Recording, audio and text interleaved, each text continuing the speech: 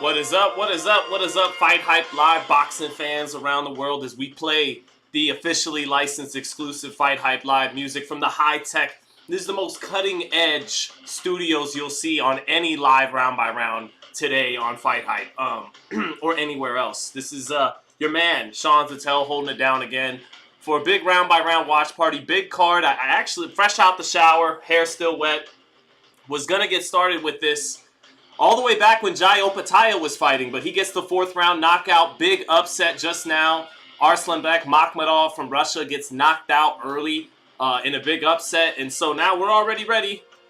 We're already building as the song builds to the main card. Dimitri Bivol, Jarrell Big Baby Miller against Daniel Dubois, and then the two heavyweights, Anthony Joshua and Deontay Wilder, all coming from Riyadh, Saudi Arabia tonight. What's going on, everybody? Taking a look at this replay of Makhmudov getting knocked out. Makhmudov, I think, was in the top 5 by the WBC. A couple of body shots, setting it up. Makhmudov, never a good defense. But, yeah, Makhmudov was ranked in the top 5, got finished to the body, was maybe thinking of, matching up with Jared Anderson over on Top Rank. They shared a card together once or twice back here in the United States. But Makhmudov, with his head hanging down, gets the upset. And, Makhmudov never really had a great defense. You know, he was a big guy, fun to watch, come forward style, but really had no defense. His best defense was just walking through guys and getting to them and knocking them out. Fought a fellow big boy today who went downstairs. Didn't stay up top, didn't try to hurt the big man up top, went downstairs and gets the knockout. So now it's just time for the main card, but let me take a look here. So, Caballel now goes to 24-0. But what's going on? What's going on, chat? A little bit of Sean, keep going strong on your show. You're the best. Thank you, Edwin. Appreciate that. Tyson would have smoked him, says Zeal Zealous. Zeal Zealous pointing out that he also had no footwork. Thank you, Zeal Zealous, for the shout-out. Appreciate you, brother. Good to see everyone on here. Looks like Zeal Zealous said all the first 4 fights were fire, so that's good to hear. And Bazooka Boxing with a bomb squad early on. Deontay gets a knockout. I'll yell the bomb squad throughout my house. I'll do that. So, what's going on, everybody? Christmas time. Got a couple interviews in the last week up with Clarissa Shields. That should be dropping soon. And Naoya Inoue. A lot of people saw that, had a lot to say about it.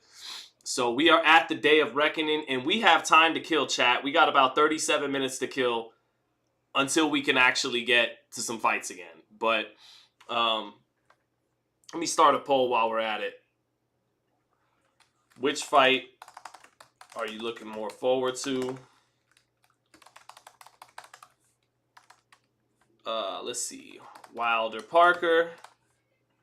Joshua Wallin. I'm actually looking forward. I mean, kind of. A part of me says Deontay because Deontay probably is going to get a beautiful knockout. I know some people are picking Parker by the upset, but I think Wilder wins by knockout.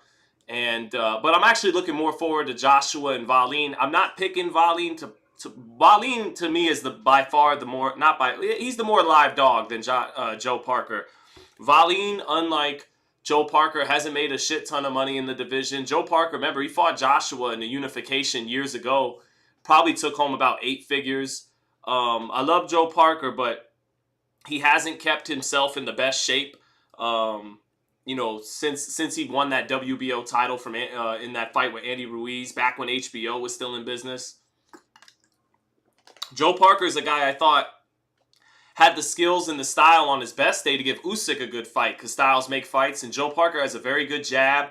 He's closer to a mid-sized heavyweight than a big heavyweight, so he's got some of the footwork and size to play tit-for-tat with Usyk, but he just hasn't kept himself in the best shape, and I think he's let some of his gifts erode a little bit. He's regressed a little bit, and I'm sure he trained hard for this fight, but after many years of not giving 110%, I think that'll bite him a little bit, and even if he trained really hard for this fight, he'll still come up short. So I think Wilder is going to win that fight, but I am interested in the Joshua and Wallin fight because Otto Wallin is good. He's very technically sound, southpaw, showed that he was tough against Fury, almost beat Fury. So hasn't lost since, hasn't made a lot of money like Joe Parker, so he's probably hungrier than Joe Parker is. And, you know, Joshua looked he didn't look great against Robert Helenius. It was a nice knockout. He changed the levels on his jab, and then boom, came with a beautiful straight right hand to knock him out. But up until that point, Joshua didn't look that great against Helenius. So I'm a little more curious about the main event, Joshua and Wallin. I think Wallin's more of a live dog than Joe Parker is, but you tell me what you think. I hear the stream. Oh, you do? Hold up. Oh, wait. Is that better? There we go. My fault. What happened here? Let's see. Sean, what fight for you was the best of 2023? In other words, what's my fight of the year? I think that Charles Zen, are we good?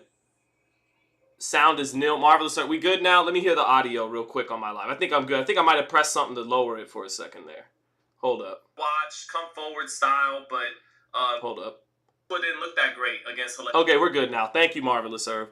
Edwin, I think the fight of the year, not that it was the best action fight. You had better action fights like Azat Hovhannisyan against Luis Neri. I think the fight of the year was Haney and Lomachenko because you have to account for what a high level that fight was fought at. Lomachenko being a future Hall of Famer. I think Devin's going to be a future Hall of Famer too. He's on that trajectory for sure at 25. And you might have seen the last great performance from Lomachenko. You know, every great fighter has one last time they can summon their vintage self. Maybe that was it for Lomachenko. I know everyone thinks he's going to beat Kambosos, but let's not forget Lomachenko in his mid-30s now is a little up and down. Looks great against Nakatani. Looks good against Comey. Looks against Jermaine Ortiz. Looks great against Devin Haney. Does he go back to just looking good or against Kambosos? We'll see. But I think that was a high-speed chess match. High-speed chess match, of course, means it's a lot of action with a high level of technical skill. So Haney-Lomachenko wasn't some all-out war, but it was a fight between two probable future Hall of Famers fought at the highest level in the lightweight division for all 4 belts. Ring Magazine belt on the line, too. And they gave a hell of a fight for all 12. I think that was the fight of the year. I think Haney and Lomachenko was fight of the year. So, let's see. Elephant in the room. Zeal Zealous says, Elephant in the room is, will Joshua fight Wilder if they both win? I think so. I don't think... Oh, speaking of Devin Haney, there he is in Riyadh, Saudi. Maybe this... And speaking of Devin Haney in Riyadh, Saudi, Devin looks in good shape. Keeps himself in really good shape in between fights. And he's a big guy, too. So, he's going to be... I've always said about Devin... He's going to be a full-fledged welterweight. He's not going to be a blown-up lightweight. He's not going to be a blown-up super lightweight. When he becomes a welterweight, he's going to be a full-fledged welterweight. Kind of like Oscar De La Hoya when he moved up from lightweight and light welterweight. But, you know, speaking of Devin Haney in Saudi, and I'll get to Joshua and Wilder again. You know, Devin Haney, I wonder if that's the $20 million that Bill Haney is referencing, talking about he can get guaranteed money for Gervonta Davis. Is it coming from Riyadh? You know, is it coming from Saudi? Devin is a Muslim, and I imagine they love, you know, Turkish. You know, forget. I'm not going to call the man His Excellency, so we'll call him Turkey. But Turkey, over in Saudi, he obviously loves boxing, is very passionate about the sport, really loves it. It's his baby, so it doesn't surprise me that he'd want to pony up a huge amount of money to bring, you know, Devin Haney, who's now a Muslim, to Riyadh to fight in a fight that's the biggest fight below the super middleweight division. Let's call Haney and Tank Davis the biggest fight below the super middleweight division, because at super middleweight you got Canelo and Benavidez, which is a bigger fight than Tank and Haney. Not universe apart, you know, it's a bigger fight, but Tank and Haney is very big too. So it doesn't surprise me if Bill Haney, his $20 million guarantee is tied up somehow with Turkey and you know, and the Saudis. So that wouldn't surprise me at all. Let me get a spammer out of here, chat. Remove. Let me see. Put them. Boom. All right. Gotta get rid of them. But I got another one, and I gotta get rid of him too. Hold up. Bang. All right. So, but yeah, will Joshua fight Wilder? I think so. I think Joshua will fight Wilder. You know, Usyk and Fury are tied up contractually in a rematch, right? It's a two-way rematch clause, and that cuts out the two other best options for Anthony Joshua or Deontay Wilder, right? I mean, they'd want to fight for the titles against the winner of Fury and Usyk, but they're contractually tied up in a rematch, and they're still clearly the Saudis are interested. I mean, the Saudis are doing what boxing used to do when they wanted to build up a fight. They do De La Hoya and Bernard Hopkins on the same card. They, you know, you build it up, and so they're doing it the old school way by having them both on this card. So clearly that is the next plan. And yeah, I think we do get that fight next if both guys win tonight. And who wins? Let's take a hard look at what we see from Wilder and Joshua tonight to see who would be the favorite. Marvelous Irv said, your thoughts on the new super cruiserweight division. Was that Bridgerweight, Marvelous Irv, that with a 224 weight limit that the WBC made? I don't know. It's kind of a nothing burger. The cruiserweight division has long gone unheralded because it's thought of as a junior heavyweight division. So even when Usyk was undisputed, you know, Holyfield, David Haye, they all inevitably had to fight much bigger men at heavyweight to really get that money and notoriety and shine. It's going to be no different at Bridgerweight. Might even be worse because it's not as established as cruiserweight. You know, cruiserweights like Jayo Pataya could legitimately argue, I'm not a heavyweight. I'm a cruiserweight. I'm a big guy, 6'3", 200 pounds, but I'm not naturally big enough to fight the 6'6", 6'7" guys who are 240, 250. So that's my thoughts, you know. David Haye got some shine at cruiserweight because, you know, the United Kingdom loves boxing, and he was an exciting cruiserweight. So, you know, David Haye got some shine in the cruiserweight division, and Usyk did too for winning the tournament, but Holyfield really didn't. Holyfield really did have to go to heavyweight to be recognized. It was like you're playing in the JV leagues, even though it's not fair, but I mean, Holyfield went from fighting 5'6" Dwight Muhammad Kawi to 6'5" Lennox Lewis. So, Ayub Ahmed said, Sean, there's a reason why Tank didn't send a contract to Haney, but Ryan sent Haney a contract. I mean, well, Ryan has no position of leverage like Tank does. Tank has kind of all the leverage in the lightweight division because he makes the most money. So, you know, he could send offers, not send offers. He can kind of do what he wants right now. Ryan, on the other hand, you know, he lost that Tank fight, and he doesn't have as much leverage if he wants. And by the way, speaking of Ryan, I don't think he should take the Devin Haney fight right now. He just got with Derek James. They've only had one fight with each other where it was clear they're ironing out a lot of kinks. And Derek James got Ryan with some busted mechanics a little bit. Derek James would have been better served getting Ryan hot off the Luke Campbell fight. Ryan Garcia should have never left Reynoso and Canelo. That they were right for him, but he did. And when he went to Joe Goosen, I think some of his mechanics, in retrospect, they deteriorated or regressed a little bit because Joe, who was so enamored with Ryan's talent, who kind of would seem just happy at that stage of his career to have such a young, talented fighter he was able to train, Joe kind of let Ryan do what he wants. And if you look at the first couple rounds of Ryan's first fight with Joe Goosen against Emmanuel Tego, he's still implementing a lot of the kind of stance and positioning and the way he was holding his gloves and going about his business from Eddie Reynoso. He was still doing that Canelo, come forward, move the upper body, high guard, move the upper body, high guard, coming forward, kind of like that Reynoso style. Then he has the Tego fight, the Fortuna fight, and he starts to kind of regress and go back to doing what he did before he got with Reynoso. And sorry, I got to put someone else in timeout. And the way he started turning his back to Duarte is an old habit he had in fights like Jason Velez when he was fighting on ESPN as a teenager, as a 19-year-old, when he sparred with Rolly as a teenager, that turning his back in the pocket to his opponent, that was him regressing a little bit and starting to do things he did before Reynoso was improving him and getting him ready for the championship level.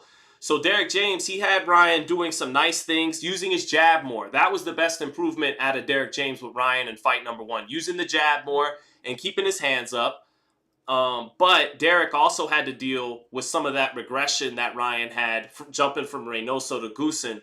So I don't think Ryan should jump right into a Haney fight. It's kind of like, I respect Ryan a lot for wanting to fight the best and give the fans a big fight. But he's got to trust the process a little bit and show, this is just my opinion, but that he learned from the Tank fight, that he rushed into that fight without the right development. So don't rush into the Devin Haney fight again. Trust the development with Derek James. Get better. Fight Rolly, which is a much more winnable fight. You could become a world champion for the first time in your career. And then Devin and Ryan's a unification. And for Devin, it makes sense, too, because now he gets something out of it. Because right now, he's just beating Tank's leftovers. But if Ryan can become a world champion for the first time, beat Rolly, now it's a unification, and Devin gets a little bit more out of it, too. But that's just my 2 cents on it. If Ryan does go ahead and follow through with the Devin Haney fight next, I definitely think Haney's going to win. But I do give respect to Ryan for fighting the best in the division. I just wish he could have been built up, kind of like De La Hoya talked about, built up into that position a little bit better. But that's my 2 cents. Wilson said he's not looking to win or be a competitor. He's looking to make money, bro. I understand what you're saying. Lopez versus Haney is a great matchup, says Marvelous Irv. It's the best matchup. That is the matchup at 140, but apparently neither one are that interested in it. Tio says he tried to talk to Devin and Tio Sr. Bill Haney says him and Tio Sr. talked, but they're not really interested in working under Top Rank right now, which is kind of fair because Teofimo has constantly been unhappy with Top Rank, unhappy with their pay. So maybe they feel like doing that fight with Eddie Hearn or doing that fight somewhere else, they'll get to keep more of the money in their pockets, Teofimo and Devin, than they would under Arum. But it is disappointing that after years of these two calling each other out as lightweights, as prospects, as contenders, then one was champion and lost it, and the other became champion. And now here they both are, both champions, both really entering their prime now. Not just ascending fighters, but guys entering their prime, and they can't find a way to fight for all the marbles. It sucks, but it is what it is. Do I ever see Tank fighting Lopez? Unfortunately not. I would love to see it. But Tank is making too much money to make that kind of risk because he could definitely lose against Teofimo Lopez. Teofimo's going to want a lot of money that he doesn't draw yet. He hasn't been a pay-per-view draw. So the business of that is going to get in the way. The fact that Teo has never fought under the PBC umbrella will get in the way. All that political shit and business realities will get in the way, unfortunately, of what would be a great fight. One that I would favor Teofimo in because he's bigger than Tank and can match him in a lot of areas. He has good skills. He has great speed, just like Tank. Very athletic, just like Tank. But he's just a little bit bigger. And I think that might be the deciding factor. Teo's a bigger man than Tank. And they both are fast and they both punch hard. They're both slick, have good defense, have really good skills. But Teo's a little bigger and a little younger. So that might be the difference there. But nah, I don't think it'll happen. Bath Ab Bensonhurst is here. What's up, Mike D. Leonardo Jr.? What's going on, brother? ¿Cómo está? ¿Qué se dice? ¿Cómo se va?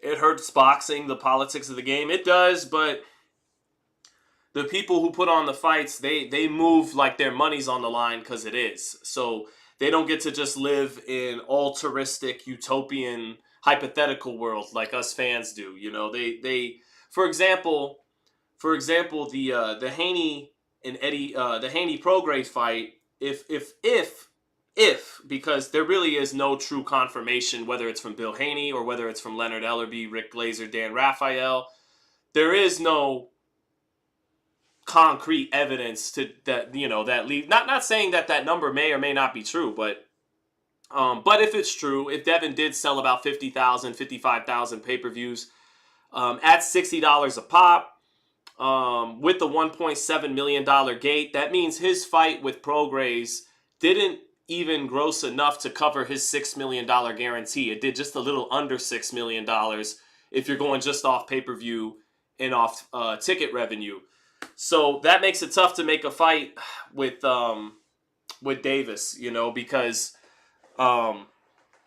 PBC and them are not going to be in the business of overpaying. DAZN is funded by Leonard Blavatnik, who after losing over $1 billion on the app, sunk another, I think, $4 or $5 billion into the app. So he clearly can withstand to lose money, but anybody actually trying to turn a profit off their events can't do business that way. So, that's the business reality of it. And Devin Haney is going to take 10%, 15% as an undisputed champion, as a 5-belt champion in 2 divisions, undefeated, top 6 or 7 pound for pound now.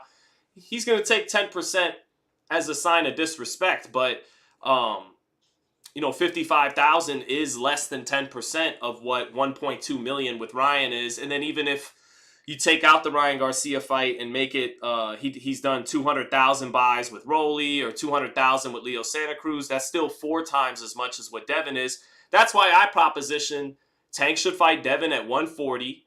And I think rehydration clause is bullshit. Beat him at his best. But if you have to have a rehydration clause, something that's not going to weaken Haney, something from 155 to 158 rehydration, at least let the guy put on 15 pounds, let him weigh in at 140, and give him 25%. Give him the same amount that Devin offered Shakur that Devin said was a duck because Shakur wouldn't take it. Well, that's a fair way to compromise then. Give Devin the 25%. Which would be, 8 figures. I don't even like talking about this business bullshit. I just want to see them fight. But the business part of boxing is a reality because the people putting on the fights want to turn a profit. So, except Leonard Blavatnik and DAZN and the Saudis and Riyadh, apparently. They're okay losing money on events. So... And PBC used to be okay with losing money on events. Back when they had that Waddell and Reed fund, they could overpay all these fighters, and then that money seemingly seems to have run dry. So now they have to run, kind of like Bob Arum when he does fights in America, a business model more placated on reality and not on overspending on fighters with someone else's money, which is what DAZN does sometimes and what the Saudis are doing right now. It's not a business model based off of actually turning a profit. They're able to spend money, other people's money, or the Saudis, their own money, and make it happen. That's why Arum goes ahead and takes his fighters over there sometimes. And again, PBC did the same thing for many years until seemingly that well ran dry. So now they're in the business of running events that'll really turn a profit. I mean, they always were, but now they have to, seemingly.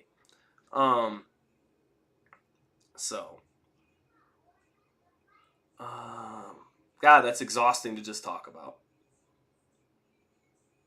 Zeal Zealous says 140 with no rehydration sets Tank up bad. Yeah, but 136 with rehydration set up Ryan bad. So he's not exactly a sympathetic figure in my eyes.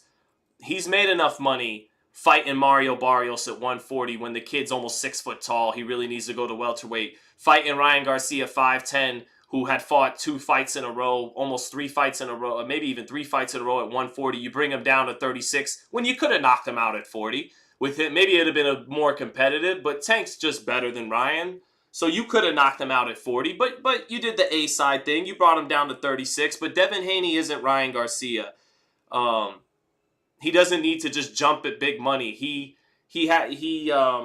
trusted the process. He fought Gamboa, Jojo, Linares to be ready for the championship level. Then he got a little bit of an easy touch, a break that Kambosos upset Tio. Got to beat Kambosos, and then Lomachenko. So Ryan acted, not saying he was, but his actions showed he was desperate to get paid because He didn't want to trust the process to build him up to actually get a chance to really win that fight and not just cash out in that fight. And that's what I'm saying he should have learned from trying to jump into a Devin Haney fight. You know, do you want to just make a lot of money and be in a big event, or do you really realistically want a chance to beat Haney? Because if you want a chance to beat Haney, take a hard look at the tape at the Duarte fight. That's not going to get it done against Haney. Get in the gym with Derek, and that's, really trust the process to get ready for the championship level. But again, my original point being, I don't really want to hear it that's disadvantageous to Tank. Well, even if that's true, and Tank did knock out Mario Barrios at 140, we know his power. His power carries his trademark. He's fast, he's explosive, good skills, but his trademark power, it does carry up to 140.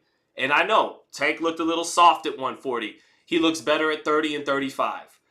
But he's not a sympathetic figure to me when Barrios was weight drained, when Ryan was weight drained, and he could beat those guys, even if they weren't weight drained. He's a better fighter than both of them. But, nah, man, you've made enough money fighting guys we know you can beat. They are good fighters. Esau Cruz is good. Leo Santa Cruz, small, but good. But now let's see you show us that you're great. You've made the money. You've proven you're the big star. Fast, punch hard, good skills. Are you the fucking best? Are you the best? That's the question that really needs to be answered now. And if you're the best, pound for pound, you could beat Devin Haney at 140. So that's why I'd want to see it. But Haney would come into the ring close to 150. No, Haney, if he's allowed to rehydrate, will come into the ring close to 160, 165. But Miguel Cotto fought Josh Clottey at 170 plus. Found a way to win. Cotto was a lot smaller, found a way to win. That's what you do. Manny Pacquiao was outweighed by Antonio Margarito, 15, 20 pounds. Found a way to win. If you really are an all-time great, make it happen. There were a couple times Oscar De La Hoya against Floyd Mayweather. Floyd was outweighed by 10 to 15 pounds. So that at some point, if you're pound for pound the best, you make something like that happen. But maybe being pound for pound the best just isn't all that important. If it's not, it's not. It is what it is. Let's see.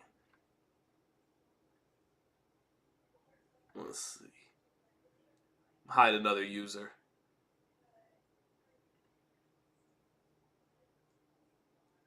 There we go.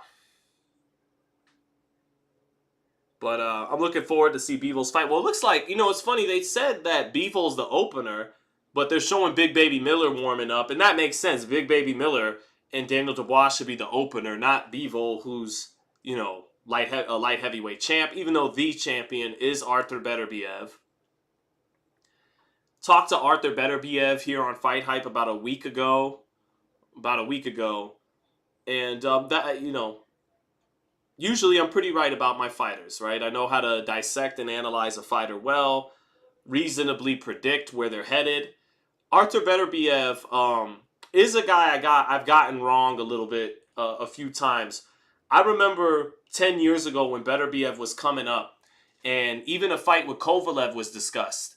And I really liked Kovalev at the time because he had this great jab and he was rangy and had a big right hand. And so I liked Kovalev a lot. And I remember Beterbiev came on the scene. He was only about 5, 6, 7 and 0. And it turns out he had beaten Kovalev in the amateurs. And I watched some tape on Beterbiev. This is 10, 11 years ago. And I thought, wow, this guy is incredible. He might beat Kovalev. Oh, shit. Being a little bit of a Kovalev fanboy, I was like, no, we don't want that fight. We want Adonis Stevenson and Andre Ward for the big money, big fights. This guy might end all that. So I knew Beterbiev was a bad dude. And actually, Devin Haney, a couple years later, this is like 2016, Devin Haney was training at Floyd's. I was interviewing him that day. And me and him were talking about Beterbiev. And Devin was just like, that motherfucker is good. Really praising Beterbiev. Devin was a teenager at the time. So I was really high on Beterbiev, right? And then I went to cover Jesse Vargas versus Thomas Delorme in Chicago. This is like 2018. And or this might have been 2019 or 2018. He fights Callum Johnson on the undercard from England.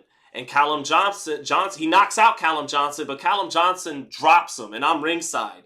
And when Beterbiev got dropped, and I saw how much he was struggling with this domestic level UK fighter. I said, this guy might not be all that. And that's when his stock with me dropped a little bit. I overemphasized him getting dropped by Callum because I was there in Chicago.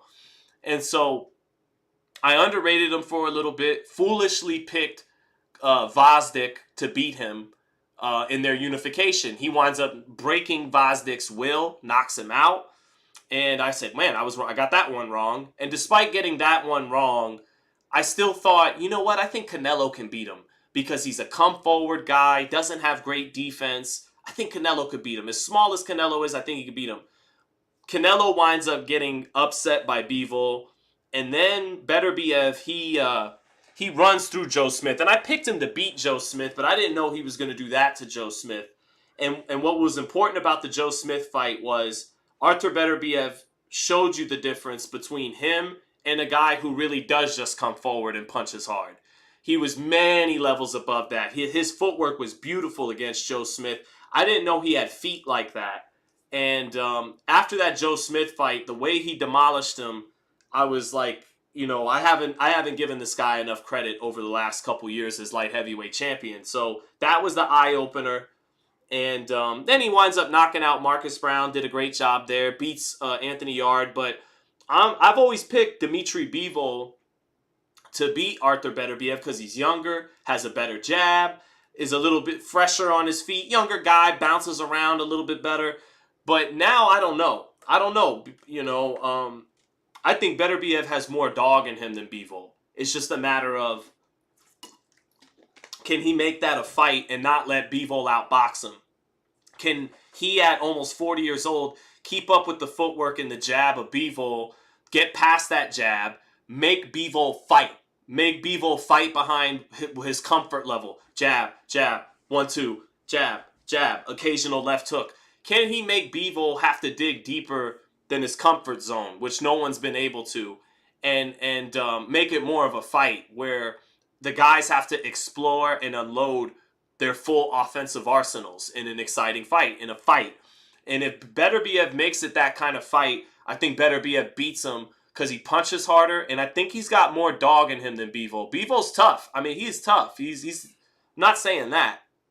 He's definitely tough. You know, the way he touched his arm and then looked at Canelo and told him no. I mean, who does that to Canelo Alvarez? You know, he's definitely tough.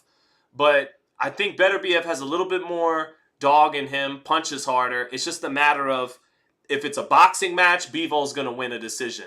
If he can make it a fight, that's how Beterbiev wins that fight. So I'm like the rest of you. I want to see it. It's 50-50. But maybe Beterbiev does win. And I've been wrong over the years picking Bivol. So, Tay-Day says, what's up, Tay-Day? Great to see you, brother. Merry Christmas. Tay-Day says, being taller isn't always the best thing in boxing. We've seen it before. No, it's not. But that length tends to help. And actually, Tay-Day, I think that's part of what made Floyd Mayweather and Terrence Crawford. I think that's a little like Phil Jackson talks about how part of what makes Michael Jordan special, even over a Kobe Bryant, big hands, right? Just, it's not some skill. It wasn't his bounce. It wasn't his dribbling. It was something as simple as Phil Jackson said. He just had bigger hands than Kobe Bryant. Floyd Mayweather and Terrence, one of their true gifts, I think, is that they have really long arms with a compact frame. So, you know, really long arms with a really long frame like Tommy Hearns makes it hard to move the upper body. That upper body's not compact. So you suffer some cons to go with the pros of being tall and lanky, right? But Terrence Crawford and Floyd Mayweather, they got the cheat code. Manny Pacquiao had long arms too. They get that compact frame to stay small on defense and compact with the upper body movement, with any movements they have to make. It's not long, lanky movements. And yet, with the length of a man who's almost 6 feet or is 6 feet tall. I think that's one of the secret sauces of Floyd Mayweather and Terrence Crawford. Sugar Ray Robinson had long arms too. But it's that beautiful blending of, you don't have that long, lanky frame that makes it harder to get out of the way of stuff, a bigger target, but you do have the long arms. So That's just my take on that. Let me see here. Remove. Hide user. There we go. Damn, these spam bots are out here, boy.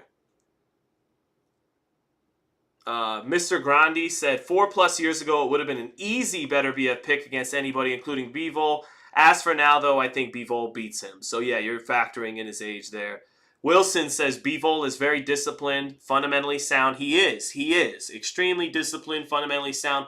Beterbiev, like I said, has to get him out of that comfort zone, out of the fundamentals. Make him have to do more than the 1-2 and the occasional 3. You know, that's part of what allowed Crawford to beat Spence, although he did it in a different way than Beterbiev would have to do it. He did it out jabbing him, and then being the best counterpuncher in boxing. Beterbiev, not really a counterpuncher, and I don't know if he could out jab Dmitry Bivol. He'll have to get to Bivol by getting past his jab and forcing the fight in the pocket, applying pressure, intelligent pressure, and then using that footwork to give angles as he comes forward. So, but I would definitely love to see that. Marvelous saying Bivol's a problem, no doubt. Troll Baiter says Beterbiev would catch him. Bivol has superior rhythm. Yeah, he does have better rhythm, better. Yeah, he does. That better in and out movement. Beterbiev, though, showed me in that Joe Smith fight and the way he broke down Marcus Brown, he has good feet. He has really good feet, underrated feet. Lewis Carr said Muhammad Ali was never in a fight when his opponent had longer arms. I didn't know that. I didn't even know that. Not even Larry Holmes, huh? Not even Larry Holmes. Although heavyweight, I mean, Ali was the big heavyweight in his time. Ali was the big heavyweight in his time. So, he was the 6'3.5" guy. There wasn't no 6'5", 6'4" heavyweights at that time. Young Ralph says Tank KOs Devin. Joe Dirt, what's going on, Joe Dirt? Wizard of the Crystal says, why does Ring Magazine have Lomachenko ranked in the top 10? I think he just got bumped for Bam Rodriguez, to be fair. I imagine that Ring's logic is that Lomachenko just... that there's as many people... that Devin Haney is top 6, 7 pound for pound, right? Everyone seems to be agreeing on that now. Well, then what does that make Lomachenko, who a lot of people... just as many people thought he won that fight as people thought Devin Haney won that fight. So I think that's the logic there. That's why Lomachenko got to stay just at the end at number 10, because Devin Haney is clearly one of the top 6 or 7 fighters in the world. And just as many people thought Loma won that fight, then people thought Haney won it. But then Bam Rodriguez, I believe, just bumped him out of the top 10. So there you go.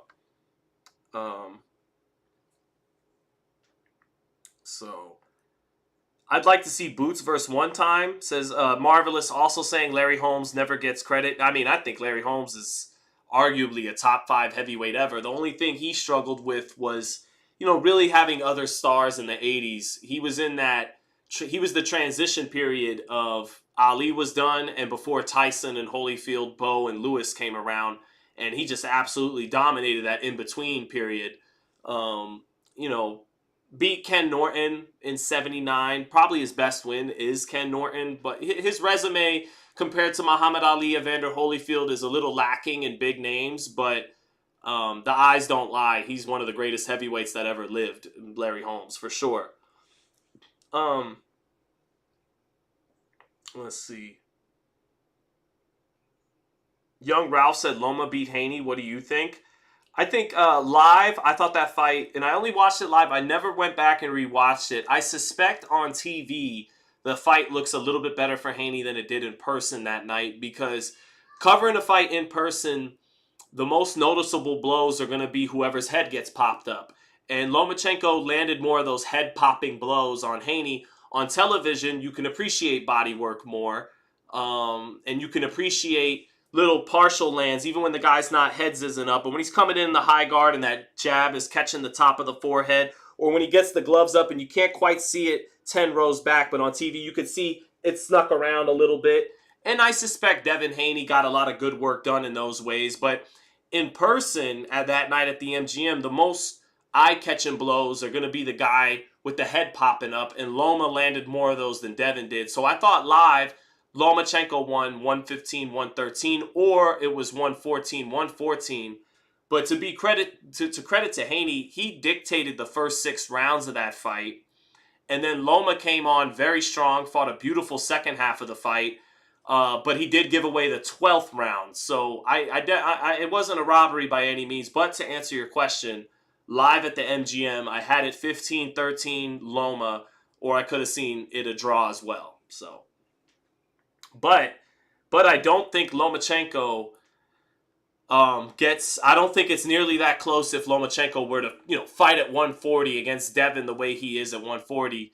I think Devin's an improved fighter after 12 rounds with Loma. He was 24 when they fought. He's 25 now. Learned from that fight. Moved up in weight where he's really more comfortable. So I think Devin Haney is a little bit of a different animal right now than he even was earlier this year in May at 135. But yeah. Tay-Day says that's exactly how he had it, and he watched it on TV. Definitely respect Tay-Day's opinion. So, but I do gotta watch that again when I give out my Christmas year-end awards before New Year's. I'll have to rewatch all the best fights of the year, and I'll rescore Haney Lomachenko. But that is how I scored it live at MGM. Joel Ramirez says a great day of boxing. Andrew Cano says Devin outclasses Loma at 40. To be fair to Loma, though, he's not a 40-pounder. Here comes Jarrell Big Baby Miller to the ring now. And, yeah, disgraced heavyweight is Jarrell Big Baby Miller. Brooklyn stand up, but then Brooklyn also had to stand down when he popped for HGH and a cocktail of steroids. Actually, funny enough, Jarrell Big Baby Miller took a picture with my little cousins out in Brooklyn. I still got a lot of family in Brooklyn. My big cousin Michelle does all kinds of art exhibit shows out there in Brooklyn and New York. Apparently Big Baby Miller was in the house, took pictures with my family, so that was nice of him, but it wasn't very nice of him to take a steroid cocktail. But hey, he's in Saudi, he's getting paid, and I suspect he won't win this fight, but let's see. He has at his best, which was years ago on HBO. And actually, I was talking earlier about that Chicago card where Beterbiev got dropped by Callum Johnson, and Jesse Vargas and Thomas Delorme were the main event. Jarrell Big Baby Miller fought on that card, and he knocked out Tomas Adamek. Adamek had no business being in the ring with him. Adamek was a light heavyweight champion, cruiserweight champion, outweighed by like 100 pounds. But Adamek's, because he's Polish, and there's a lot of Polish people in the Chicago area, they put him in there. They put him in there because he sells a lot of tickets in the Chicago area. Saw Jarrell Miller. At that time, Jarrell at his best was a unique fighter because he was big, heavy, around the waist, but kind of strong, kind of solid up top, and threw a lot of punches. Wasn't a big puncher with one punch power, but he threw a lot of combinations, threw a lot of punches, and actually had a pretty good gas tank for as big as he was. Now, how much of that was natural and organic, I don't know, but he's been talking a lot of shit. He is still technically an undefeated heavyweight, and now he comes to the ring for Daniel Dubois. He's done a lot of talking back and forth with Anthony Joshua. He's bringing that Brooklyn energy to the ring. Looks mean, got that scowl on his face, but we don't know too much of what to expect from him here against Daniel Dubois. At his best, he's shown flashes of being tougher than a Daniel Dubois. So we'll see. Raider Reaper, what's up, Raider Reaper? What's going on, brother? I'm sure you're still basking in the glow of that 63-point historic win. Wizard of the Crystal, was Jarrell Miller tested for this fight? I don't know. I suspect not. Andrew Cano says, I feel like if Big Baby tries to walk down Daniel, he'll get rocked. What's up, Mike Tyson T? Damn, that's a fucked up comment. Who said that? Mr. Grandi said, Miller looks like his breath smells like horse manure. So, damn. All right, here comes Daniel Dubois coming to the ring now.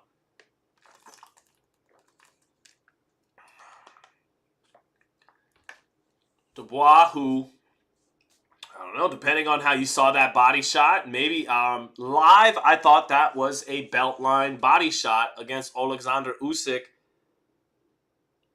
You know what? We'll go ahead. We'll go ahead and do. That'll be the next poll. That'll be the next poll. Let's do it. Let's go ahead and close this poll. All right. So, in total, looks like more people are looking forward to Wilder and Parker. So let's start another poll. Dubois is fighting. Was it low against Usyk? Yes.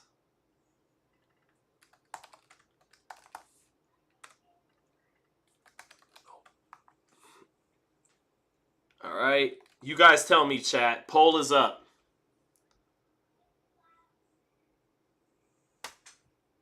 Miller doesn't fight off of emotions. It's an easy win for him, says Mr. Grandy. Lalo says Bivol fights tonight. He does. He's up next against Lyndon Arthur. First, we got Jarrell Big Baby Miller against Daniel Dubois. Did anyone else used to say Dubois like I did for the longest time until you got corrected and had to call him Dubois? I called him Daniel Dubois for a good 2 years when he was a prospect. But here he comes to the ring now. Serious face on.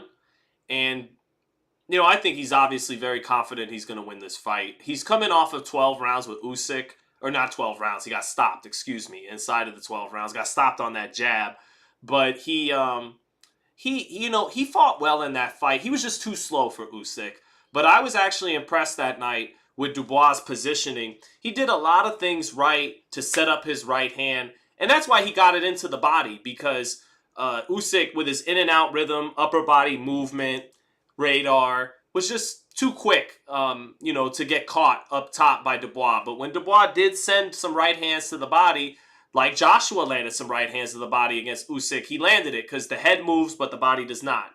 But Dubois in that fight did a beautiful job all night long with his positioning against Usyk, lining up the southpaw for the right hand. It's just once he pulled the trigger, too slow. But he did show that his skills and his IQ are increasing. It's just his physical limitations of speed held him back. Against Jarrell Big Baby Miller, if he has that same kind of excellent positioning and IQ, he's going to be able to land a lot more because Jarrell Miller is not the elusive target that Usyk is. So I imagine he's very confident despite getting stopped in that fight. Marvelous Irv spreading the Christmas cheer, saying Merry Christmas to all. I know, I wish I had like a Santa hat or something. I was going to do that, but we don't have a Santa hat around here. So it is what it is. Mamba Mentality says Ryan Garcia loses to Haney. I think we all know that, but shout out to you, Mamba Mentality. Yeah, it's French, so not Dubois, right? Same with W.E.B. Dubois. Wait, Wizard, is it Dubois or is it Dubois? Have I been pronouncing W.E.B. Dubois wrong this whole time too? Am I just that ignorant? I called Artur Beterbiev Chechnyan instead of Chechen. I thought he was, like Habib Nurmagomedov. I thought he was, from Dagestan because on Wikipedia it says Dagestan, and then Artur Beterbiev made me look like an idiot, deservedly so.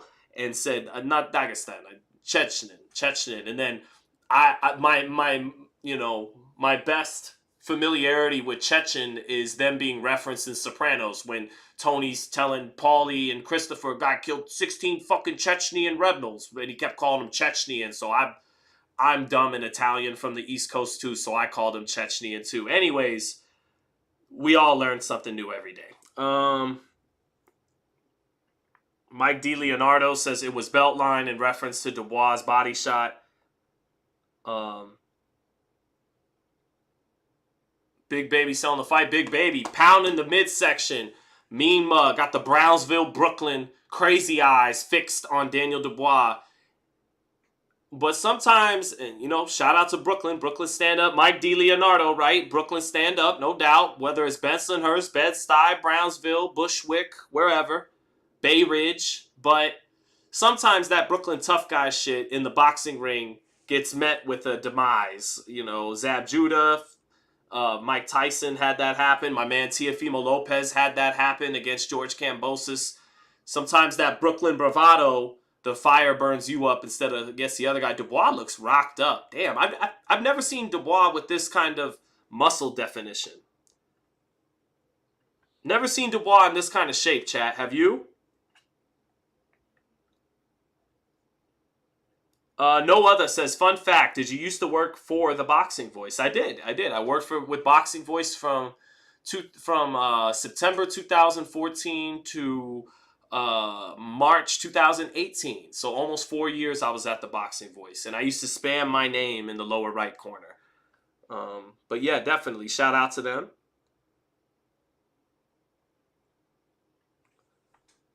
Wilson, thank you for the super chat, Wilson. Wilson dropping $8 on me. Thank you, brother. I appreciate that. All right, round one. Here we go. Daniel Dubois, Jarrell Big Baby Miller. Dubois in the kind of shape I've never seen him in, not even for Usyk. Dubois starting with 2 jabs. 1-2 down the pipe for Daniel Dubois. Splits the high guard of Jarrell Miller. Left hook lands for Daniel Dubois, set up by a sweeping right hand to the body. 2-piece to the body for Daniel Dubois. Now, Jarrell Miller wants to speed him up and turn these punches into get-off-me punches and make Daniel Dubois feel the mental pressure of the pressure. But Dubois got to not let that get to him and not let Miller's poker face confuse him. He is hitting him early on, and if you continue to hit him, he'll slow down. Nice jab lands for Dubois. Jarrell Miller catching the right hand. Miller applying pressure out of the high guard right now. Dubois stepping over to his left, stepping over to his right. Gets the right uppercut smothered by Miller. Jabs against the high guard. Jabs twice against the high guard. Sets up 2 little body shots down low, but Miller is cutting the distance. Dubois stepping over to his left. Now Miller gets in his first left hook to the body as he gets into the pocket with Dubois. He is just applying that pressure, is Miller. Not fast feet at all, but coming forward. Now Dubois chucks a right hand and Miller catches it. And already Dubois got to watch out not to start throwing get-off-me punches and let that nervous energy settle in. Dubois giving off angles. Nice jab lands for Dubois, but the right hand being caught. He's trying to turn off and turn Miller in the center of the ring right now. But he's got to be careful not to burn himself out boxing like that, like Miguel Cotto did against Margarito. Now Dubois gets that right hand blocked again over the top. Shoots that right hand over the top, and Miller blocks it, smothers it. Dubois ties Miller up, and Miller fighting with a calm energy right now, even though he's clearly losing the round. Miller complains about a low blow as a left hook went to the belt line. That was not a low shot to my eyes from Dubois, but the referee warns him anyways. 1-2, not as accurate from Dubois as it was in the first 30 seconds. Already Miller beginning to block some of these shots where they were sneaking through in the first 30 seconds of the minute. 2 body shots by Dubois, though, as Miller just coming right in. Dubois digs in 2 body shots and ties up. Nice jab lands for Dubois. Nice left hook to the body by Jarrell Miller, though. Nice, short, compact left hook to the body. Nice pressure being applied by Miller. Miller looking as cool as a cucumber in round 1. 30 seconds left. Dubois lands the jab, ducks underneath the left hook, turns out to his left. But can a big man like him, who's muscle-bound tonight, move and box like that for 10 rounds? Miller shoving off. Dubois moving over to his left, bouncing up and down. A big man that's muscle-bound to be bouncing like that. Shoots a right hand, but Miller blocks it. Miller blocks another right hand, but then Dubois goes with a left hook to the body. But the couple of left hooks Miller has thrown to the body, much prettier and more compact than Dubois. But Miller didn't really let go of his hands. Came forward behind the high guard that round, and that does it for round 1. 10-9 Daniel Dubois. But he does have to be he's got to control Miller a little bit better than that, because that level of movement and some of those punches being thrown, get-off-me punches, just thrown to keep the guy off of you as opposed to really dictating your range and picking your shots, that can burn up energy. So, but 10-9 Dubois. Outside of a nice little left hook to the body by Miller, the better work being done by Dubois right there. But Dubois or Miller did begin to block those shots better as the round progressed. Wizard of the Crystal said, "It's no question, you're the best at commentating, Sean. I can see it clearly through your description. Salute." Thank you, brother. Joe Dirt says Miller is a walking heavy bag. He was early on, but his high guard began to tighten up a little bit. Dubois starts round 2 with a 1-2-3 up top, splitting the guard a little bit, but not cleanly, and then he finishes with a left hook to the body against Jarrell Miller. Now a nice jab lands again for Dubois, but the right hand gets smothered. Miller just keeps coming forward. Got touched with some shots. Nice right uppercut by Dubois, but Miller got his head just off the side to get away from it. Dubois letting go of his hands in the first 30 seconds. Lots of punches from Dubois in the first 30 seconds. But I see a deep breath from him as the referee breaks them apart. He has got to control the pace a little bit better. Nice right uppercut for Dubois, but Miller walks right through it. Miller's face a little bit reddened up around the nose from some of these shots by Dubois. Miller coming forward. High guard. Drops his high guard a little bit now and tries to shoot out of a little bit different stance like that. Picks the high guard back up, blocks a clubbing right hand from Dubois. Dubois stepping back, touching with the jab, and then ties up Miller. Miller shoves him off in the center of the ring. Dubois moving over to his right, shoots that right hand over the top a little bit, puts a little angle on it, lands it. Little left hook lands for Dubois with Miller coming in. Now they trade jabs and Dubois gets in better. And now a little bit of frustration from Miller, who drops his lead hand and comes forward. They trade jabs. Dubois gets the better of it. They trade jabs again, and now they clinch a little bit in the ring. Referee warns Jarrell Miller for pushing off on the head up top, shoving off. Dubois holds his ground, shoots that right hand in, but now Miller comes back with a right uppercut. Nice sweeping right hand to the body by Dubois, finishes up with a left hook up top. Dubois holding his ground in the center of the ring, trying to get some respect in the center of the ring here. Steps off to his left now. Good jab by Jarrell Miller coming forward. They trade jabs again. Dubois' jab landing better that time. Dubois' jab knocks Miller back. Miller finally has to take a step backward after that jab knocked him back in his tracks. Minute left in the round. Another jab lands for Daniel Dubois. Miller, red around the nose, eyes opening up a little bit. That foreboding and nice little left hook to the body though by Jarrell Miller. Sets up a short little right uppercut. And if Dubois stays in the pocket, Miller can get to him eventually. And Dubois, at this pace, with this much movement, might have to stay in the pocket inevitably. And that's where the fight could change for Miller. But right now, Dubois is just outlanding and outthrowing Jarrell Miller. 30 seconds left in the round. Miller getting in close. Dubois pushing off. Dubois shoots the jab to the chest. Miller coming forward, pawing with his jab. Eats a jab as he paws with his jab. Miller too slow on his attempts. Now he gets a clubbing right hand in after Dubois ducks underneath a couple of 1-2s. Miller slow with the left uppercut right hand. Dubois gets away from it. Miller in the clinch. Oh, nice left hook lands for Dubois, but he eats a right hand counter after Miller ate that left hook. But another good round for Daniel Dubois. 2-0 for Daniel Dubois, 20-18. Miller did open up a little bit, but was a little inaccurate down the stretch. Ate a big left hook. Came back, right away reflexively with a sweeping right hand. But then Dubois cleaned up with the left hook after eating the right hand. So 2 left hooks, better than that 1 right hand. 20-18, Daniel Dubois. So Vincent Ban saying Miller playing chess. I mean, if his gas tank is good, he could take this fight over as it progresses. But, I mean, at 300 plus pounds without a whole lot of activity in his career, and I don't know. We'll see. Oh, oops. I got to hide so many spammers, chat. It's tough. Chat, talk more to outdo the spammers. Good exchange at the end of the round. I agree, Tay-Day. All right, round 3. Here we go. Dubois out-jabbing Jarrell Miller to start round 3. Now jab, shoots a right hand over the top. Miller getting the hand up to block. Oh, big swing and a miss. Looping right hand by Jarrell Miller. Dubois with beautiful combo on the inside. Digs to the body and then sweeps the right hand. That had to get Jarrell Miller's attention, but beautiful work in the pocket there by Daniel Dubois. Beautiful combination there. Shoots a stiff jab into Jarrell Miller. Jarrell Miller coming forward with that lead hand low now. Eating some of those jabs by Dubois. They trade jabs. Center of the ring. Dubois holding his ground now. Nice left hook by Dubois. Oh, nice jab lands by Dubois. And then a right hand followed by it all in the center of the ring. Now Dubois uses the little reflexes. Makes Miller swing and miss with a sweeping right hand. Pulls his chin straight back. But doesn't use the legs so he can stay in range. Dubois staying in range more in round 3, fighting in the pocket and landing well. Little sweet, oh, nice little right uppercut to the body there by Jarrell Miller on the inside, but not as much snap on it as some of those left hooks to the bodies in the first 2 rounds. Dubois pushing Miller off, holding his ground in the center of the ring, not moving, stepping off to his left or his right now. Gives a little half step back, whacks with a chopping right hand. Back comes Miller with a big right hand, but not quite accurate with it.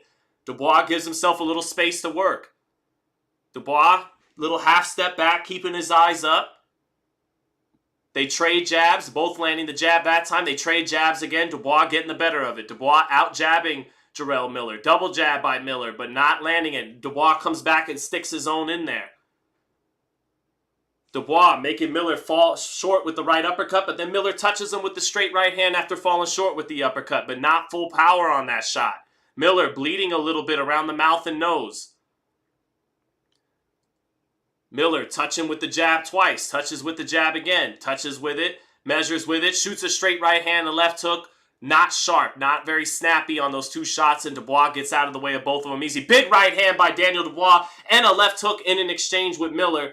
If Dubois could just stay sharp and poised and pick his spots, he could run Miller into something big here. Miller bleeding from the mouth and getting picked apart and outbought. No, nice double jab by Miller there, though. Another jab lands for Miller. 3 straight jabs, 3 of the best jabs Miller's landed all night. Dubois returning fire with his jab in that 3rd time, but, oh, they trade jabs again. Both guys landing a stiff jab. Now Miller lands the jab and sweeps the right hand over the top a little bit. Dubois with a borderline left hook to the body. That one was a little low. Double left hook for Dubois. That first left hook was really low, but the second one landed on the chin of Miller. Miller taking these shots, showing a good chin, and that does it for round 3, 30-27, Daniel Dubois. And if Dubois could just, pick his spots well, I like in that round that he slowed the movement down a little bit. Didn't let, he stayed in the pocket better, and he landed his hardest shots of the round that round. Miller did pop his head up with some stiff jabs in the last 30 seconds, but Miller is bleeding from the nose and the mouth a little bit from the clean work of Daniel Dubois. But Dubois doing a good job. Mr. Grandy says Dubois losing steam. They both lose steam in certain spots. I don't think either one of these guys has amazing gas tanks. They're both pretty big boys. Here's a replay by Jarrell Miller landing a touch right hand. Miller fell short with the right uppercut. Had to take a little something off the right hand, straight right hand follow-up, but it did touch Dubois. And now on the replay, they show those 2 or 3 stiff jabs by Jarrell Miller down the stretch of the round, but that was a Dubois round. All right, round 4. And Miller not showing any respect for the power of Dubois, but he started running into bigger shots there. Dubois landing a little left hook, walking Miller into it. Dubois stepping over to his left, bouncing nice now, chops the right hand over the top. Miller talking to him after he blocks that right hand. Nice jab lands for Dubois, sweeps the right hand to the body. Lead left hook lands for Dubois. Miller with the high guard, but it snuck around a little bit. Miller still applying pressure, trying to talk a little bit of trash earlier. But Dubois boxing well to start round 4. Had some pep in his step. Now Dubois back using a little bit more movement than he did in round 3. Good stiff jab by Daniel Dubois. Moving off to his left on his toes and then bang! Stuck that jab right in Miller's face. They tie up on the inside. Dubois turning Miller and turning him more onto the ropes. Now they're back in the center of the ring. Little lead left hook lands for Dubois. Dubois working his hands. Steps out of range from a right uppercut of Jarrell Miller. Dubois not as nice to the body as Jarrell Miller, but Miller's hardly been able to get off there. Dubois still clubs with his body shots. Doesn't have that placement. Dubois pushing him off. They trade jabs in the center of the ring. Trade jabs in the center of the ring again. Both men landing it. Miller still coming forward, but getting sloppier with his technique. Not using the high guard. His hands are getting lower and lower as this fight progresses. Now he picks the hands back up. Dubois holding his own in the clinch with the big Miller. Lead right hand lands for Miller. Little touch straight right hand. Touches Dubois with a jab and then hits him with a touch right uppercut. Left hook. Just working his hands. Not getting everything. Another nice little touch right uppercut for Jarrell Miller on the inside. And that might be what he wants to do. Change the speed on the punches. Touch, touch, and then bang. Miller trying to do it. Oh, straight right hand lands for Jarrell Miller. Right uppercut, left hook lands for Jarrell Miller. His best sequence of the fight. Minute left in the round. This could be a Miller round now. Miller getting a little more creative with his offense, taking a little something off of the right hand so it can lead to more combinations. Oh, big sweeping right hand lands for Miller, and a left hook just off with a right uppercut. They both let go of right hands and both just missed. Little right uppercut lands for Miller again, and this is what Miller likes to do. Throw combinations and bunches. Take the speed off some of the shots and sit down on the others. Lead left hook just off the mark for Jarrell Miller.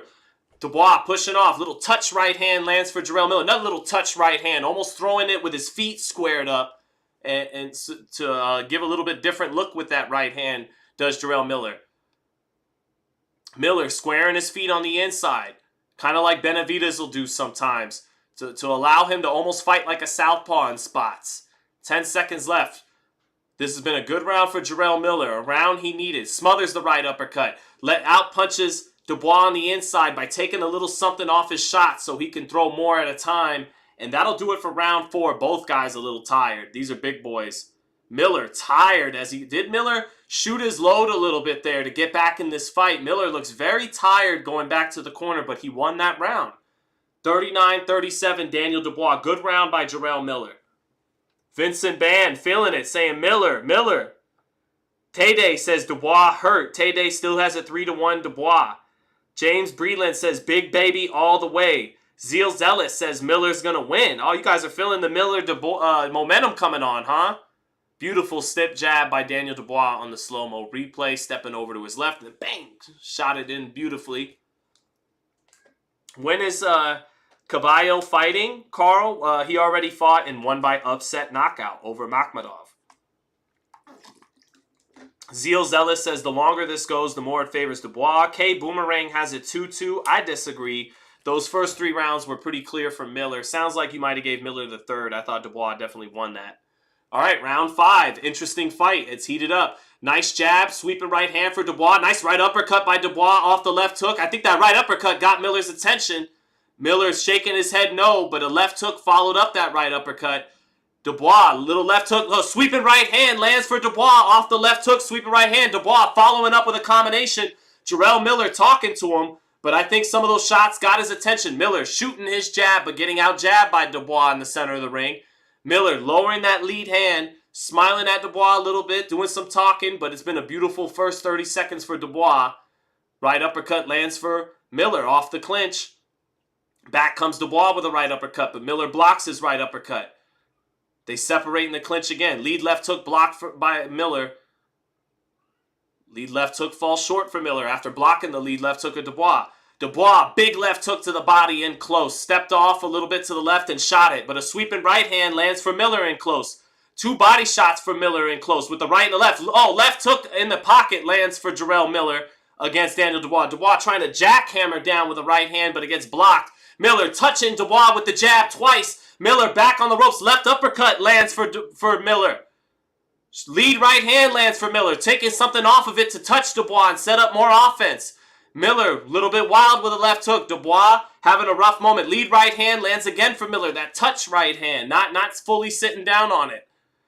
Nice jab by Jarrell Miller. Backing Dubois up. Back comes Dubois with 2 jabs. Miller comes back with a jab. Nice left hook by Daniel Dubois, but Miller walks right through it. Miller shooting the jab from his hip, and Dubois, boom, times him up with a left hook, but he ate it just fine. Right uppercut smothered by Miller. Touches with a right uppercut to Dubois' body. Lifts Dubois' head with a right uppercut. They exchange on the inside. Miller getting a little bit of the better of it. Backing Dubois up. Dubois pushing off. That's got to take energy off. Pushing the 300-pound man off. Double jab lands for Miller. Another jab lands for Miller. He walks through Dubois' jab. 2 touch right hands for Miller. Sets up a little left hook to the body. Little right hand to the body. A little hold and hit on the inside for Miller with the right uppercut. Miller ducking underneath some shots, but eats a sweeping right hand. Another little sweeping right hand lands for Dubois. Good action. An up jab for Miller, but a sweeping right hand to the body by Dubois. Short little left hook to the body by Miller. Little right hook to the body by Miller, but then a left hook up top lifts the chin of Miller by Dubois. Dubois landing a little left hook inside. Miller misses with his left hook. Big left hook for Daniel Dubois on the inside. 2 little touch right hands for Jarrell Miller. Another little... Oh, Jarrell Miller switches southpaw and shoots the up jab twice. Very nicely. Dubois with a right uppercut counter. Miller getting lazy with his form. trying to reach for shots. Ate an uppercut in between his shots. Dubois lands the sharper jab at the bell. Good action. Good action. Tough round to score. Tough round to score. I'll give the edge to Miller that round because he was the guy on the front foot, right? Both guys landed good. Dubois had a really good first minute. Miller followed up with a really good second minute. Won the next 30 seconds. Dubois finished the round strong. Walked him into some counter shots. But Miller was more the boss that round. I'll give that round to Miller. Close round. I'll give it to Miller. 48-47, Daniel Dubois.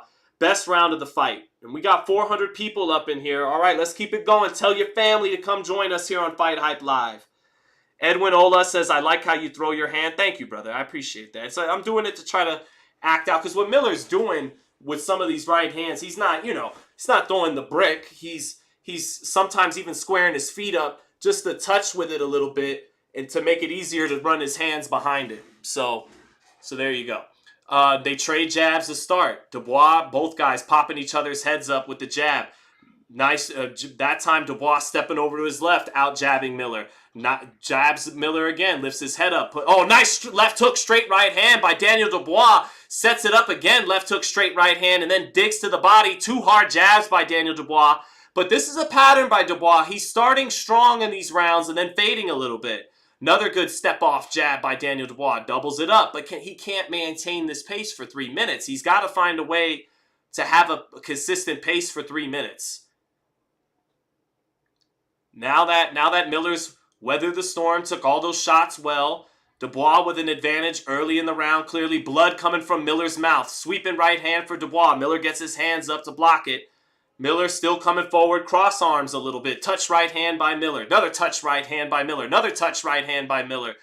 But Dubois trying to counter in between of it. Two touch right hands by Miller. Dubois gets in a sweeping right hand in between that. 2 body shots on the inside for Miller. Here comes the Miller rally. Nice jab by Dubois. Little right uppercut on the inside for Dubois. Miller leaning on him a little bit in the middle of the ring. 2 body shots in close by Miller. Dubois stepping back. Shoots that jab over to his left. Knocks the head up of Miller. Shoots another nice jab off to his left. Stepping off to his left. Now Miller lands a jab. Dubois tired and Miller tired. Who's got more dog in him right now? Dubois stepping back. Then returns the favor in the clinch. Pushes off. 2 or 3 jabs by Dubois. Misses the right uppercut, but effective with the jab. Straight right hand lands for Dubois. Nice straight right hand with Miller coming forward. Miller not as defensively responsible right now as fatigue has set in. On the inside, Miller looks like he wants a little uppercut. No steam on that uppercut, and instead, Dubois lands a short little left hook in the pocket, steps out of range, lands a jab at long range. Dubois having a strong round with 50 seconds left. Miller not getting a whole lot done. Dubois stepping over. Nice little movement, head movement by Dubois. A little stiff. He's a stiff guy, but did enough to get his head off the line from the 1-2. Dubois stays in the pocket for a second. Right uppercut by Dubois, but Miller blocks it. Miller slow on the inside this round, not getting anything done. Now he lands a right uppercut to the body and a touch right hand up top. Dubois shoving off, steps over to his left. They both trade jabs. 15 seconds left in the round. Dubois pushing off with that lead hand a little bit, creating separation. Now he jabs with that lead hand, misses the straight right hand, lands that little left hook as Miller coming forward without defensive responsibility. Miller touching with the jab, lands a left hook, eats a sweeping right hand after landing that left hook, and that does it for round 6. That was Dubois' round, 58-56 Dubois. So Mr. Grandy said Dubois is younger, so I assume he should have a better recovery time. Yeah, but Miller, when he was doing his thing on HBO back in the day, actually had a great gas tank. But through years of, not being able to be that active and, maybe coming off some of those PEDs, maybe it's not what it was. Costa Rican Life says, great job, honest call. Thank you, my friend. Boomerang has it 3-3. It's crazy, says Miller better not lose this fight. School of Skills, what's up, School of Skills? Said Miller is slowing up, he's tired. Tay-Day says they're both dead tired. Tay-Day, like me, has it 4-2 for Dubois. All right, here we go. Round 7 now, Day of Reckoning pay-per-view opener. Dubois just has had the sharper jab tonight, but both guys have landed their jab plenty. Dubois stepping over to his left, on his bike a little bit. There you go, shoots a nice jab. When Dubois steps over to his left, he shoots off a very nice jab.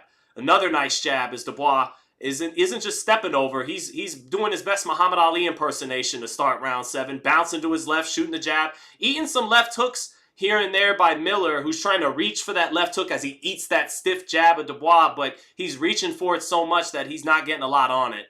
They trade jabs. Dubois keeps stepping over to his left.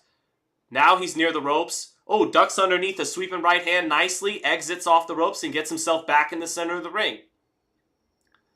Little two-touch body shots by Miller, but he eats a right uppercut as Dubois kind of did a catch and shoot there. Caught those 2 body shots on the elbow and shot the right uppercut. Right uppercut on the inside by Miller. Oh, they trade right hands. Miller getting the better of it. Trade right hands on the inside. Miller just trying to come right forward behind that big 300-plus pound frame, but he's getting touched up coming forward right now by Dubois. Measures with the lead hand. 2 little stiff arm jabs. Touches with the jab. Dubois not overreacting right now to the touch shots of Miller. When Miller is touching with his punches, Dubois not ceding ground, not giving him forward momentum. He'll take it. He'll let Miller land some of those touching shots and not give up as much ground at times. And that's a good call by Dubois. So Dubois showing toughness there, that he doesn't have to get out of the kitchen every time he's touched. Straight right hand lands for Dubois. Right uppercut lands for Dubois. Miller just walking in right now. Miller touching with 2 right hands, but not accurate right now. Miller coming forward and Dubois picking him apart a little bit. They clinch on the inside. Miller touching to the body. Dubois with a little bit more snap on his right hand to the body. Nice left hook to the body by Dubois. Nice jab by Dubois. Miller digging with a left hook to the body, but no steam on his punches in the 7th. They trade jabs, and Dubois got the snap on his jab right now, and Miller does it. Nice jab, 1-2 by Daniel Dubois. Touch right hand lands for Jarrell Miller, but Dubois, I think, is sensing right now in round 7 that he can walk this man into some 2-3 hard jabs by Daniel Dubois.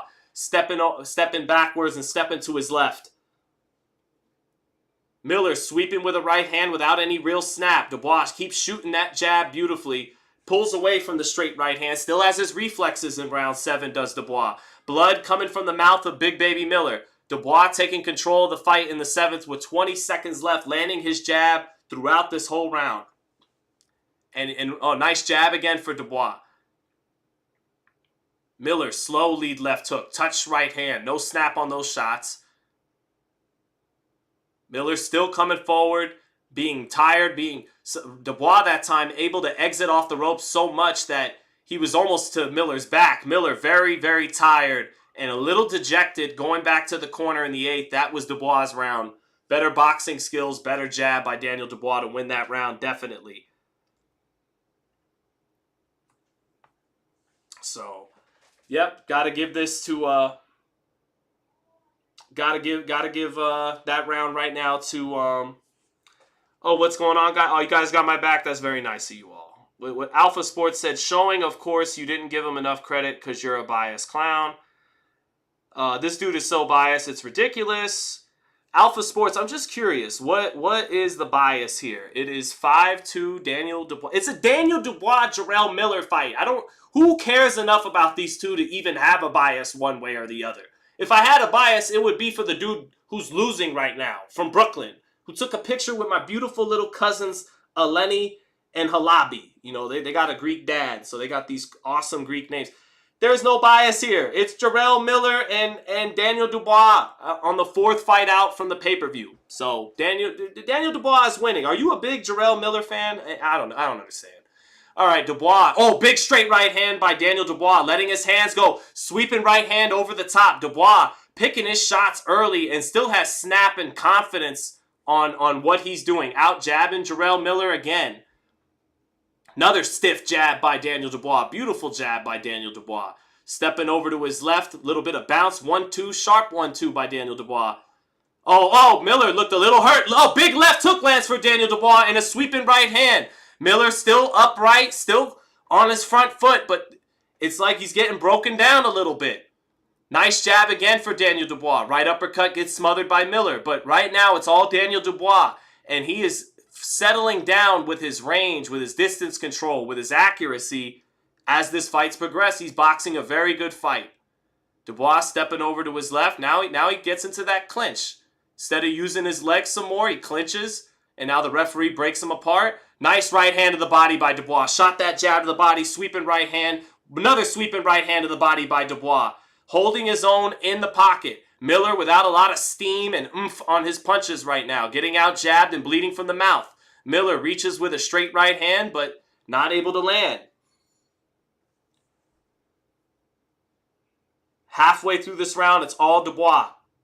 Nice lead left hook by Dubois. Miller getting the top of his head. Some of that sweat knocked off. Even though he got the gloves up, it landed on the side of that head beautifully for Dubois. Oh, nice left hook to the body, though, by Miller. Still in there. Dubois with a borderline right hand to the body. Back comes Miller with another nice left hook to the body. He maybe should have found a way to get that punch off more, but Dubois has used his feet well in this fight. Double jab for Dubois. Dubois landing the jab at will now, and not even range finding with it a whole lot. He is just shoving it right there down the pipe against Miller. Dubois, the fresher of the two fighters, the sharper of the two fighters right now. Miller is tough. You got to give credit to Miller. Miller taking big, deep, heavy breaths, and the referee sends him to the corner and warns Dubois, I believe, for low shots. Dubois has gotten away with some low blows in this fight. He has. All right, referee brings him back. 38 seconds left in the round. Miller is tough. Very tough. Showing a great chin.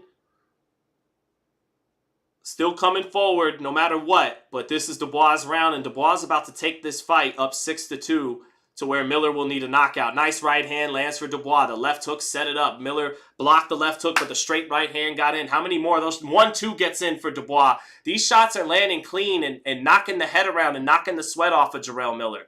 Jarrell Miller on the inside, leaning on him, gets in a right uppercut, but Dubois gets a little space, lands that jab, and knocks that head up again. Right hand over the top for Dubois. He finishes with a flurry as Miller picks his gloves up and is a little dejected going back to his corner. 78-74 for Daniel Dubois. All right, now where did Alpha go? Where did he go? Alpha left. We had him and he left. You know, I learned something, chat. I really am learning something. Rolly told me this. Rolly said, you got to kill people with love, bro. You got to kill people with love. The people that come at you, I know, of all people, Rolly, right? But he made, as I said, you know, you got a point there, Rolly.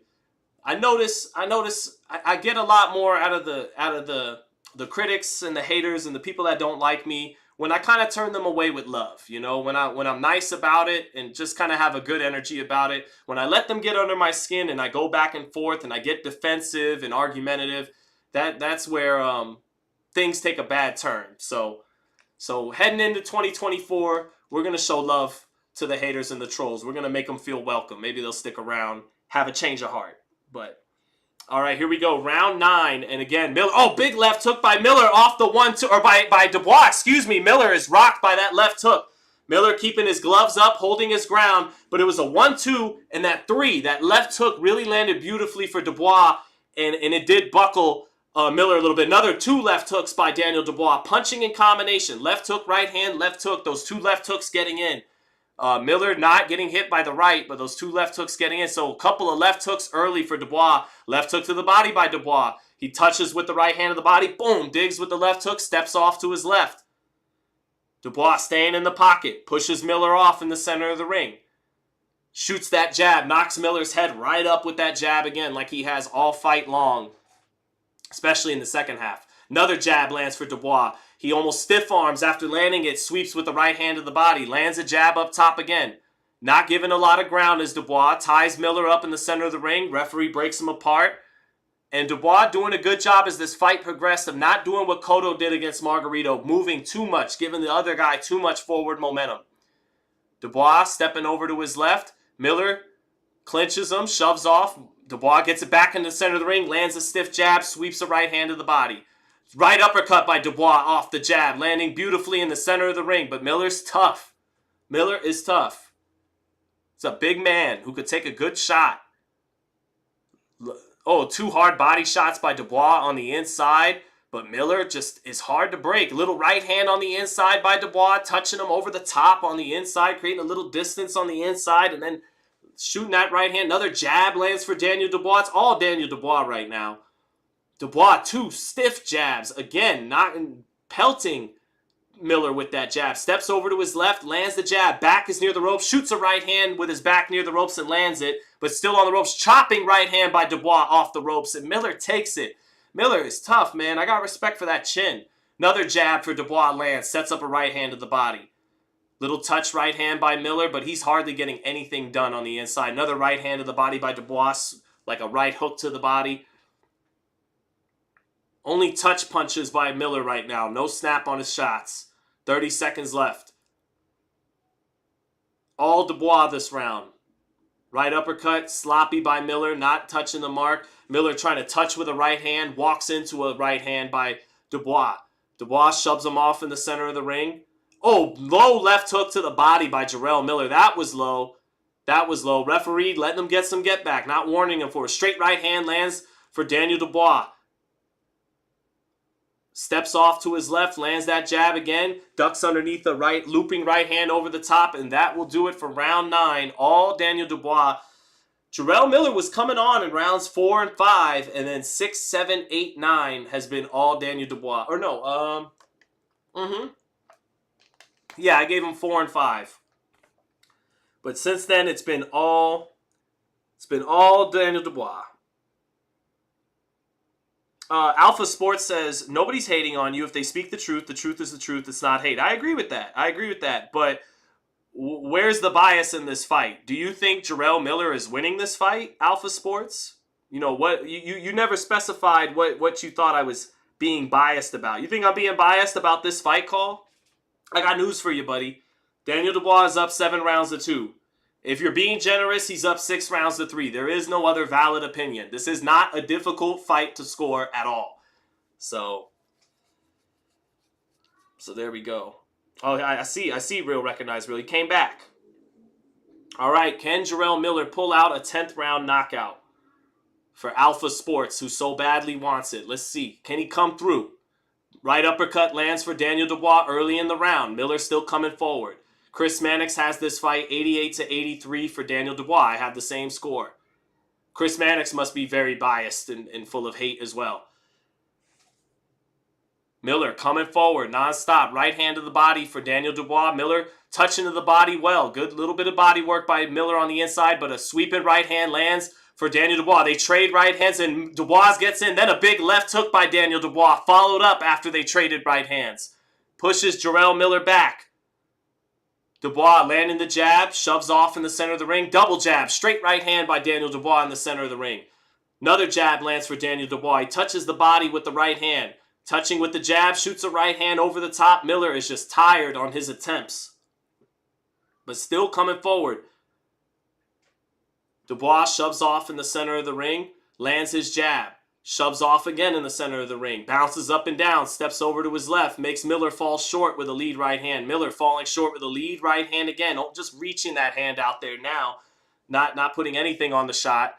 2 or 3 body shots by Dubois. Pushes Miller back in the center of the ring. Right uppercut gets smothered by Miller. But then a chopping right hand lands for Dubois after he smothered that right uppercut. Lead left hook lands for Dubois. Knocks the chin around of Miller. Right uppercut. Followed up by a touch left hook to set up that right uppercut by Dubois.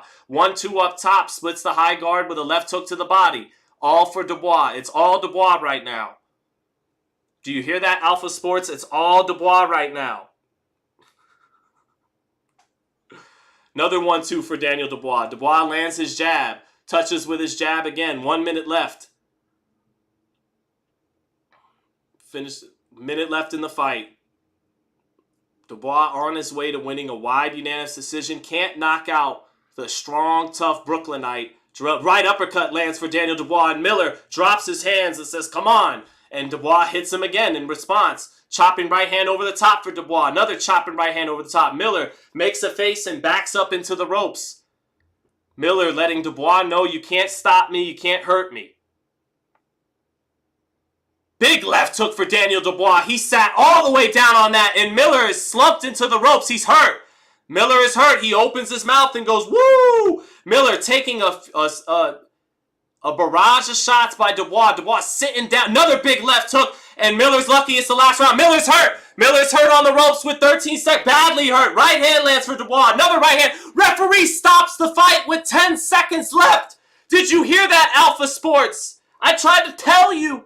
It's a knockout for Daniel Dubois in the 10th round with 10 seconds left. And that's it. Daniel Dubois, man, he was sitting on those left hooks. He was turning everything on him. And great job by Daniel Dubois. He wanted to get the stoppage. He had the fight won, essentially, but he wanted the stoppage. Jarrell Miller, very tough, trusted his chin, almost made it to the finish line, taking everything Dubois has. And Miller, tough dude, never even touched the canvas, but he was badly hurt. Not a horrible stoppage by the referee. I know you're tempted to say that because Miller, you feel like earned the right to see that final bell with 10 seconds left, but he was badly hurt and taking bombs. And his legs were leaving him. They were pretty gone. Any one more bomb for Dubois, who was looking to take his head off, could have sent him to the canvas and really had him, down and out. Referee stops it. You could argue he should have let Miller see that final bell, but Dubois to earn that knockout. Not a bad stoppage. He was badly hurt and taking some bombs on the ropes. Ropes were really holding him up. If he wasn't on the ropes, he might have went down to the canvas because his legs were totally leaving him in that sequence of punches. Great job by Daniel Dubois. Shout out to Usyk. This just shows you the level of Usyk is at once again. But Dubois boxed really well tonight.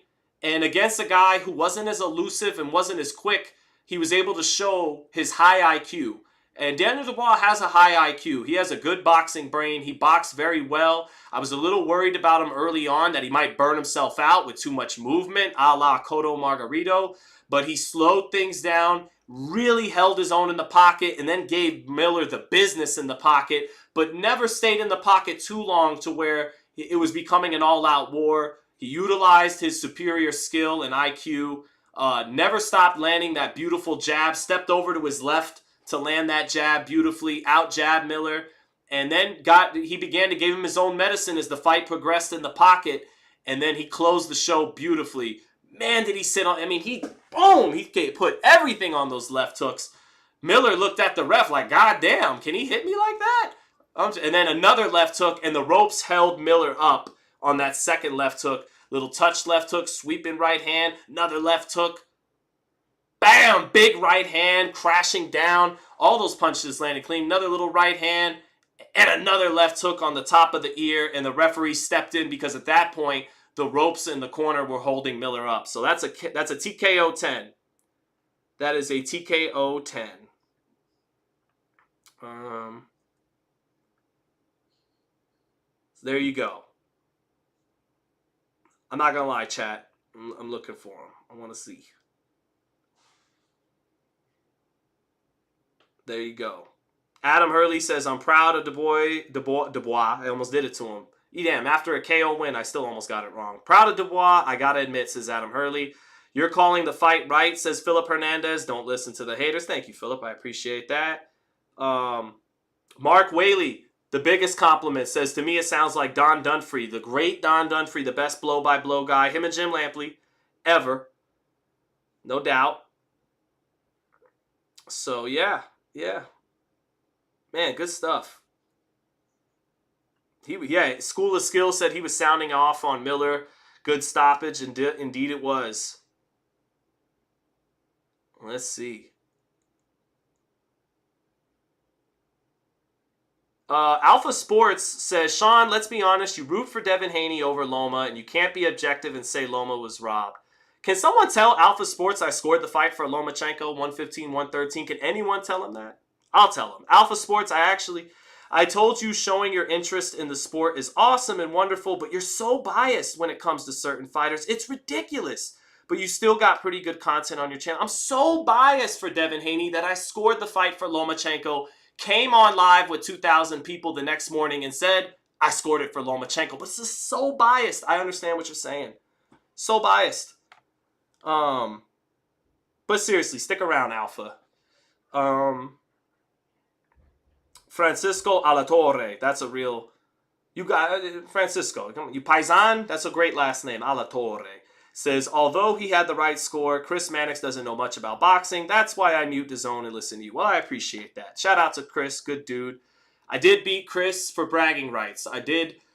Chris came up to me. Now, much love to Chris. Chris is the big dog on TV, and I'm the little dog, doing it live from the office. But Chris did come up to me in LA for Benavidez Andrade's presser, and Chris goes, I bet you Andrade beats Benavidez. And I kind of was like, I don't know if you really want to do this. I was like, all right, yeah, let's. I said, I don't think so, brother. I think his best days were at 54 and 60. He's in his mid-30s. His legs aren't what they once were. Benavidez is really good. He's not just big. He's really good. And I think in the second half of that fight, it's going to get very ugly for your boy Boo Boo. And it didn't even get to the second half. He knocked him out in 6. So I do temporarily have some bragging rights over Mannix. I actually have bragging rights over Coppinger too, because Coppinger tried to tell me Errol Spence would beat Crawford back in 2018. I told him Crawford would win, among some other bets we've had. But I think they'll take the money in the big dog status over the silly little pride bets we did. But Tay-Day, I got you. I'll stop. I'm sorry, Tay-Day. That's a weakness of mine. You could get to me.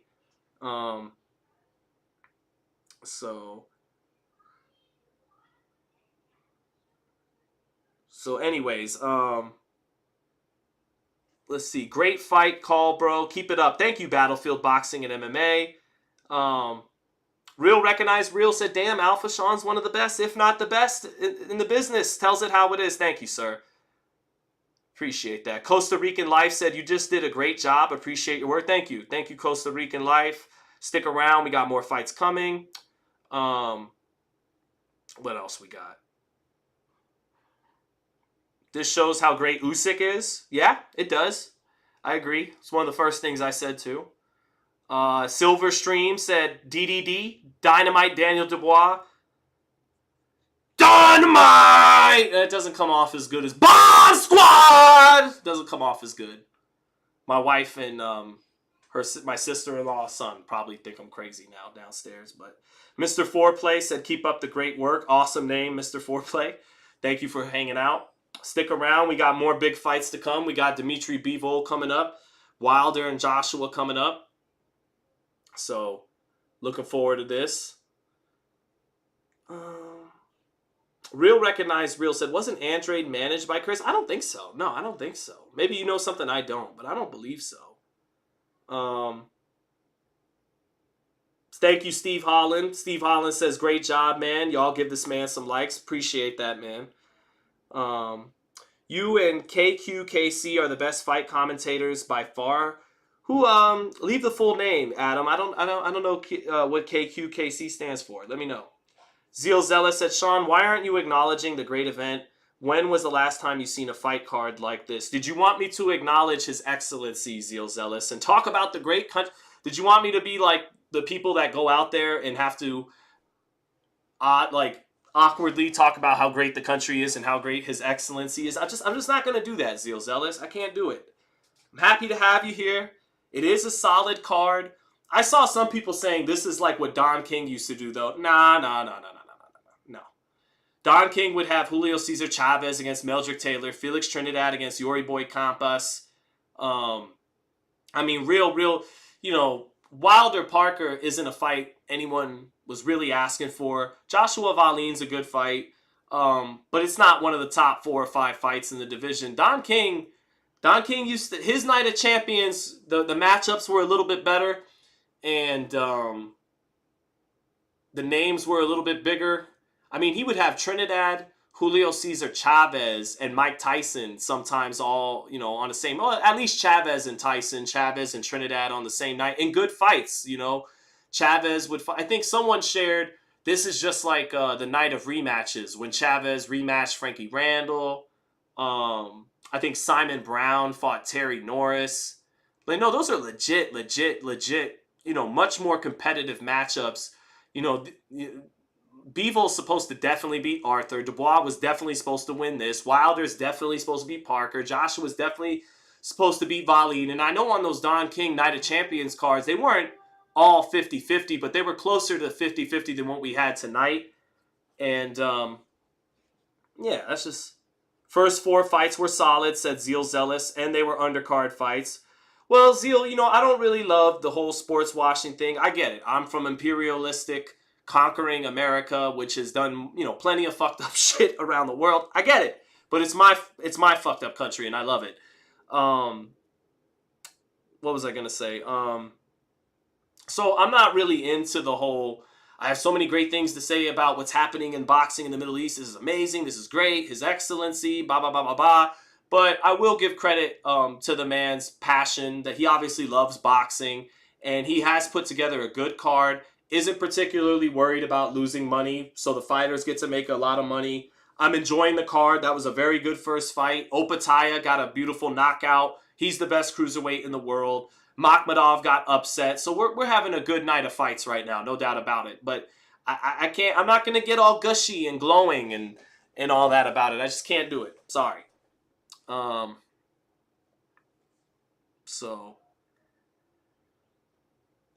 is biased. If this was a PBC card, he would say how great it is. Where are all these incorrect assumptions going? Chat, can someone tell him?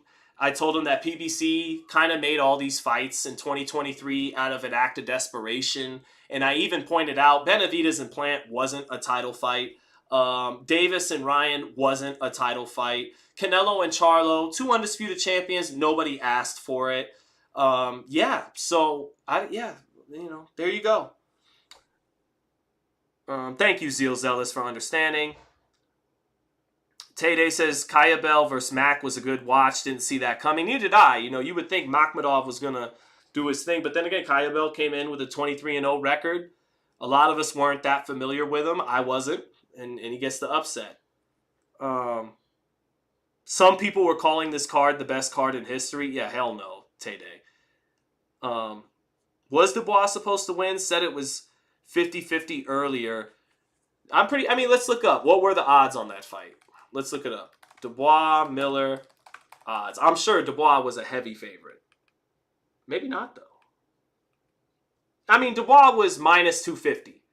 So he was a legit favorite. He wasn't minus 180. He was minus 250. So he wasn't a huge favorite, but he was a legit favorite. But not a horrible favorite. Let's see.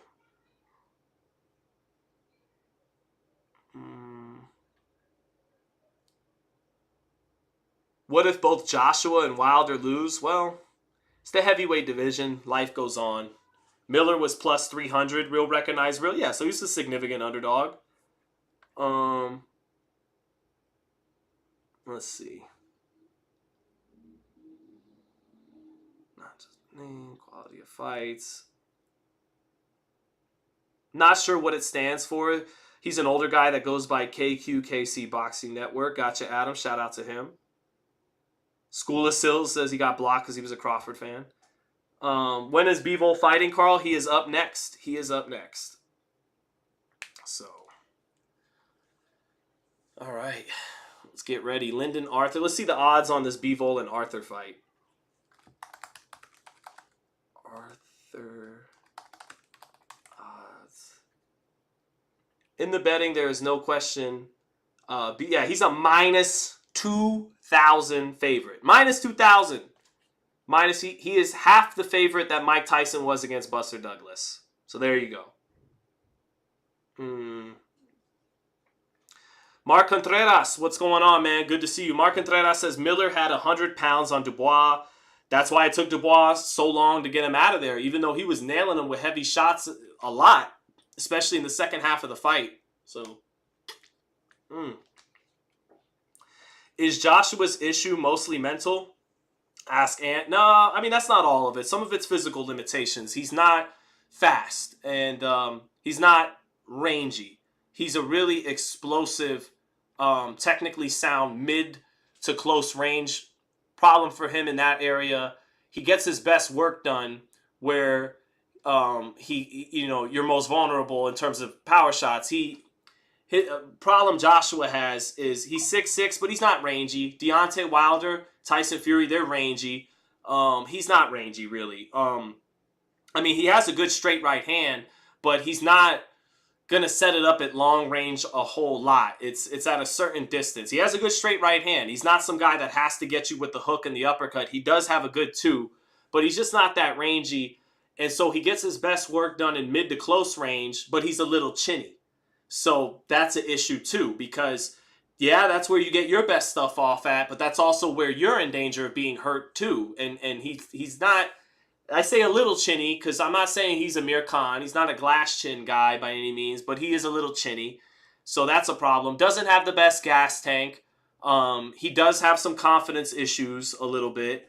But all that said, 6'6" guys that are technically sound enough to win gold medals, who are knockout artists in both hands, who throw good combinations, who have nice technique, they don't grow on trees. They don't grow on trees. So even, you know, he's not Lennox Lewis, but Jim Lampley on HBO used to say about Lennox Lewis, there's definitely some chinks in that armor, but just look at all that armor. And so that's a little bit with Joshua. There's definitely some chinks in that armor. A little chinny, not the most rangy guy, a little stiff, not always the most confident, but 6'6" technically sound guys with knockout power in both hands, they don't grow on trees either. So, you know, he's still a very formidable force in the division. And part of me has always wondered, is he more dangerous with the belts off of him now?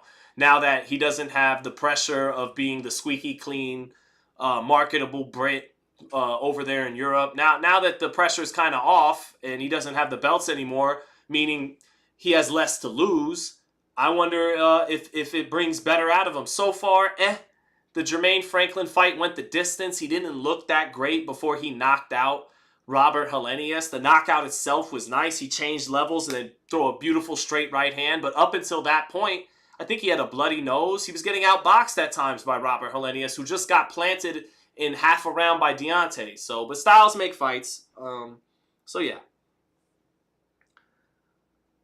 So he needs to front foot Wilder, Lieben, Gill. That, you might be right. That might be his best chance, but it's tough to tell a man to be on the front foot against the right-handed Deontay Wilder. That arena is kind of empty right now. Maybe everyone's taking a piss break before Dimitri Bivol gets busy, but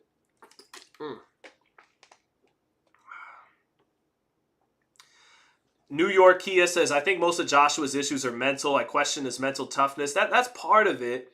You know, that's part of it. But some of it's physical limitations. He doesn't have the greatest chin. He's not the fastest. He's a little stiff up top. He's tall, but he's not really rangy. So he also has some physical limitations too. It's not all just he's some mental midget, and he's not. He's a tough guy. He's got heart. You know, has he got Muhammad Ali level of heart? Does he got Jarrell Miller's chin? No, but he's tough. You know, you can't get to what he's done in his career, amateur and pro, without being tough. He's tough. Tay says Joshua is a tad bit overrated to me. So, and then message retracted, right? No, I got you, Tay before you retracted it. It's all relative. It depends who you're talking to. If you're talking to someone who thinks he's Lennox Lewis, then he's overrated. If you're talking to someone who thinks he's a weightlifting bum, then he's very underrated. So it's all relative. Depends on who you're talking to and how they rate him. I would say in total, he might be a little underrated because the guy is two-time heavyweight champ. He won a gold medal. He is technically sound. And to me, he's this is a compliment. He's like a better version of Frank Bruno. Frank Bruno won the WBC belt. Frank Bruno did win the heavyweight title once, not the lineal, but he had the green belt. Frank Bruno was supposed to get blown out of the water by Lennox Lewis. Went all 12 with Lennox Lewis. I think, you know, here's Lewis, here's Bruno, and Joshua's somewhere in the middle. Maybe leaning a little closer to Bruno than he is Lewis on the spectrum, but that's what I think of Joshua. He's definitely good. He's definitely a good heavyweight, no question about that. Is he an all-time great? No, but he's good. Like I said, Tay-Day, 6'6" guys that are fundamentally sound, knockout power, they don't grow off trees. So Amir Khan said he questions Deontay's power. Says Gus Hernandez, I don't. That not in the right hand, at least. Zeal Zealous says Wilder and AJ missed tens of millions that a Joshua versus Wilder series would have yielded in revenue. I agree. They found a way to not make the fight happen when they should have found a way to make the fight happen back in 18, 17, 19, around that time. Before Wilder wound up fighting Fury late 2018. Yeah, they should have fought. We all know that. Wilder, I guess, turned down $100 million for 2 fights. Part of the logic being his people, Shelley Finkel, Al Heyman, questioned the legitimacy of that $100 million. And more so, they questioned, well, what is Joshua getting? So they felt in a 2-fight deal, their guy could have made more than $100 million. Is that true? Is it not? Were they really just telling Deontay that to protect their own interests so that they wouldn't lose one of their prized assets to another network for a big fight? Very likely, but it didn't happen. So, could be worse. At least he's not Michael Grant. Exactly, New York Kia, NY Kia, you know it. Wilson said credit. He did look good in the second Usyk fight. Major improvements that most fighters couldn't make. Yeah, Wilson, he bent his knees more. He was a little less upright. A lot of those British Commonwealth schools, they teach you to be upright. The Eastern Europeans too, but the Eastern Europeans have a little bit more tricky in and out rhythm, a little bit more lead hand magic when they stand upright. The Brits stand more upright with a little less special effects than the Eastern Europeans do.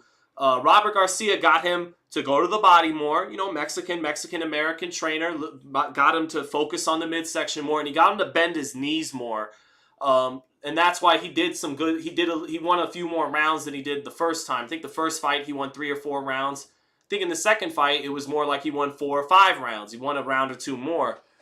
So credit to Robert, credit to AJ for that, but it still wasn't enough.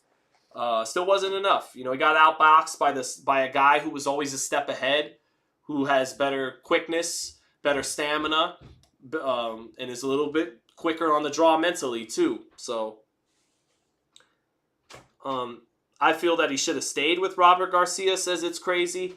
Not a bad idea. I mean, he should have. I don't know. You know, it's been what it's been with him. Let's see what Ben Davison gets out of him tonight. Let's see. The Derek James experiment was I liked more what I saw from Joshua against Jermaine Franklin than I did in the Hellenius fight. Against Jermaine Franklin, I saw the lead hand, the high lead hand that Derek James is known for, the lead hand control, the jab-heavy offense, the lead hand catch and shoot sometimes. And then in the Hellenius fight, it just didn't look that good. And so he leaves. And now he's with Ben Davison. Ben Davison is a very smart young man, about the same age as me, has already been in some huge fights for a trainer his age. But Ben is still a little wet around the ears experience-wise, even with being in some of the biggest fights of the last 5 years. Winning undisputed with Josh Taylor, being a part of Fury's comeback and first fight with Wilder, but he's still so young. Still has to learn on the job a little bit. But let's see how he does with AJ, you know. We'll get to compare his work to Derek James's work. And it's an interesting pairing too, because Ben Davison tends to make his guys box more. You know, he worked with Devin Haney, who's a natural boxer. He got Josh Taylor, who usually just likes to bang. He likes to bang. He likes to get in the mid-close range and exchange.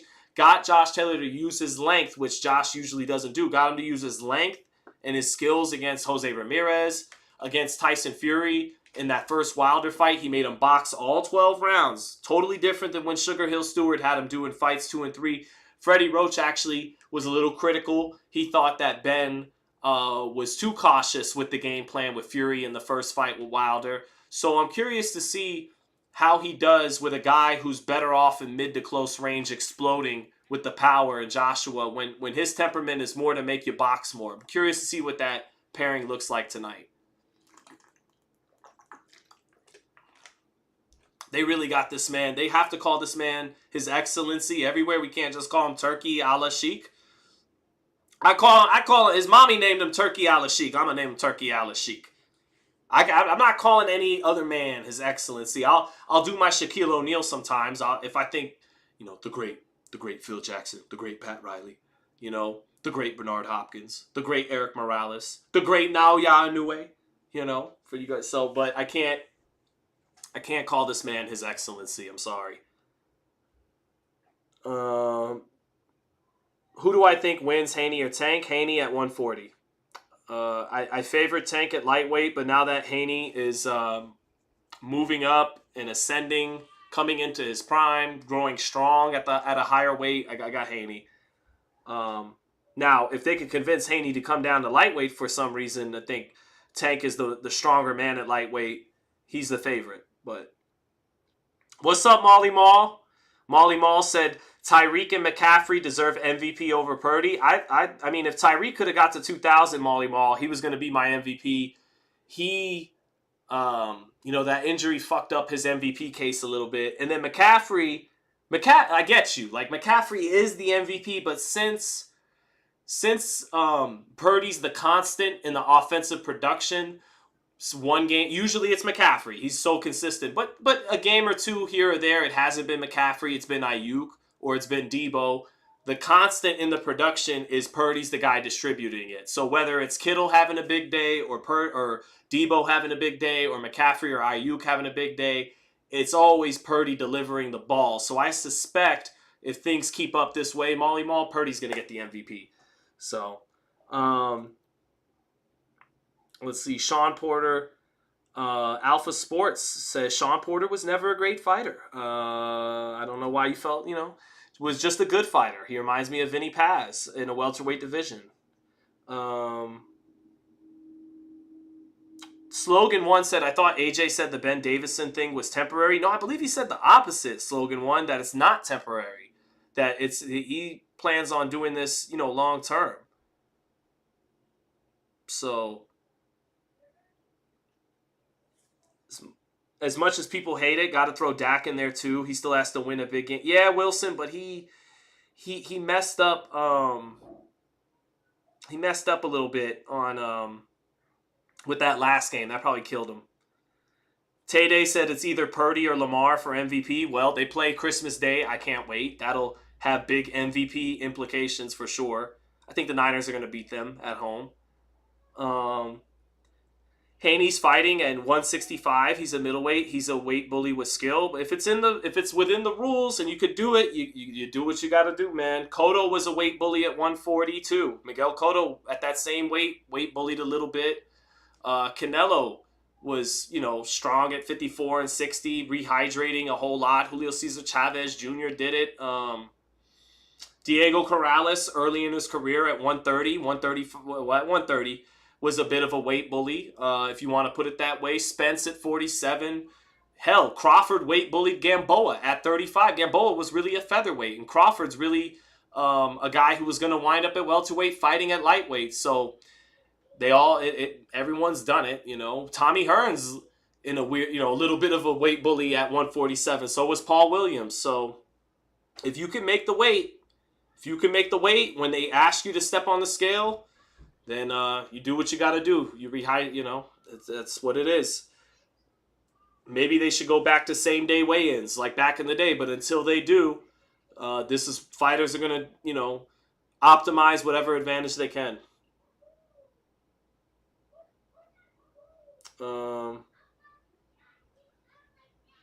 Adam Hurley said, I'm a Dolphins fan. I want them to beat the Cowboys. I got love for the Dolphins too, man. I got my 2 Marino jerseys behind me. Margarito was a weight bully. Chi Torres. What's up, Chi? Good to see you. Mark Contreras says, as long as you can make the weight, who cares? Gotcha Life with Crystal says, who's your favorite fighter all time? Mine is Duran. I got a couple. I love off top Bernard Hopkins, Eric El Terrible Morales, Salvador Sanchez, Sugar Ray Leonard. Those are the top 4. Muhammad Ali is up there too. Sugar Ray Robinson comes to mind too. It's not that Floyd Mayweather he is one of my favorites, but it's not like he's quite one of my favorites in the way the other guys I name. But because Floyd Mayweather is the best fighter I got to see up close in my lifetime, he's up there with my favorites. Miguel Cotto, I loved Miguel Cotto.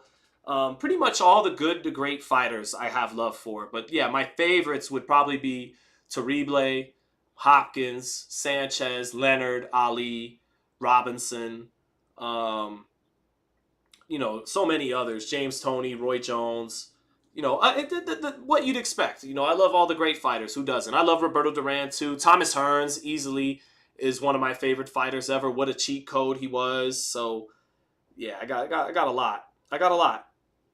Um,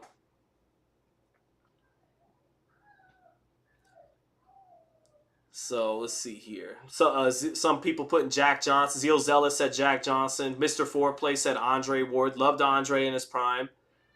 Pac-Man, loved Pac-Man in his prime. Same reason as Floyd. Pac-Man, Pacquiao's the second greatest fighter I've seen in my lifetime. Floyd being number one.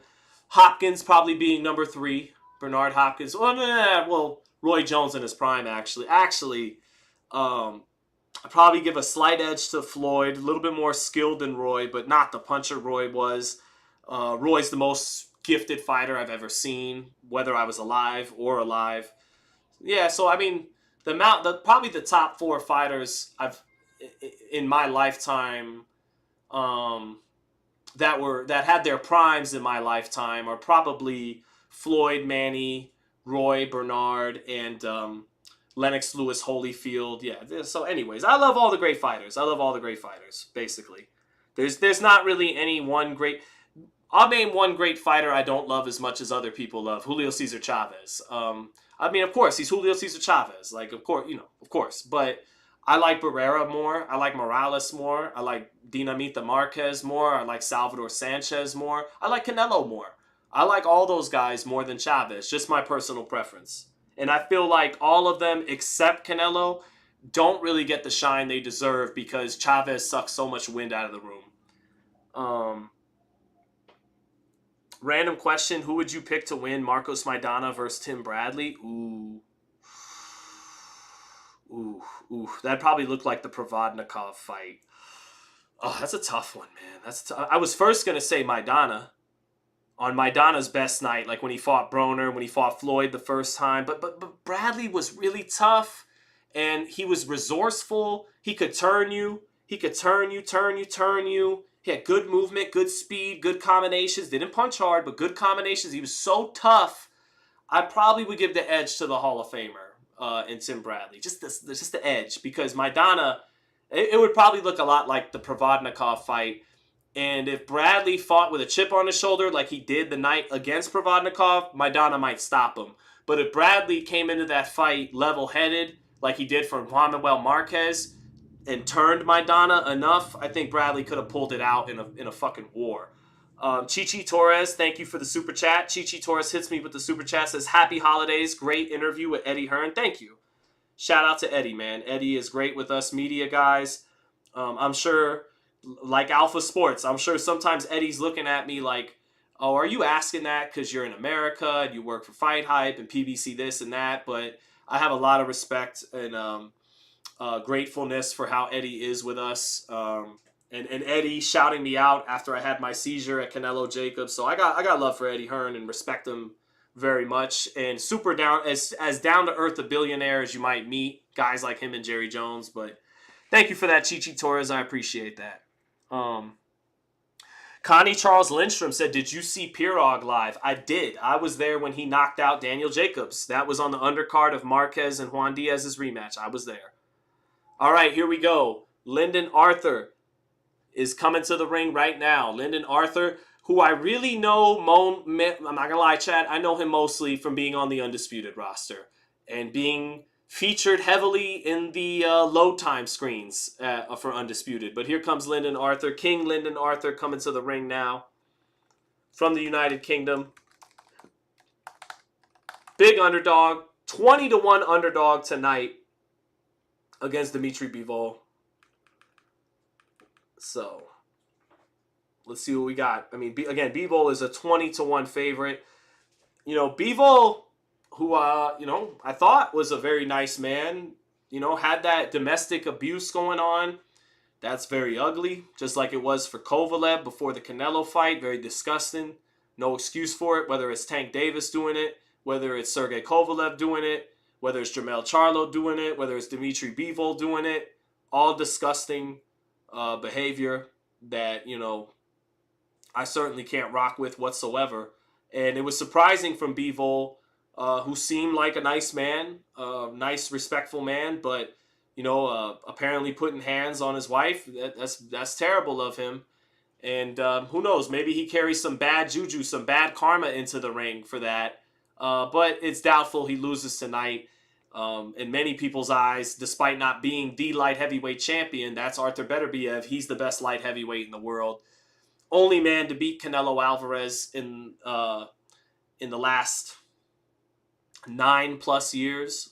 So only 2 men have ever beaten Canelo. It's this man coming to the ring right now and Floyd Mayweather.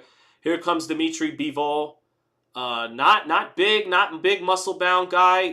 Muscular just naturally. He just got that natural muscle to him. Doesn't look like he lifts weights. He was just born strong, big, strong, sturdy neck. But not too big and muscle bound to where he can't be loose and elusive at times and not stiff. He's not stiff at all as Bivol. Doesn't have a whole lot of upper body movement, but he's so masterful with how he controls distance, kind of like Shakur Stevenson. Shakur Stevenson doesn't need a whole lot of, and I know, some of us gave Shakur some flack for how bad the De Los Santos fight, but as it stands, Shakur is still an excellent, excellent fighter. And Shakur doesn't often have to use a lot of excessive upper body movement like a Canelo because he's such a master of distance that he just has to take those half steps back, keeps his hands in proper positioning. And Bivol, in his own way, doesn't shoulder roll like Shakur, isn't a southpaw like Shakur, but does a little bit of the same thing in that he doesn't have to move the upper body a whole lot and he could just boom, boom, boom, boom, and keep everything in front of him, see everything, and stay within his package of the 1, the 2, and the 3. So there you go. Now here comes Bivol to the ring with a gold robe on. Bivol is surgical, says Steve Holland. Bivol looks like Bruce Lee, says Zeal Zealous. Wilson says hard to take those cases at face value. Got to know what really happened. No excuse for hitting women, but it's usually bi-directional and the man gets an L in those situations.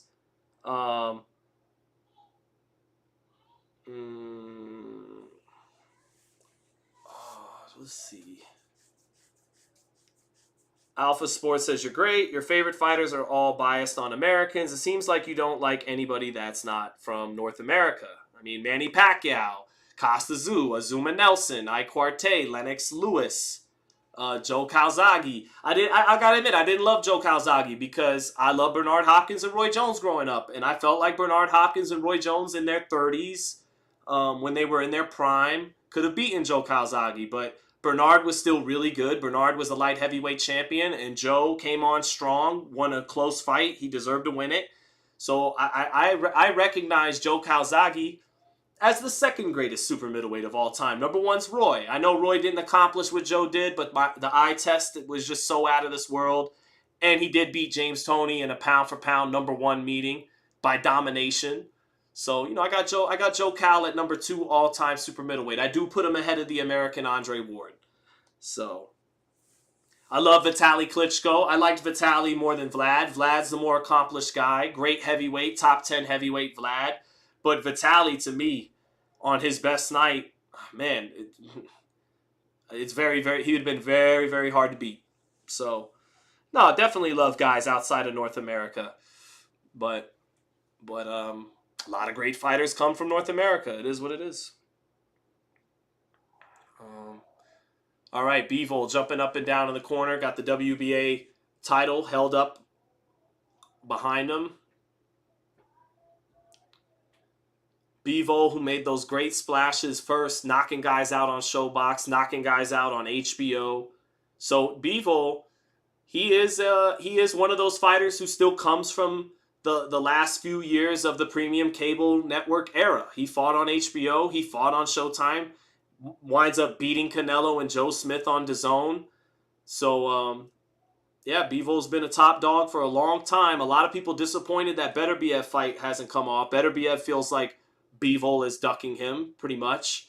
And there's absolutely zero reason why the Beterbiev fight shouldn't happen now. If you have a lucrative Canelo rematch on the horizon, that's going to take precedent in the real world over Undisputed. It just is. But with Canelo done with 75, moving more towards a Benavidez fight at 68, and with PBC there's no excuse now why Bivol and Beterbiev shouldn't happen. And I think Beterbiev is the kind of guy who will fight him on any network. I think even though he has 3 belts and Bivol only has 1, if Bob Arum will allow it and his promoters will allow it, I think Beterbiev would fight him in Saudi. He'd fight him in Canada. He'd fight him in America. He'd fight him in his backyard. He'd fight him anywhere. So we got to see that fight after Bivol takes care of business here like we're all expecting him to. Lyndon Arthur, 23-1, from Manchester, home of the Scousers. Never been to England, but I hear that, Manchester, that's around the toughest area of England. So we got a tough Scouser on our hands, Lyndon Arthur.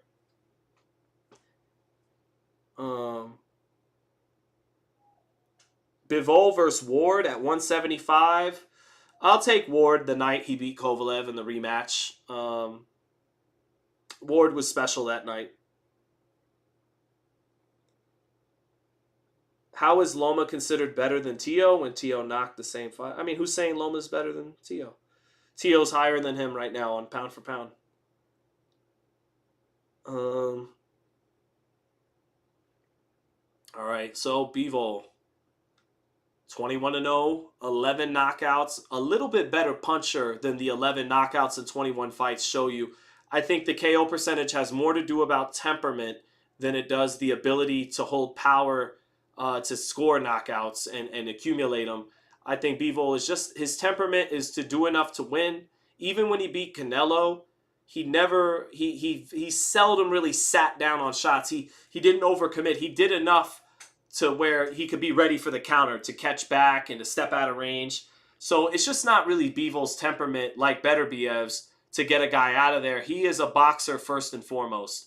Beterbiev's a puncher boxer, and emphasis being on puncher, and Bivol's a boxer puncher, emphasis being on boxer. So here we go. Opataya versus Zurdo. Who you got? Opataya all day. Opataya all day. This is his weight. Opataya is the guy in this division right now.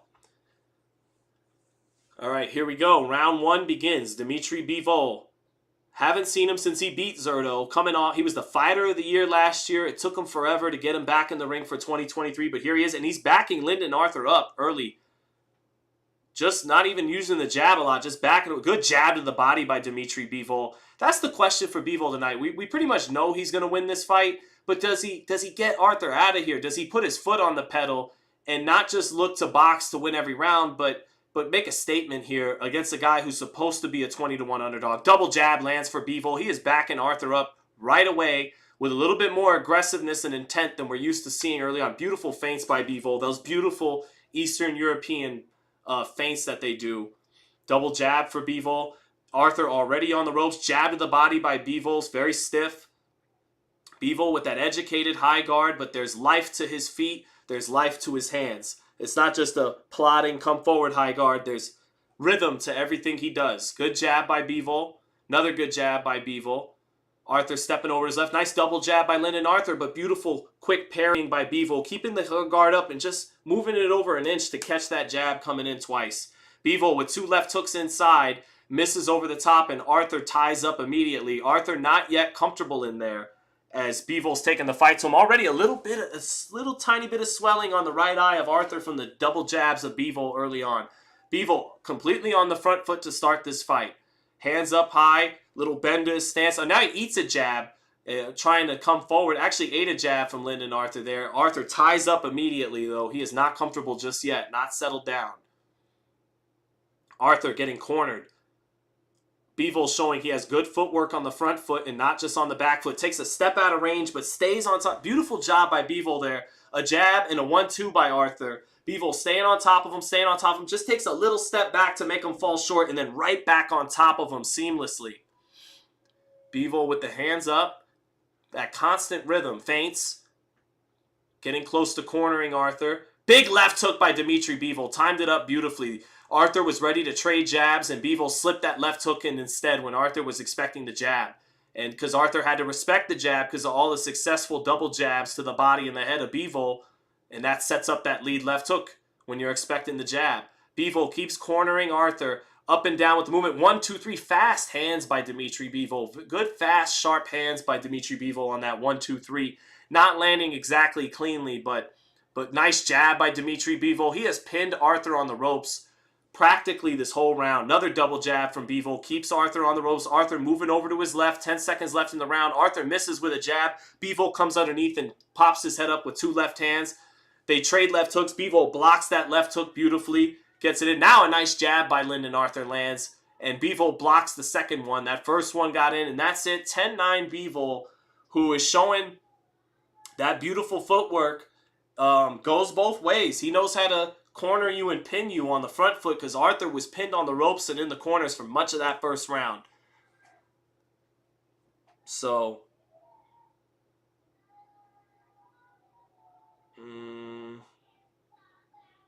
let's see.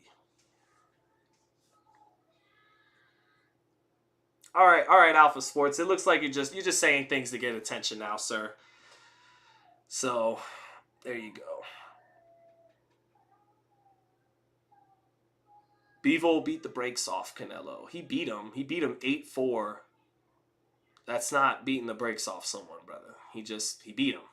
He outpointed him, touched him up a little bit, never really hurt him, and was the better man and won the fight.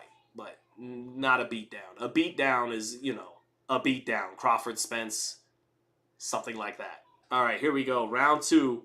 Bivol and Artur. Nice jab to the body by Bivol. Back comes Artur with a jab up top, but Bivol stepping out of the way of it and then catches the second jab. Another nice jab, stab to the body by Dimitri Bivol. Out of the high guard. Double jab by Lyndon Artur. Arthur's showing a good jab in spots, even though he's getting out jabbed. But he's got a good long jab, but not showing a lot outside of that.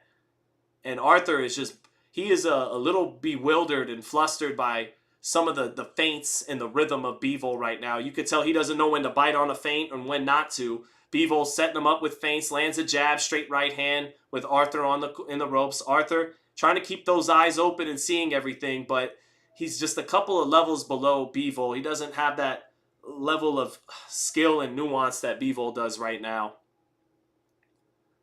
Bivol still coming forward. Beautiful feints by Bivol. These feints have Artur, he is biting on him nasty. Artur getting his jab blocked. He's near the corner again, pinned on the ropes. Bivol, 2 jabs blocked by Artur. Bivol not getting a whole lot of... Now a nice jab. Oh, nice 2 straight 1-2s by Bivol. And a 1-2-3. Artur stunned on the ropes. 1-2 by Bivol again. Artur gets the glove up to block the left hook, but those 1-2s are sharp and beautiful down the pipe. Great velocity right down the pipe. Bivol got a beautiful 1-2, man. Now a little touch lead right hand by Bivol, keeping Artur on the ropes. Artur cannot get this fight back in the center of the ring to save his life. Jab to the body by Bivol keeps Artur on the ropes. Bivol just with that constant high guard, but his high guard has such a rhythm to it, such life in his legs, constantly feigning. Now Artur gets out of the way of a combination, slips out of the way of a left hook, but that jab to the body right back on Artur. Artur comes back with his jab to the body. Now he's got a little room in the center of the ring, uses his jab. He feints back at Bivol. Maybe he's learning from the higher level fighter as the fight goes on. Another jab from Artur on the ropes. Artur shoots that jab again, but it's short as Bivol knows when to take that half step back, but he doesn't give up positioning when he does it. He resets right back where he was a split second before it. Nice jab lands for Bivol, steps out of range. Artur misshoots the straight right hand after eating that jab. Bivol, the jab sets up a lead left hook. Another lead left hook up top. And a combination from Bivol up top. Cleans up with the left hook. He's throwing the left hook with bad intentions tonight is Bivol. 30 seconds left in the round. All Bivol right now. Not landing right on the money. Artur very defensive. Artur not letting go of anything outside of his jab. The jab is the shot you could let go and still be in relative, defensive position. But when you let your right hand, your left hook go, that's when you're really opening up and you're more opened up to get hit. And Artur just doesn't really want to do that. Nice jab by Lyndon Artur. Shoots the 1-2 behind it. Misses the left hook. Good round for Bivol. But Bivol, even as he's aggressive, even as he's pinning Artur pillar to post, he's not, he still has that little bit of tentativeness to him. It's his temperament. He's not going to go crazy, throw a million punches. He threw some really nice combinations. His left hook is really nice tonight. And he lands the jab at will.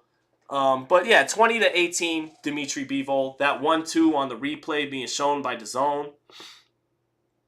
Tay says Bivol is fast, man. He is fast. He is fast. Yeah, I think I'm gonna do that. I think I'm gonna do that. We're gonna time him out, man. We're gonna put him in timeout. We're gonna put him in timeout for a half hour. There you go. There you go. He's in timeout now. So there's only so many times someone can bitch and whine about, well, you're biased about this, and then you clear it up for them with facts, and then they just keep doing it anyway. It's like, all right, bro, if you're not gonna admit, you know, that you had misconceptions about this and that, then all right, see you later. Have a good day. All right, so good. Back to the action now. Artur back on his jab. Bivol staying on the high guard. Jab to the body by Bivol. Again, Artur has a good jab. He's getting out jabbed for sure. Bivol, nice jab by Bivol. The left hook blocked. He tried to hook off the jab, but landed that jab like a piston, and then Artur got the hand up to block it. This fight's in the center of the ring now. Artur at least not on the ropes and in the corners like he has been for much of this fight. Fights in the center of the ring. Bivol steps over to his right, shoots the straight right hand, left hook, lands on the chest with the left hook. Bivol letting his hands go in combination at times, more than we're used to. But Artur, very defensive right now, kind of fighting to survive a little bit behind his jab. Artur, again, good jab in the center of the ring. Not really landing, but it's a good jab for sure. Bivol back with his jab. Bivol catching that jab on the right glove beautifully in the high guard and hooking off the jab beautifully. He wants to land that left hook. Bivol springs 2-3 jabs. Straight right hand, left hook. Another straight right hand, left hook. Straight right hand lands for Bivol. Artur on the ropes. Nice left uppercut for Bivol. Finally an uppercut. Straight right hand to the body. What hand speed and combinations and precision by Bivol here. Artur on the ropes has no answer for the combinations of Bivol, who is working the body with these combinations. And I like this from Bivol. Bivol coming off the Canelo and Zurdo wins, coming off of Fighter of the Year. I feel like he's fighting this fight a little more aggressive and confident than he would have a few years ago. I feel like before, he wouldn't be separating himself this early to this degree with this level of intent with Artur. So I really like what I'm seeing from Bivol early on. He's fast, he's sharp, he's precise, very defensively responsible, very good life in his feet, and looking good right now. Now 2 good jabs by Lyndon Artur from the hip. Nice up jab from Lyndon Artur. Getting outclassed in this fight, but he has a jab, does Lyndon Artur. Up jab again, Bivol catching it. Now Arthur's cornered. Shoots the right hand off of his up jab, but Bivol smothers it, ties him up in the corner, pushes off. Artur trying to play a little nice in the clinch, like, all right, tap, tap, come on, let's separate. But, that's not going to get it done. 30 seconds left in the third. Artur shooting that up jab again from the hip. Artur gets his right hand blocked up top, tries to shoot a left hook to the body, but didn't really sit on it, doesn't really believe in it. Artur jabbing with Bivol in the center of the ring, and this round he did keep himself off the ropes a lot more. And Bivol not as accurate as he wants to be in those sequences where he threw combinations, but enough body shots and enough shots up top got through that he clearly dominated this round. And round closes, round 3, 30-27, Dimitri Bivol. Yep. What's up, Malcolm? Good to see my man Malcolm. What's up, Lester Walnuts? Lester Walnut says Bivol doesn't make many mistakes. Jack Kelly says, will this fight be finished before 6? And I think Tay said Bivol's trying to get him out of there. I don't know. Artur is fighting a little bit to survive right now. And I don't think he really feels comfortable opening up with Bivol. So if Artur wants to just make it the distance, he has a good jab. And he's fighting defense first so that when Bivol tries to get him out of there with combinations, he's not even trying to counter in between Bivol's shots. He's just trying to make sure he doesn't get knocked out. If Artur keeps fighting like that, it might be tough for Bivol to get him out of there. Nice jab to the body by Bivol. It'll be a test of Bivol because, Bivol's already fighting out of character a little bit, being this aggressive. I'd be kind of impressed if he gets him out of there. Nice left hook lands for Bivol. Oh, nice jab back by Artur, though, in the center of the ring. Bivol doing a good job here and there of timing Artur with the lead left hook when Arthur's expecting to trade jabs. And he did it that time and landed it, but then Artur came back with a nice up jab from his hip. Artur with nice 2 up jabs on Bivol off the ropes. Those jabs got through on Bivol for Artur. And again, that's his only shot we're really seeing in the arsenal from Artur. He's got a good jab, but not much else.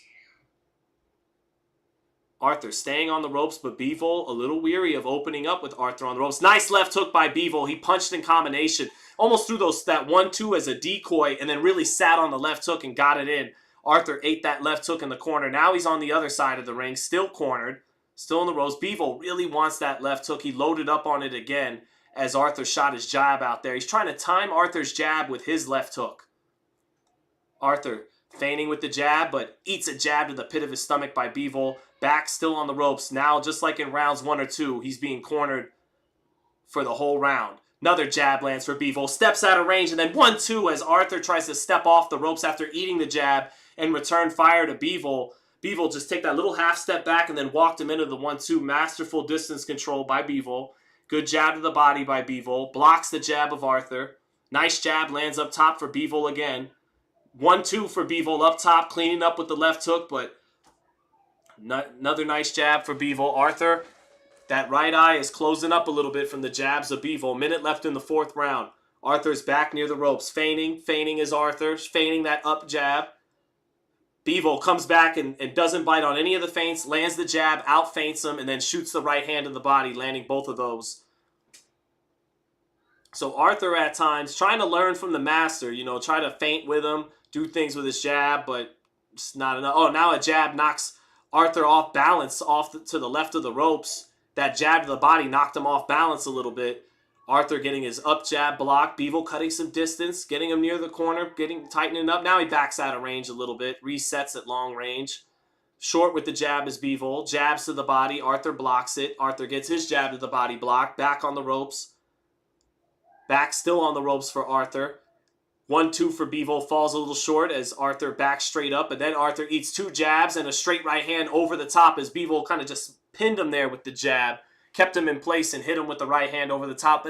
But these punches aren't landing right on the money for Bivol because Arthur's not opening up and exchanging. He's just keeping his eyes up and trying to not get knocked out. So 4 rounds to nothing for Bivol.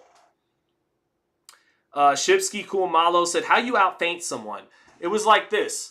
Artur had his lead hand low. He's feigning with the jab, but Bivol didn't bite on any of it. Bivol in the high guard, he feints once. Artur did bite on it, and then Bivol shot the jab off the feint, knocked his head up, and then shot a right hand to the body after knocking it. So Bivol didn't bite on his feints, and then Artur did bite on his feint, and that's what set up the jab that knocked his head up on the ropes, and then the right hand to the body. So Artur, School of Skills said Artur must be doing his version of the rope-a-dope. So, yeah, man. Oh, man. Man, Bivol. All right, hot take time. Bivol and Beterbiev would be a really good fight. What a hot take. I know. Crazy, right? All right, round 5. Here we go. Getting a little tough to... Oh, nice jab by Bivol to start round 5. They trade jabs, and Arthur's not getting through on the high guard of Bivol, and he just knocked Arthur's head straight up with that jab. Bivol still on the front foot. Artur taking little half steps back, tightening up his stance, picking his hands up a little bit instead of getting ready to shoot the up jab. Shoots 2 jabs out of that high guard as Artur blocks the 1-2. Body language not great, though. Artur touching with his jab, getting cornered again by Bivol. Bivol squats down, shoots back up, squats down again, changes, gets low to the body a little bit, shoots a jab to the body, but Artur ties him up, and Artur uncomfortable in there, looking over at his corner in the clinch. Referee separates him. 2 minutes, 10 seconds left in the 5th. Artur getting his jab blocked by the right glove of Bivol. Bivol falling short with his jab. Again, Artur very defensive-minded right now. Bivol measuring with 2 jabs, catches the jab of Artur on the high guard, backing Artur up. Artur getting cornered now. 2 or 3 touch jabs by Bivol. 4th one, a 5th one. Measuring, drops his lead hand, picks it, backs up, measures with the jab 2 or 3 times, measures it again. Arthur's in the corner. What is Bivol looking to set up here? Bivol Bending down. Touches with the jab. Straight right hand, left hook. They both miss. Jab to the body by Bivol. Jab up top. Jab to the body by Artur. Gets countered by a jab up top by Bivol. He cannot out-jab Bivol, even though that's his best punch for Artur. 1-2 gets blocked by Artur, but some of the blood coming a little bit from the nose. Now, beautiful combination by Bivol. Set it up with the lead right hand, said the jab. Lead right hand, he just threw a quick combination with both hands up top. Took a little something off of those shots to land them, but beautiful combination there by Bivol. Bivol, great job bending his knees on his feints, changing his levels. Bivol picking up that high guard. It's a good jab by Lyndon Artur. Shoots that jab in the high guard from the hip. Still on the ropes. Bivol jabbing his body on the ropes. Bivol makes him miss his jab, jumps out of position, double jabs him up top. Artur backing up. Nice 1-2-3 by Bivol again as Artur back. And Bivol's hands are so fast on these 1-2-3s. He's whipping that left hook quick in combination. Oh, big right hand for Bivol. Knocks the sweat right off of Artur. Artur taking it well. Bivol kind of jabbed to the chest to the midsection. That came over the top quickly with that right hand. Great hand speed at light heavyweight. Another nice jab by Bivol. Knocks Arthur's head straight up. Bivol just so technically sound right now. Lands the jab, lands the right hand, but misses the left hook. Keeps missing that left hook a little bit on his 1-2-3s. Artur getting out of the way of it. Nice 2 jabs by Bivol. Bivol landed some hard shots down the stretch of that 5th round. 50-45 Bivol. Yep. Zeal Zealous said Bivol is picking them apart strategically. Bivol's landing a lot of clean shots. Mr. Grandy said this is one-sided. This Bivol is KO against Beterbiev, says Boomerang. Expected most technical fight of the card, says Cyan Saha. Let's see. All right, let's start another poll then, chat. Let's go. All right, let's see. Let's start a poll here. Based on what we're seeing tonight, based on what we're seeing here, who's the favorite? Bivol. I hear the ice cream truck outside. I kind of want an ice cream sandwich, I'm not going to lie. All right. Artur has a chin, says D8. He does, but he's also he hasn't really he ate that right hand good that last round. That right hand got him last round. That jab to the body and set up with the right hand. He ate that. But outside of that, he's been taking a lot of the steam off some of these shots. I think that's part of why he hasn't been as hurt. Bivol out jabbing Artur again, doing it with feints, positioning, and better feet, and then just having the better jab too once they both come out before all those things set it up. Bivol batting down Arthur's hand a couple times as they lead hand joust, kind of bats it down, like get that out of here. Bivol coming up with 2 left hooks in a row. Bivol, straight right hand for Bivol, followed by a left uppercut. Straight right hand lands for Bivol again, becoming more unpredictable, not just being jab heavy to set up the offense, but that lead right hand, the lead left hook, mixed in an uppercut there. Artur, being outclassed right now. Artur finally lets go of a right hand, left hook, both blocked by Bivol. Bivol comes back with a sharp jab. Artur gets his hands up in time to block the right hand. Bivol putting Artur on the ropes again, touching with the jab, bends down, shoots that jab again and lands it. And shoots the jab again, lands it twice, 3 times, and then that lands a little right hand on the top of the head. Artur getting out of the way of the left hook behind it, but Bivol just pelting him right now in the 6th round. Bivol going from the high guard to letting that left hand extend a little bit out of there, then picks it back closer to his face. Touches with the jab twice. Great feet by Bivol, man. Touches with the jab twice, gets it in there, and you could see at any moment he could spring with the right hand or he could come with the left hook. His balance is very good, and his feet are always lively and educated. Artur getting jabbed twice, and Bivol made a miss, a counter right hand over the top of the first jab, in between the second jab. Beautiful stuff there.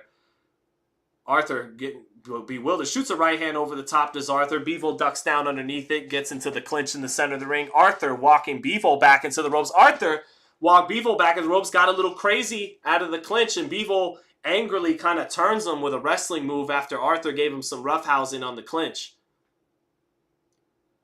Artur cornered again, like he has been for 80 to 90% of this fight. On the ropes. Just keeping his eyes up, not trying to get knocked out. Using the occasional jab. 1-2 misses for Bivol. The hard 2 jabs by Bivol, knocking the sweat off of Artur's head. Artur getting his gloves up to block the right hand, the left hook. Left hook to the body by Bivol. Maybe that's what he needs to mix in instead of the head hunting. Good left hook to the body by Bivol a second ago. Nice jab by Bivol up top, and Artur just can't land his jab back in return. Beautiful job by Bivol. He comes over the top of the jab with a sweeping right hand, and then while he's in Artur's chest, digs to that body with Artur against the ropes. Artur in the center of the ring, letting go of his jab a little bit now. Got off the ropes, and that does it for round 6. It's all Bivol. 60-54, Dimitri Bivol.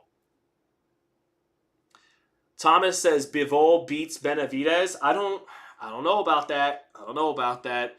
Just like you saw with Devin Haney moving from 35 to 40 made him even better in his mid-20s. I have a feeling that's going to be the case with David. I know some people will say, no, he's a weight bully, and part of what makes him so good at 68 is he's just so much bigger than those guys. I understand that. I think, like Canelo, when he went from 54 to 60 and 68, I think Haney, like he went from 35 to 40, I think Benavidez is going to be even more of a monster at light heavyweight. That remains to be seen. So, I'm not so sure Bivol beats Benavidez. I don't know about that. Bivol has the jab to keep Benavidez off him, but that's a tough spot. Yeah, it's a tough fight, man. It's a great fight. I don't remember Mr. Softy from New York City, Tay-Day. Let me know who that is. All right, here we go. Back to the action in round 7. Artur trying to keep Bivol off with the jab, almost stiff-arming that jab, but Bivol not letting it be effective. Shoots his sharp jab right in there. All right. Be nice to get this one through with so we get to the big boys. This fight is decided already. Bivol's going to win. It's just a matter of how and when.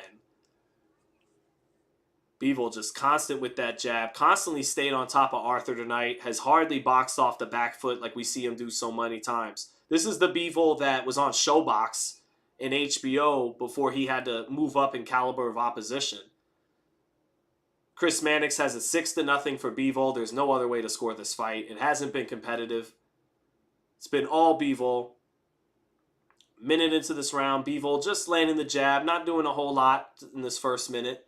Maybe trying to have Artur grow a little courage and come forward and try to, set up the offense a different way instead of just pinning him from pillar to post and keeping him defensive and reactive where he's, just seeing everything and seeing it enough to not let it catch him without seeing it come in. Those are the shots that knock you out. Nice right hand in the body by Bivol. Another jab up top for Bivol, but Artur blocking a lot of the power shots up top as Bivol lands the jab, but Artur, nice left hook with Artur pinned on the ropes. Sweeping right hand from Bivol, straight right hand from Bivol. Left hook from Bivol, knocking the sweat off of Arthur's ropes. Artur could be hurt here on the ropes. Bivol backs him up on the ropes and hammers him with a left hook again.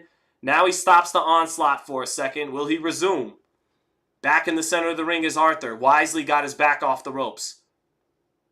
That was a good sequence a moment ago by Bivol, who knocked the sweat off his head multiple times with some power shots, pinning him on the ropes. But Artur took it, got himself back in the center of the ring, minute left in the round. Artur finally shoots a jab. Like I said, it's been basically just jabs from Artur. He hasn't really had the faith to open up an exchange with Bivol. Bivol's extremely fast, good reflexes and reactive. He knows that left hook, if he opens up with the right hand, could knock him out. Bivol, straight right hand in the body by Bivol. Set it up with the jab, and he didn't touch with that straight right hand. He sat down on it. Beautiful straight right hand in the body. Now a 2-piece up top. These aren't landing on the money because Arthur's just being very defensive, not trying to open up outside of the jab. So he's keeping his hands home a lot to not get knocked out, is Artur. 20 seconds left in the round. Nice double jab by Lyndon Arthur. Sweeps a little right hand in the body and nods his head at Bivol after he sweeps the right hand of the body. A little acknowledgement that he let go of a right hand. 10 seconds left in the round. Another dominant Bivol round. It's been all Bivol. Not easy to knock out a legit pro, 23-1 pro who's kind of fighting just to survive and make it out of the rounds. It's not easy to knock a guy out like that for Bivol. Thank you for the super chat, Olivia Schofield. I think there was another super chat I missed earlier from Connie Charles Lindstrom. Thank you, brother. Thank you so much for the super chat. Appreciate that, my man. K Boomerang says Bivol at this distance is done against Beterbiev. I don't think he'd fight. He definitely wouldn't fight Beterbiev like this. He'd be more on the back foot for sure. Oh, blue and white ice cream truck that used to come around all the time in the Bronx. Someone coming to say hi? No. Okay. Tay says Bivol's okay with going the distance after this fight. He honestly needs it after the layoff. Maybe so. I think he wanted the knockout, Tay. Maybe he's starting to resign himself to I still think he's got some spurts in him, Tay, that he's going to try and get him out of there. So, all right, back on it. Bivol with a jab to the body to start. Double, triple jab by Lyndon Arthur. All getting blocked by the high guard of Bivol. Catch a nice jab to the body by Bivol. Bivol, sportsman, actually landed it on the belt line and apologized for a second there, even though it really wasn't low. 2 touch jabs by Bivol, 3 and 4 touch jab, 5, 6, 7, 8, 9 touch jab, touch right hand. Now he sits down and turns up the speed on it. Lands that jab up top, shoots that straight right hand to the body hard, shoots the jab hard up top, touching with it again. Double jab, straight right hand, touching with the jab, shoots the jab, knocks the sweat off of Arthur's head. Little left hook behind that jab, touch right hand behind it. Jab up top lands for Bivol and a straight right hand to the body. So very active work right there by Bivol. Nice jab by Bivol. Beautiful job right there by Bivol. He feinted. He touched with the lead left hook, touched with the jab. So you didn't know what was coming. And then bang, just shot that jab in there beautifully. 2 touch jabs by Bivol. 3rd touch jab by Bivol. Finally, Arthur lets go of a jab back. Jab to the body by Bivol lands. A little bit more in the center of the ring here. Bivol drops the lead hand, picks it up, drops it, picks it up, drops it, picks it up. Thinks about shooting the lead right hand, doesn't let it go, shoots the jab instead, measures with the jab. Nice jab to the body by Lyndon Arthur. He gets a jab to the body in the center of the ring. Nice jab up top by Lyndon Arthur. Good up jab. He does have a good jab. Bivol touching, leading, now gets him on the ropes, touches him with the jab. Arthur stepping over to his right, near the corner now. And a 1-2 by Bivol sets up a beautiful left hook to the body for Bivol. And he is so sharp down the middle when he shoots that right hand. Little right hand lands again for Bivol with Arthur near the ropes. That time, oh, now Bivol feints the right hand, shoots a jab, right hand, left hand. All of them blocked, but beautiful feint there by Bivol. Kind of did a little bit of the Canelo feint. Where you feint that right hand, launch it up in the air, and then shoot the jab. Maybe Bivol should touch that body more and more. Bivol springing down, shoots the jab out of that spring down feint where he really bends those knees. Nice right hand to the body by Arthur. Bivol looks hurt by that right hand to the body by Arthur. Arthur has got it. This is your chance, Lyndon Arthur. 45 seconds left in the 8th, and Arthur sweeped a right hand to Bivol, and he doesn't even know that he hurt him. Bivol hasn't really thrown punches since it. Arthur's not even... This is a missed opportunity by Lyndon Arthur, chat. Double jab by Lyndon Arthur, letting Bivol recover. Now Arthur actually walks Bivol into a little right hand over the top of Bivol's jab. Bivol back with the jab to the body. Arthur hurt Bivol with a sweeping right hand to the body and didn't even try to follow it up. Now Bivol's recovering. Arthur is cornered again. 2 or 3 stiff jabs. 1-2 for Bivol. Back in control. Straight right hand, left hook for Bivol. Left uppercut lands for Bivol in combination as Arthur's blocking everything, but the uppercut landed it up. And that's it for round 8. 8-0 Bivol. But that was an interesting moment there, chat. 45 seconds left in the round. Arthur, they traded jabs and he sweeped the right hand and landed it right on the money. And Bivol did not like that. Bivol took a step back and almost showed everybody, hey, I didn't like that body shot. That hurt. And Arthur, with no confidence, just, came forward a little bit, let his jab go a couple of times, and didn't try to follow it up. Did anybody watching at home, did you guys see that right hand to the body with about 45 seconds left? I'm not even seeing it on the slow-mo here. Yeah, DAZN didn't even catch it. DAZN didn't even put it on the slow-mo. Well, whatever. It ultimately won't mean anything, probably, but I saw it. Tay-Day, if you got to... Tay-Day, go to about 50 seconds left in the round. You'll see it. It's a sweeping right hand to the body. But whatever. All right, back at it. Round 9. All Bivol. 8-0. Bivol hooking, jabbing, touching, like doing touch hook. You see touch jabs, but he's even doing touch hooks sometimes to set it up. Just constant lead hand work from Bivol, dominating Artur, controlling the ring generalship. Oh, nice straight right hand to the body by Bivol. Using the jab a few times throughout the fight to set up the straight right hand to the body. Now a straight right hand lands for Bivol. Another straight right hand. 2 hard body shots as Artur has to cover up on the ropes. Bivol trying to create a little separation on the ropes and get that left hook in there, but yeah. Bivol back in the center of the ring, high guard. Leads with the right hand and comes back with the jab. Another right hand to the body by Lyndon Artur that I don't think Bivol loved, but so maybe Bivol doesn't like it to the body, chat. Bivol touching with the jab, feints down, drops the lead hand, picks it back up, blocks a 2-piece by Artur, blocks a jab by Artur, drops his lead hand down, does Bivol, bounces up and down, picks it back up, touching with the jab, not putting as much snap on his shots in the first half. A nice right hand to the body by Bivol. Jab up top sets up a straight right hand to the body beautifully. That straight right hand to the body has landed hard when he's used it. Halfway through the round. Double jab by Bivol, keeping Artur on the ropes. Artur keeping his gloves up and always keeping his gloves up and ready to just catch the combinations. Bivol 1-2 down the pipe from Bivol lands, but then he gets his left hook, straight right hand blocked after that. 2 hard jabs land for Bivol. Arthur's on the ropes, just covering up, trying to catch shots. Some of them get through. Artur still, now a chopping right hand gets in for Bivol. Do it a little bit differently that time, where he chopped it down on Artur while holding him there with the jab and chopped down with the right hand. Good chopping right hand. Artur now off the ropes, back in the center of the ring with his high guard, feigning, shoots the jab once, doesn't let go of the right hand, shoots that sweeping right hand to Bivol's body again, and it sets up a little right hand in the clinch for Artur, who gets a little rough. Now he punches to the back of Bivol's head in the clinch. Now a left hook to the body inside for Artur, and a punch to the back of Bivol's head again with the right hand.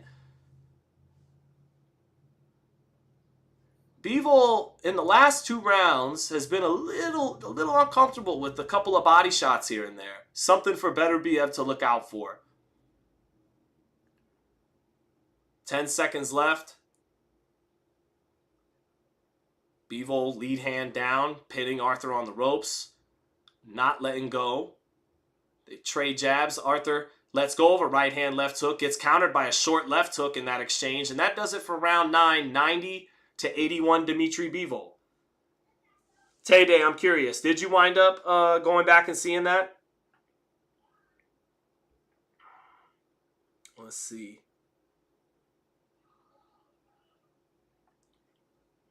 Bobby Ladon said, you and Showbiz got the best boxing platforms. My favorite fight commentary right now. I appreciate that.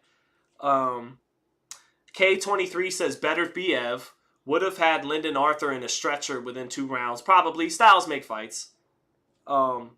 Tay-Day says, I caught it. He did catch him. Bivol stepped back but did a good job of hiding it. I didn't think he did that great a job of hiding it. I saw it. So Lyndon Artur should have saw it. But remember, for about 10-15 seconds after that, Tay-Day, he didn't let go of anything. So I think he didn't like that body shot. But it is what it is. It's boxing. You're going to get hit with some body shots. Bivol's having an excellent performance right now, winning every round, fighting on the front foot when we're used to seeing him more off the back foot. Looks really fast, great balance and skills, doing his thing. But can't get Artur out of there. Artur looks like he's making it the distance, and he's fought to go the distance. He hasn't fought to really try to win this fight, hasn't really taken many chances at all. Straight right hand to the body for Bivol. Maybe just keep doing that. That jab up top is setting up that straight right hand in the body. Artur keeping his hands at home to catch everything he can possible. Bivol has landed 76 jabs tonight through about 9 rounds. That's about 8-9 rounds jabs a round. Beautiful stuff for Bivol, landing 76 jabs through 9 rounds so far. Yeah, that's about over 8 jabs a round he's landed. Center of the ring, Bivol changing his tactics a little bit, ceding ground to Artur, trying to have Artur come to him a little bit, let him get a little bit brave. Touches Artur with that jab 2 or 3 times, out jabs Artur at will. Now he sticks that hard jab in there, starts backing him up again instead of ceding a little bit of ground. Now Bivol holds his ground in the center of the ring, wants Artur to give him some opportunities. You know, throw some punches my way. Artur with a big sweeping right hand to the body, misses completely, hits nothing but air in the center of the ring. His sense of distance nowhere near Bivol's. Got that radar all over him. Bivol out jabbing him again in the center of the ring. Artur trying to jab to the body, eats 2 or 3 jabs up top for trying to do that. Staying in the center of the ring. Bivol, in my opinion, what Bivol's doing here by staying in the center of the ring and not trapping him on the ropes and in the corners, again, he's trying to invite him to take some chances, and Artur just won't do it. Artur shoots the up jab, eats a jab back, nods his head at Bivol. He's just sparring in there, just wants to go the distance. Now he backs him on the ropes. They trade jabs. Lead right hand lands for Bivol. Sticks that jab in again. Sticks that jab in again. 1-2 for Bivol over the top. Artur beats his chest to say, come on, come on. But getting outclassed. Now Artur is in the corner. Left hook to the body by Bivol. Beautiful left hook to the body. Set it up with the work up top. And now he lands a left hook up top. Bivol punching in combination tonight very often. But the best punch he got in there was that left hook to the body. Oh, now Artur, man, Bivol with a great sense of, he's right there, and then just takes a half step back, and you fall completely short. Again, a little bit like Shakur Stevenson's good at that. Doesn't need to make you miss by getting the head off the line. Just knows exactly where he's at and makes you fall short by just taking a half step out. 15 seconds left. 10 seconds left. Bivol with a good left hook to the body that round. 2 stiff jabs by Bivol, and a third one. Man, that jab is stiff. And he throws that left hook off the jab and lands it. Artur takes it well, and that does it for round 10. Big round for Bivol. 100-90. No other way to score it. United 90 said Bivol outboxing them all fight. School of Skills saying Bivol isn't a come-forward fighter. He's not, but he's fought pretty well on the front foot tonight to show us he's complete. He could cut off the ring. He could spin you and turn you in the center of the ring. He's got fast hands, good power, great jab. So, yeah, there's a reason why this guy beat Canelo and was the fighter of the year last year.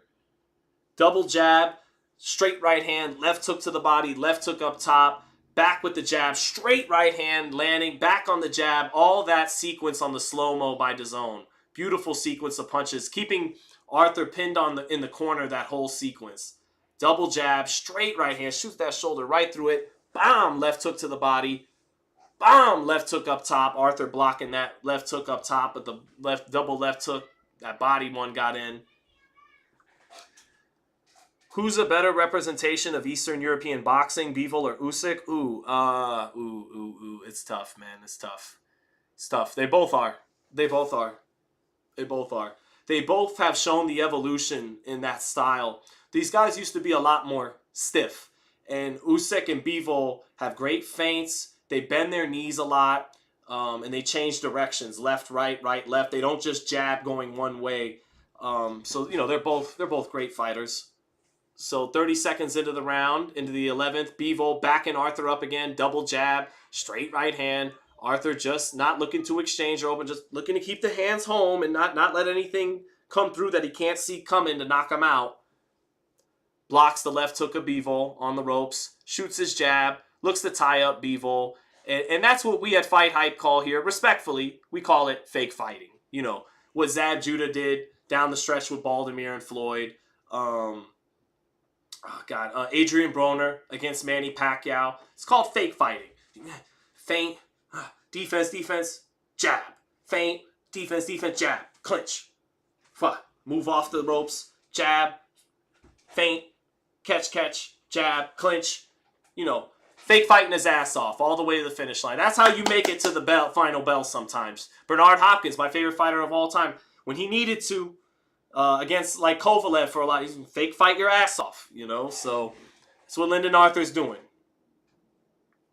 So Bivol, all Bivol, landing his jab at will, closing up that right eye, straight right hand to the body, straight right hand, shoots through the center of the high guard for Arthur, but not right on the money to where it can knock him out.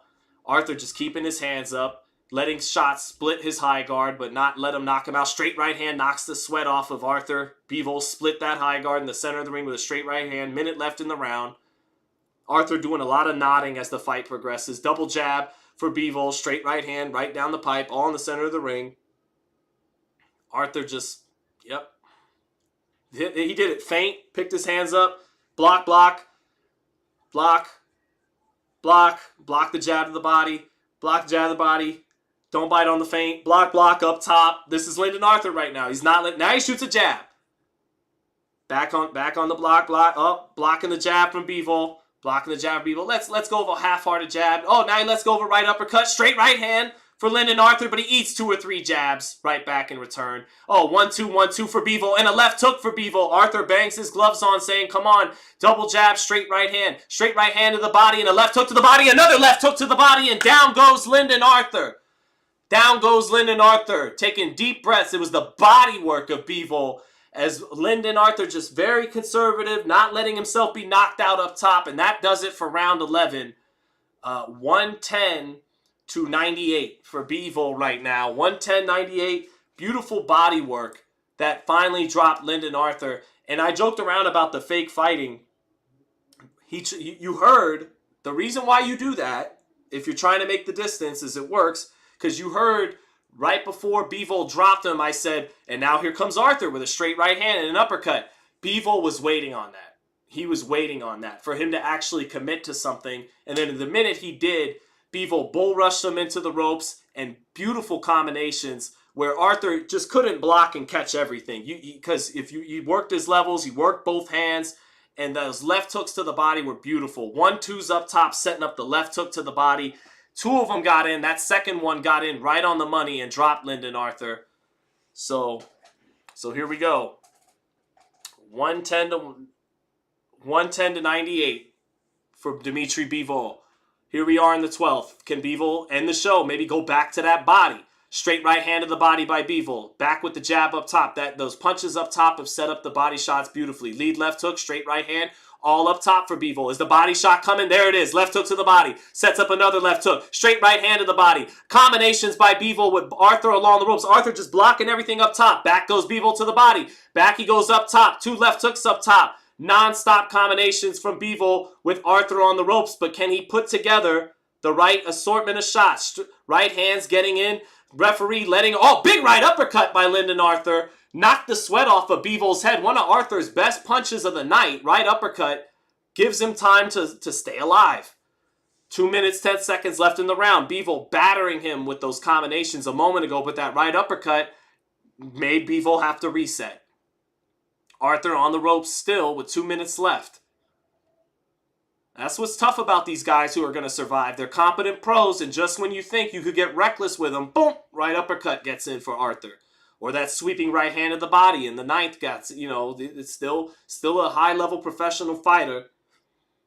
And Bivol, after eating that right uppercut, hasn't pulled the trigger really just yet. He's let Arthur get back in the center of the ring and off the ropes.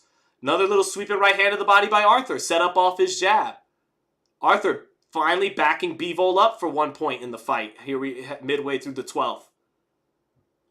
Left hook gets blocked by Arthur. Bivol blocking that lead left hook by Arthur. Seldom have seen him throw a left hook. Little over a minute left. And again, after that right uppercut, Bivol hasn't really let go of anything. Minute 10 left in the round. Bivol not letting go of much after that. Now a 1-2 right down the pipe by Bivol off that springboard feint, let's call it, where they bend the knees and then they spring up. Oh, sweeping right hand of the body again by Arthur. Arthur using the jab after that right hand of the body. Bivol now trying to back him up. Arthur letting go of a right hand. Should have done more of this earlier. Back comes Bivol with his jab. Back comes Arthur with his jab. Bivol out jabbing him. Nice jab by Bivol in the center of the ring. Nice jab again by Bivol in the center of the ring. Arthur trying to counter the jab finally, but Bivol, good head movement, ducks underneath it. Tries to get to that body off the slip. 30 seconds left, still in the center of the ring. Arthur, double jab. Back touches the ropes now off that double jab from Bivol. Bivol, left hook to the body by Bivol, sets up a left hook up top. Goes back to the body, left hook to the body again, left hook up top. Combinations up top. Arthur smiling on the ropes. Beats his chest, looks like he'll get there. Another straight right hand, left hook to the body, but Arthur ain't going down with 10 seconds left. He's not pulling a Jarrell Miller. 5 seconds, Arthur lands his jab. As Bivol lands his jab. And that was another dominant round by Dmitry Bivol. But credit to the resilient Lyndon Arthur. That's why these guys are in the title fights. Just when you think you could get a little reckless and have no respect for what's coming back, Arthur knocked that head up with a right uppercut, and Bivol kind of chilled after that. Still dominated the round. 120 to 107, Dmitry Bivol. One of the easiest fights I ever had to score. Tay said, Sean, you're right. I watched it a few more times. Bivol winced and stepped back. It definitely bothered him. See, you saw it, Tay, when you went back. But outside of that, flawless victory. Perfect. Did it. 120, 107. He got his Devin Haney Regis Prograis on. He won every round and got a knockdown along the way. So 120, 107. Artur, resourceful, fought to survive, and he did survive and deserves some credit for that, I suppose. Resourceful vet. No wonder he's in the undisputed roster. King Amongst Boys says, Bivol definitely don't like them body shots. Beterbiev would stop Bivol. Says, well, I'll say this. One thing, Beterbiev, his eyes had to get big if he saw that body shot in the ninth, because Beterbiev is excellent at throwing that exact body shot. A sweeping right hand under the elbow. It's not an easy shot to get off. When you think about the hook to the body, you think of the lead hand, right? But Bivol knows how to snatch that body under the elbow with that exact punch that Lyndon Arthur gave Bivol a tough second with. He knows how to sweep that right hand, that backhand underneath the elbow beautifully, especially if he's going to pin you on the ropes, like Canelo was able to pin Bivol on the ropes plenty, even though Canelo obviously lost. But I think that body shot, it gives a blueprint for Beterbiev. It gives something better that Beterbiev can exploit. I've seen Beterbiev in that Marcus Brown fight and he is excellent at that particular shot, sweeping and knifing that right hand to the body. And so I hope, for his sake, I hope he saw what we saw in the ninth there. But outside of that, Dmitry was extremely fast, has one of the best jabs in boxing, great rhythm, great life and balance in his feet. He's excellent. He's an excellent fighter. We all know that. So he did eat that uppercut class. He did.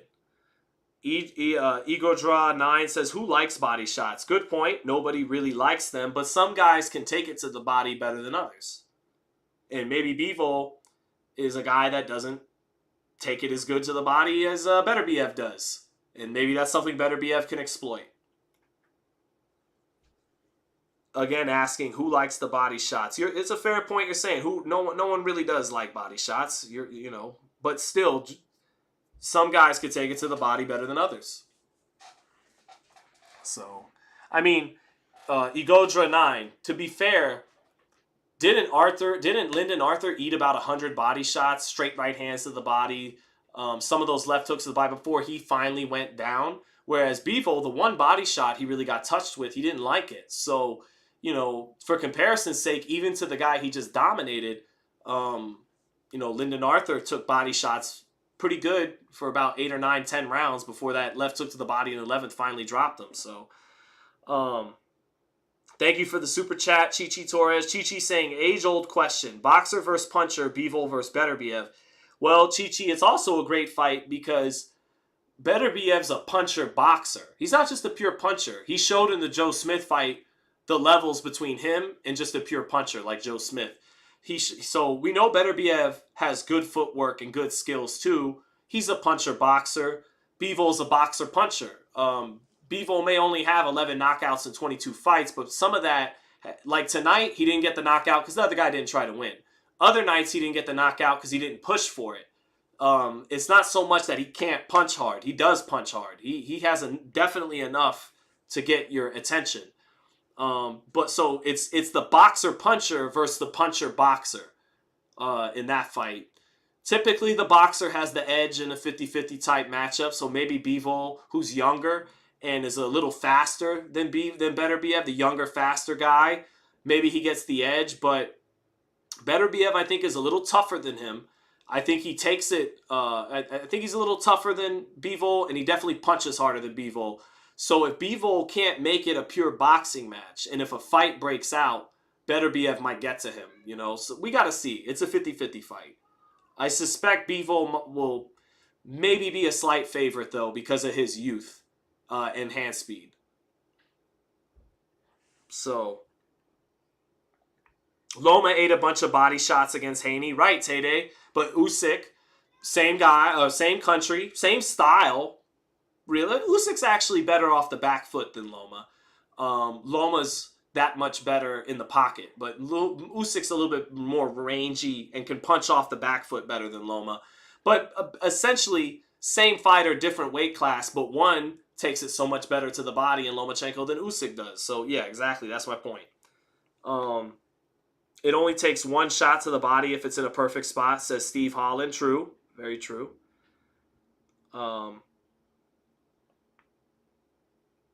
Mr. Grandy says, I think Bivol doesn't like getting hit, period. It's not a matter of him being hurt. He just wants to win every round. Enlightened Rogue said, these other watch parties are just stupid gibberish. Yours is the real deal. Thank you. Thank you, sir. I appreciate that. Sometimes those guys might be more exciting than me, though. Maybe, you know, I could get a little monotone. I'm a little bit like Guru from Gangstar, the king of monotone, with my own throne. Let's see. Bivol almost always has perfect fights. Usually he has one or two mistakes, says Smoke AJ. True. Yeah, very true. I think, right, like the one mistake was against Sullivan Barrera late. Joe Smith late. But outside of that, he completely dominated them. Canelo had a good first 4 rounds against him. Had one good round somewhere in the second half. Might have been the 9th or 10th. Outside of that, Bivol, you know, won 7 or 8 rounds cleanly against him. So,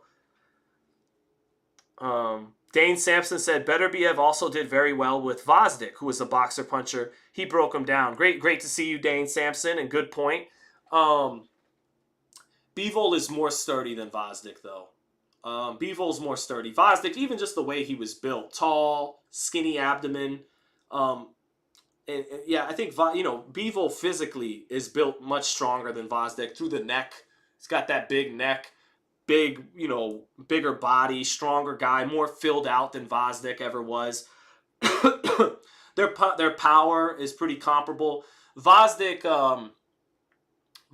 was rangy and tricky, but I think Bivol's a little sharper, just sharper. His punches are a little more compact, and I think he's tougher. He's built tougher and stronger than Vazdik. I think Bivol's better than Vazdik. Vazdik was good. I liked Vazdik a lot. I mean, he was lineal. He beat Adonis Stevenson, so shout out to Vazdik. But I would have to say Bivol is a tougher assignment than Vazdik. So. Dogface, what's up, brother? Said, hey, bro, first time watching a live from you. Good to have you, man. Stick around. We're set for main event time, the 2 main events. Mike Nuzzo said, how old are you? You are bringing up Gangsta. I'm 32 years old, bro. You sound like an Eminem want to be. That's a new one. That's a new one, Mike Nuzzo. Eminem wannabe. I get fake Ash Ashton Kutcher. You're the first Eminem comparison, though, so good for you. Shit. He floored me with that one. I got something stuck. Quiet Storm says, I'm 65 and have been watching boxing since I was 7. You do call the fights as they are and at a good real-time feel. Keep it up. Thank you, Quiet Storm. I appreciate that. Quiet Storm, by the way, since we're talking old school hip-hop, Mike Nuzzo, Quiet Storm by Mobb Deep, great song. And the remix with Lil' Kim, great song. What did I think of Navarrete's performance in Robesi Ramirez's loss? I actually still got to watch Ramirez and Espinoza because I was at San Francisco that night watching Haney and Prograis, so I never got a chance to really catch up on that. Navarrete, I think Navarrete is better than what he showed against Conceição. I think that was a little bit of a come-down performance. I think Navarrete fought down to his level of comp a little bit. And also just, Navarrete, for as good as he is a flawed fighter. And Conceição, sharp Olympian, took advantage of that, But I think Navarrete, the night he fought Valdez, where he was really up for it, he would have won that fight, decisively against Conceição. So I still think Navarrete's the best 130-pound. Well, Navarrete and Oshaki Foster is the fight to make. And looks like they will make it because Oshaki's with Top Rank now. So that's a great contrast of styles. Navarrete technically flawed, but punches really hard and makes his flaws work for him, makes his awkwardness work for him. Not worried about what's coming back. O'Shaquie Foster, by usually defense first. Much better defense than Navarrete. Sharp, compact puncher. But will he stay in the pocket where he might get his best work done instead of being the boxer? That's a great fight. That's a great styles clash. That'll tell us who's the best at 130. What else? Chichi Torres says, can't be Eminem wannabe with New York swag. Thank you, Chichi. I appreciate that. Muvugga says, better looking than Eminem, Sean. I appreciate that as well. Are we talking old Eminem or prime Eminem? Prime Eminem, I might have some trouble there. Sean, how did Bivol do on his fight? Asked Titus. Did great. Won every round. Got a knockdown in the 11th off the body shot. Looked very fast. Has one of the best jabs. He landed 116 jabs this fight. That's almost 10 jabs a round. That might be more punches than De Los Santos and Shakur landed total. Combined power and jabs, everything combined between both of them. And Bivol landed, over 110 jabs. Bivol threw 607 punches tonight. Very good pace for a light heavyweight. That is just at, I believe, 50 punches a round.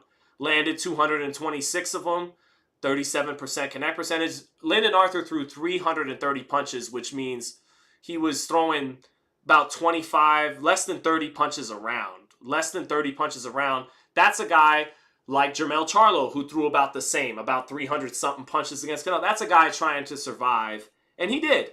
So now it's time for the heavyweights where I don't think anybody will be trying to survive. Well, Joseph Parker might try to survive, but let's get to the heavyweights. Has the AJ fight happened? No, not yet. That is main event time. AI said Richard Torres is better than Jared Anderson. I don't think so. I think Jared's more talented and rangier. He could switch. I think if they were to both achieve their potentials, Jared just has more talent than Richard. But hard work does beat talent when talent doesn't work hard.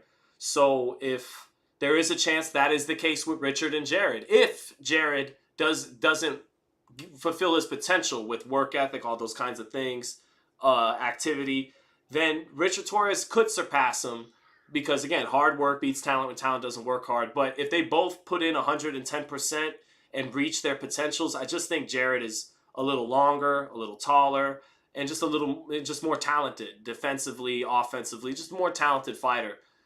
Does got to learn to tuck his chin defensively a lot better.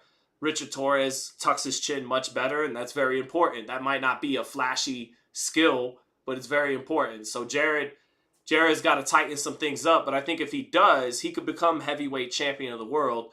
Whereas I think Richard Torres is kind of going to be like the Sean Porter of the heavyweight division. He's going to keep his hands up, be in and out, go behind his double jab, be extremely tough, be in great shape, be a great person.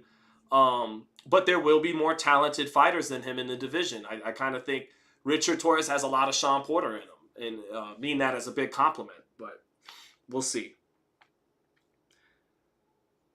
Tay-Day, thank you, Tay-Day, said, your commentary and knowledge is top tier, bro. It's refreshing. Thank you, brother.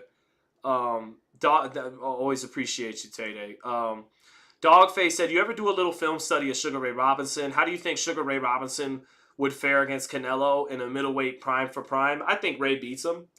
It would be a war because Ray loved to move to his left. Beautiful. He mostly moved to his left, and he would just work the jab, body, head, work the jab, move to his left, and you knew 2 to 3 or 4 times throughout that round that explosion was coming, where he just with that big left hook and exploding to the body and always finishing up with that left hook. And then he had Ray Robinson. We were talking about sweeping right hands to the body. Nobody had a better sweeping right hand to the body than Ray Robinson. He threw it like he wanted to murder you, like he wanted your insides to be vomited up. Remember Kung Pao entered the fist when the dude punched him and then his whole stomach fell out in that funny dubbed movie Kung Pao entered the fist. Anyway, Sugar Ray, when he threw his sweeping right hand to the body, I can't do it any justice, but it was mean as hell. Talk about throwing with bad intentions. Then, the best explosive combination puncher in boxing history, one of the best jabs in boxing history. Now, in between his spurts, when he'd circle to his left off his jab, working his levels, you could touch him, you could hit him. You could hit him, and Canelo would hit him. Canelo would land some good shots, but Ray was almost 6 feet, about 5'11 and a half, long arms, and that jab would have been a problem. Canelo would have got in some shots because Ray would get into entertaining fights, but ultimately, Ray Robinson all day. I mean, Sugar Ray Robinson's the GOAT, in my opinion. So, thank you, Jack Kelly, for the super chat. Loma versus Kambosos, who wins? Loma, of course, right? But I'm interested. I'm interested if Kambosos, who's not fighting a Maxie Hughes, not fighting a Devin Haney, not fighting a boxer who does a lot of his best work off the back foot, Lomachenko, for all his great boxing skills and all his hand speed and all his footwork, doesn't punch off the back foot. That's something people overlooked about Loma for years.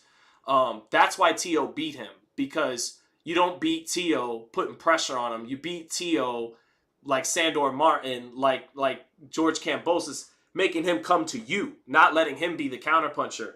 So I wonder if Kambosos, faced with an aggressive style again, can look good again, like he did against Teofimo, because Devin Haney, super long, super big, back foot guy.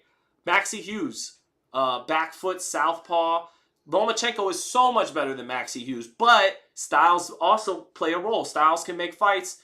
And Lomachenko, everything with Loma doesn't punch off the back foot. You could watch it. Any fight. It's side-to-side angles.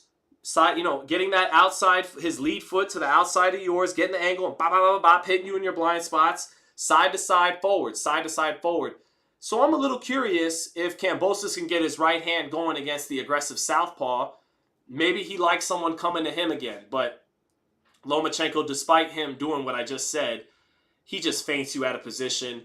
He does this beautiful dance with you where he feints you out of position, uses the lead hand, goes here, goes there. And then right when you need to pull out, he knows that's when he can get you. And you try to pull out, and you eat those shots trying to pull out, because your feet aren't going to go backwards as quickly as him change directions and then comes forwards. And you're trying to pull out, and you're getting caught pulling out. One reason Teofimo was able to beat him was in the first 6 or 7 rounds. Tio is one of the rare athletes, athletically, who could keep up and pivot off with Loma when Loma would try to do that dance. I'm in, I'm out, I'm in, I'm out, I'm in, I'm out. Oh, you bid on it, da-da-da-da-da. And, Tio had the footwork and the vision and the counters to keep Loma honest, keep Loma on a string. Once he began to get tired and started biting on those feints as much, and his feet got a little tired from the ring generalship, Loma came on strong in the second half of the fight. But, I think Loma's going to win. But I am interested, now that Kambosos, who is fast, Kambosos is fast. Even ringside against Maxie Hughes while he was getting outboxed, I thought, damn, he's fast. He has a fast right hand when he lets it go. So I'm curious. I think it could actually be a more competitive fight than people think. But obviously Lomachenko's the favorite. Naoya Inoue, any comment? I think Inoue, if he handles his business like I think he's going to in dominant fashion against Tapales, I think he takes over the top spot. I don't do pound for pound that deep, but I did feel Inoue was pound for pound the best fighter in the world for half a week before Crawford Spence. Then Crawford did what he did to Spence, and I put Crawford back at 1, Inoue at 2. But Crawford hasn't fought since, and Inoue is about to become back-to-back undisputed champion in back-to-back division in back-to-back years. So if he dominates like Tapales, like I suspect he's going to the day after Christmas, I think Inoue's number 1 pound for pound. So let's see. Where we at? Jack Kelly, thank you again, sir. AI said Jared Anderson's speech with Roy Jones showed where his lack of mental strength. Yeah, but he might be a tender guy at his core, despite being big and bad, maybe a little insecure. People mature at different rates. Through all that, through crying to Roy Jones, through talking about I don't really love boxing and all that, he ate those left hands by Charles Martin. He showed dog in him. And no matter how many times Charles Martin nailed him with the straight left hand, he kept taking the fight to Martin. And Martin is not a feather-fisted puncher. You know, he's not Joshua or Wilder, but he's a legit heavyweight that can punch a little bit, Charles Martin. So everyone focused on that negative, and I understand why. There were red flags there. But I think people overlooked, look, I hate how much his chin was in the air in that fight. That's not going to get it done at the elite level, but he's getting better. He's a prospect turning into contender. I liked the way he ate those left hands by Martin and kept coming forward, kept taking the fight to him. Now, he can't keep getting hit like that and has to tighten things up if he's going to become champion. But I thought one of the positives from that whole, you know, Roy Jones weekend and Charles Martin giving him a tougher fight than maybe was supposed to be was he showed he had a chin. And he showed that when he gets hit with hard shots, it's not going to deter him from getting in there and still doing what he's got to do. So, I don't know. I think Jared Anderson could still be the heavyweight champ. We'll see. Mr. Grandy said Kambosos is extremely fast, but he doesn't have the best feet. Right. And so, but maybe some of those feet are negated with a guy who's more aggressive. A guy he doesn't have to search out and cut off the ring and find. And that's what I want to see in the Lomachenko fight.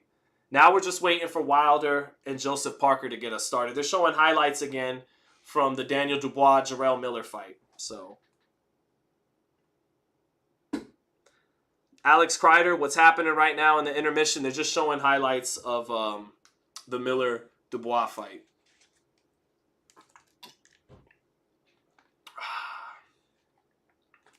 If Usyk beats Fury, he's in competition for the #1 spot with Crawford and Inoue. I agree, Jack Kelly. He's got to be. He's got to be. He's got to be. It doesn't help his case, though, that Fury kind of lost to Francis Ngannou. Doesn't help. Doesn't help. Does anybody else like these? These are fire. Anybody else a fan? They're good. Holyfield almost always stepped it up when he got tagged. Right, motherfuckers. He did. Eric Morales did. Benavidez does. Benavidez does that too. I'm starting to see that from David. I'm starting to think David's one of these guys that's good at Pacquiao. Pacquiao was another one where you hit, like, there was a sense, after a while it became such a pattern, you kind of began to feel it in their fights, but there's this sense of, you know, you touch them, you get off, but they would stalk you and fight like there's an inevitability. Like, that's cute. You know, you're getting your shit off. Wait till I come back. Wait till this storm comes back your way. Even Bivol, who doesn't play that game, did it a little bit in that 11th round with Arthur. He let Arthur shoot off a right uppercut, a right hand, and then he almost said, gotcha. Like, I got you just for a second out of that mode of survival, out of that mode of boxing. You're actually trying to, you know, get me with something good, and now I got you. I remember even on a much less notable fight, Anthony Durrell on the co-main event of Canelo and Plant. He knocked this guy out, maybe Hernandez. It was a guy with 3 knockouts and 17 wins. But he let Hernandez get off on him in the pocket, Anthony Durrell did. And I remember I was doing a live commentary that night, and I said, Anthony's letting him feel comfortable in there. And then sure enough, boom, the right uppercut came in, knocked him out in the 3rd or 4th round. He wouldn't have got that right uppercut in if he was stalking him, if he was letting the other guy know, I want to hurt you. I want to beat you up every round. That's going to make the other guy fight a little defensive. So sometimes fighters will want you to get a little brave. They'll let you do that. But that's not really so much what guys like Benavidez and Morales did. They just, you know, they would get touched up, but you knew they were coming right back with something better. So,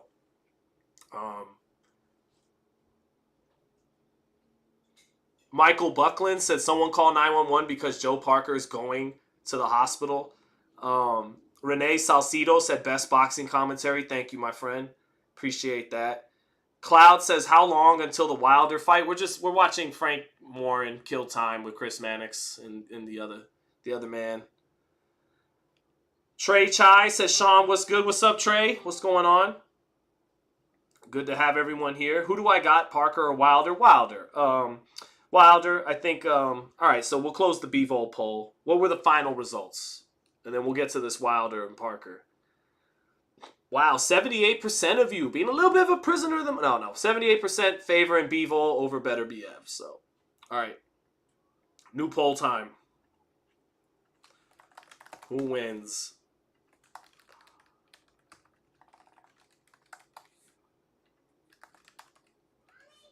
Joe, period. I'll even put a period there. All right. Motherfucker said, Holyfield said in interviews, you hit me, I'm going to hit you back. Has to do with mastery of keeping perfect distance. Right. Bro, it looks like you were in the 80s movie Band of the Hand, Brotherhood of Justice. I have to look that one up, Buckham. I have to look it up. So here we go. Deontay suited up. Hopefully not too heavy.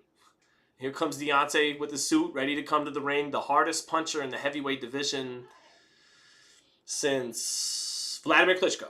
And so Vladimir Klitschko had that fucking right hand, chat. So Wilder, where does Wilder rank amongst the all-time punchers? He's up. He's there. He's on the list. You got Lennox. You got guys that didn't win the title like Shavers and Ron Lyle. Obviously, George Foreman, Mike Tyson.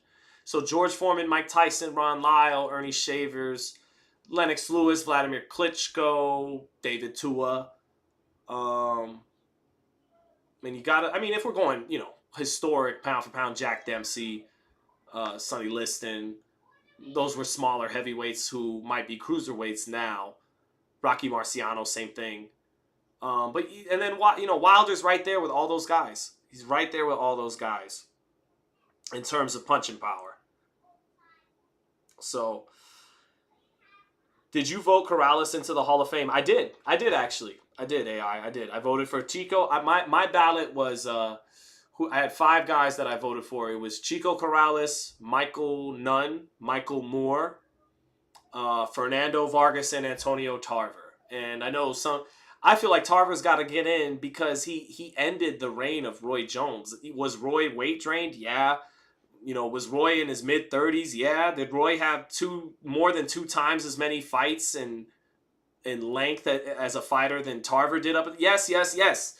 But he was still basically undefeated. The one loss to Montel, some bullshit, a DQ. So he really was like 50-0 and was number 1 pound for pound for 9 to 10 years. And Tarver knocked him out. I think he's got to get in the Hall of Fame because of that. And then Fernando Vargas, I think the win over, because Fernando's known as, he lost all the big ones. Lost to Tito, lost to Shane, lost to Oscar. But Iquarte and Yori Boy were very good. Raul Marquez was good.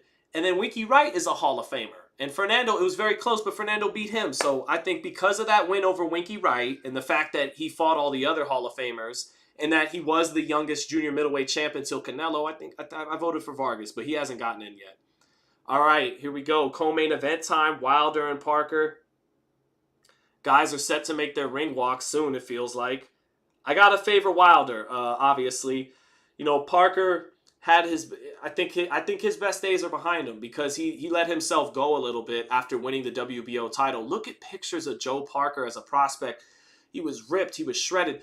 Actually, if you're in the chat right now and you're really only familiar with Joseph Parker the last 4 or 5 years, and now Andy Ruiz is up there. He beat Andy Ruiz to win that vacant WBO belt. But if you went back and watched Joseph Parker, his first 10 or 15 fights, he was pretty tremendous, man. He was fast. His combinations, he has a great jab, does Joe Parker. But he could move. He had good power. And when he used to be ripped up back then, I thought he was going to really be a problem, back in like 2010, 2011 when he was starting. And then he won that belt against Ruiz and gradually just let his body go. Fought too timid. He's a really nice guy, Joe Parker. One of the nicest fighters I've met.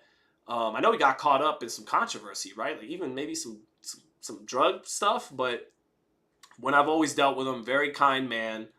Big Kiwi Samoan, nice teddy bear of a man. But too nice.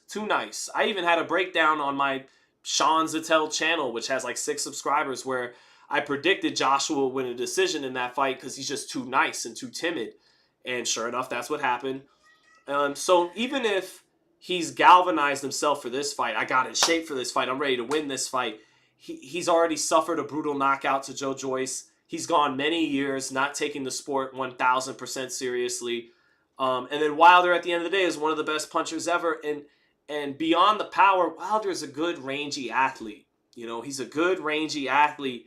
Cutting the distance on Deontay with those shorter arms is a lot harder than people think it is. That's why the pace in his fights can be so slow sometimes, because the other guy doesn't want to do anything, and all Deontay's looking for is one punch. So both guys, the pace gets real slow in a lot of his fights for that reason. Anyways, though, I think Wilder wins this fight, but I get it. He's technically flawed. His chin is exposed sometimes. Wilder hasn't even taken a clean punch in over 2 years. So we don't even know if Wilder has a chin anymore, because Helenius never even touched him. So I get it. There's questions about Wilder for sure heading into this fight, but I pick him to win. So let's see what we get. Tail of the tape.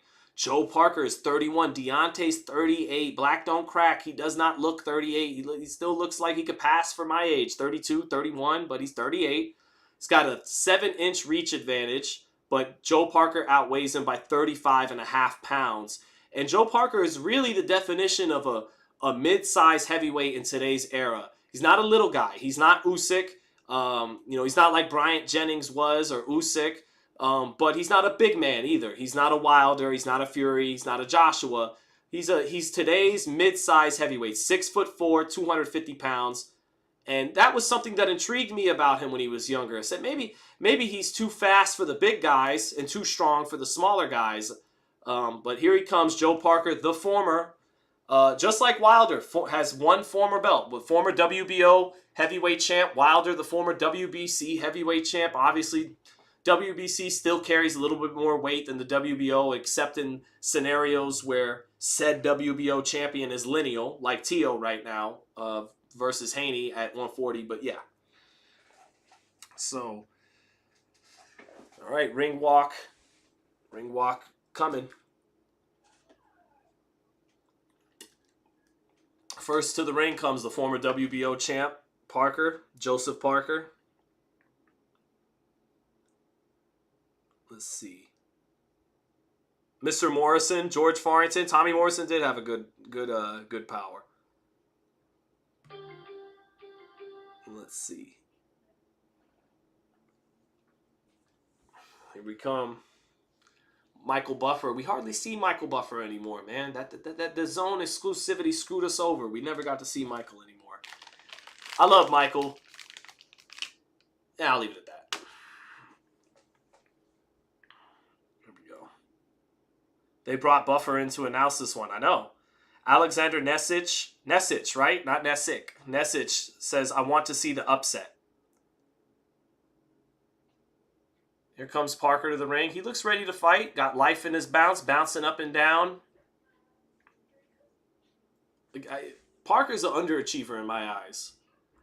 When you put together his skill set, good jab, good feet. Not a little guy, not a big guy, but not little either. Solid power. I feel like he's underachieved just a little bit, but maybe not. Maybe I'm being too tough on him in a division full of giants these days, but here he comes to the ring. I think one of the things that separates a guy like Parker from Usyk has been that work ethic. You know, Usyk keeps himself in great shape. Parker let himself go sometimes during his career.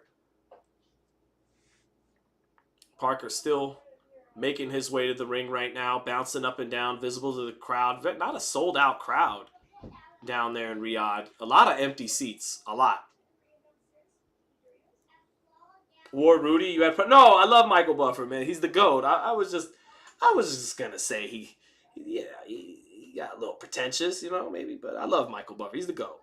He's the GOAT, Rudy. So here comes Joe to the ring, bouncing up and down. Looks ready to fight, does Joe Parker. This is a little bit of a do or die moment for him. You know, he's still just 31 years old. Been on the scene in this division for about a decade, but still just 31 years old. Motherfucker says Parker reminds me of Jeremy Williams with the skill versus achievement. He's in better shape than Jeremy was, right, motherfucker? But yeah, I still love saying motherfucker's name. So, yeah, Parker's in the ring. Good energy, good spirits, bouncing up and down. Looks ready to give it a go. Taps up Frank Warren in the center of the ring, gets his water, and Parker has good energy coming to the ring. Now here comes Deontay doing his mythical powers as he closes his eyes and prays to the spirits, baby. Here comes the man with the biggest right hand in the heavyweight division, as he would say. Comes Wilder. That costume looks a little thinner, but the chain around it looks a little heavy. Crown's a little heavy. But here comes Deontay to the ring, giving that aura off of mysteriousness, imminent danger. Malik Scott with his battle face ready to go. Malik Scott, who's tried to help rebuild Deontay, a guy who just got by on his size, athleticism, and power. Natural gifts. Outside of the first Bermane-Stavern fight, where Wilder did box well in that first Bermane-Stavern fight, but outside of that fight at the championship level, has gotten by on his gifts, his length, his athleticism, and right hand.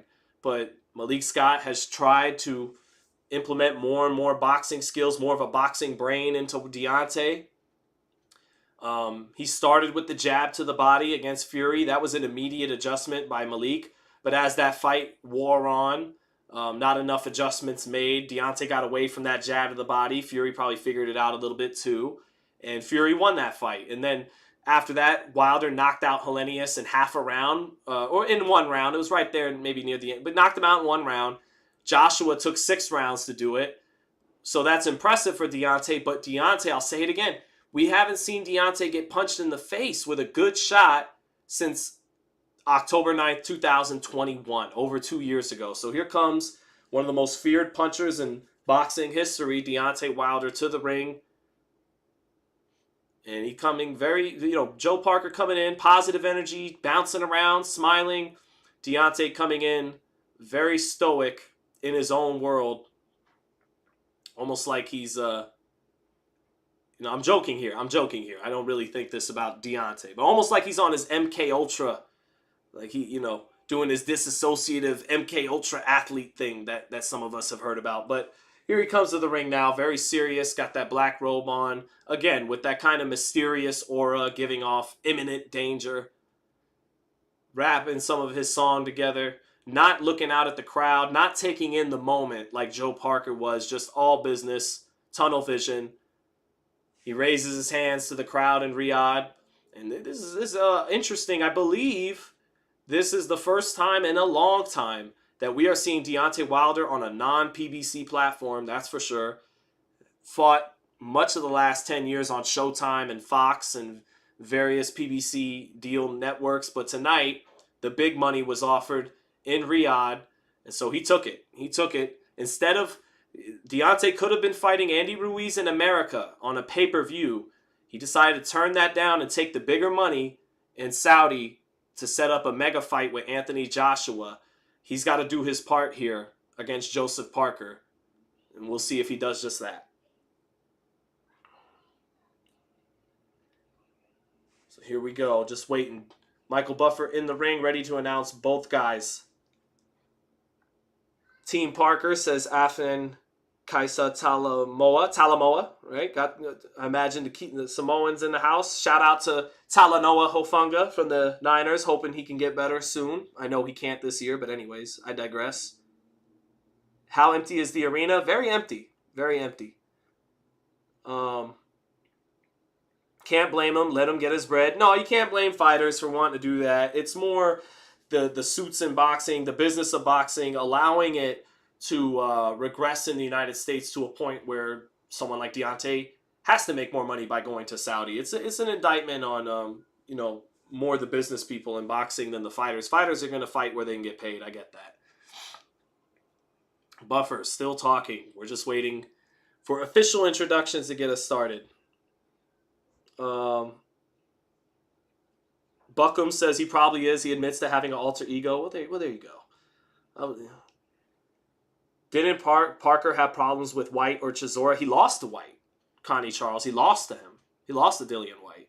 Dropped him in the final round, but he lost to him. Which is a fight he should never lose. With his footwork and superior jab, he should never lose to Dillian Whyte. But again, he didn't come in great shape and lost to a guy he probably shouldn't have. So he's lost to Dillian Whyte by decision, Anthony Joshua by decision, and Joe Joyce by a pretty brutal knockout where he was broken down.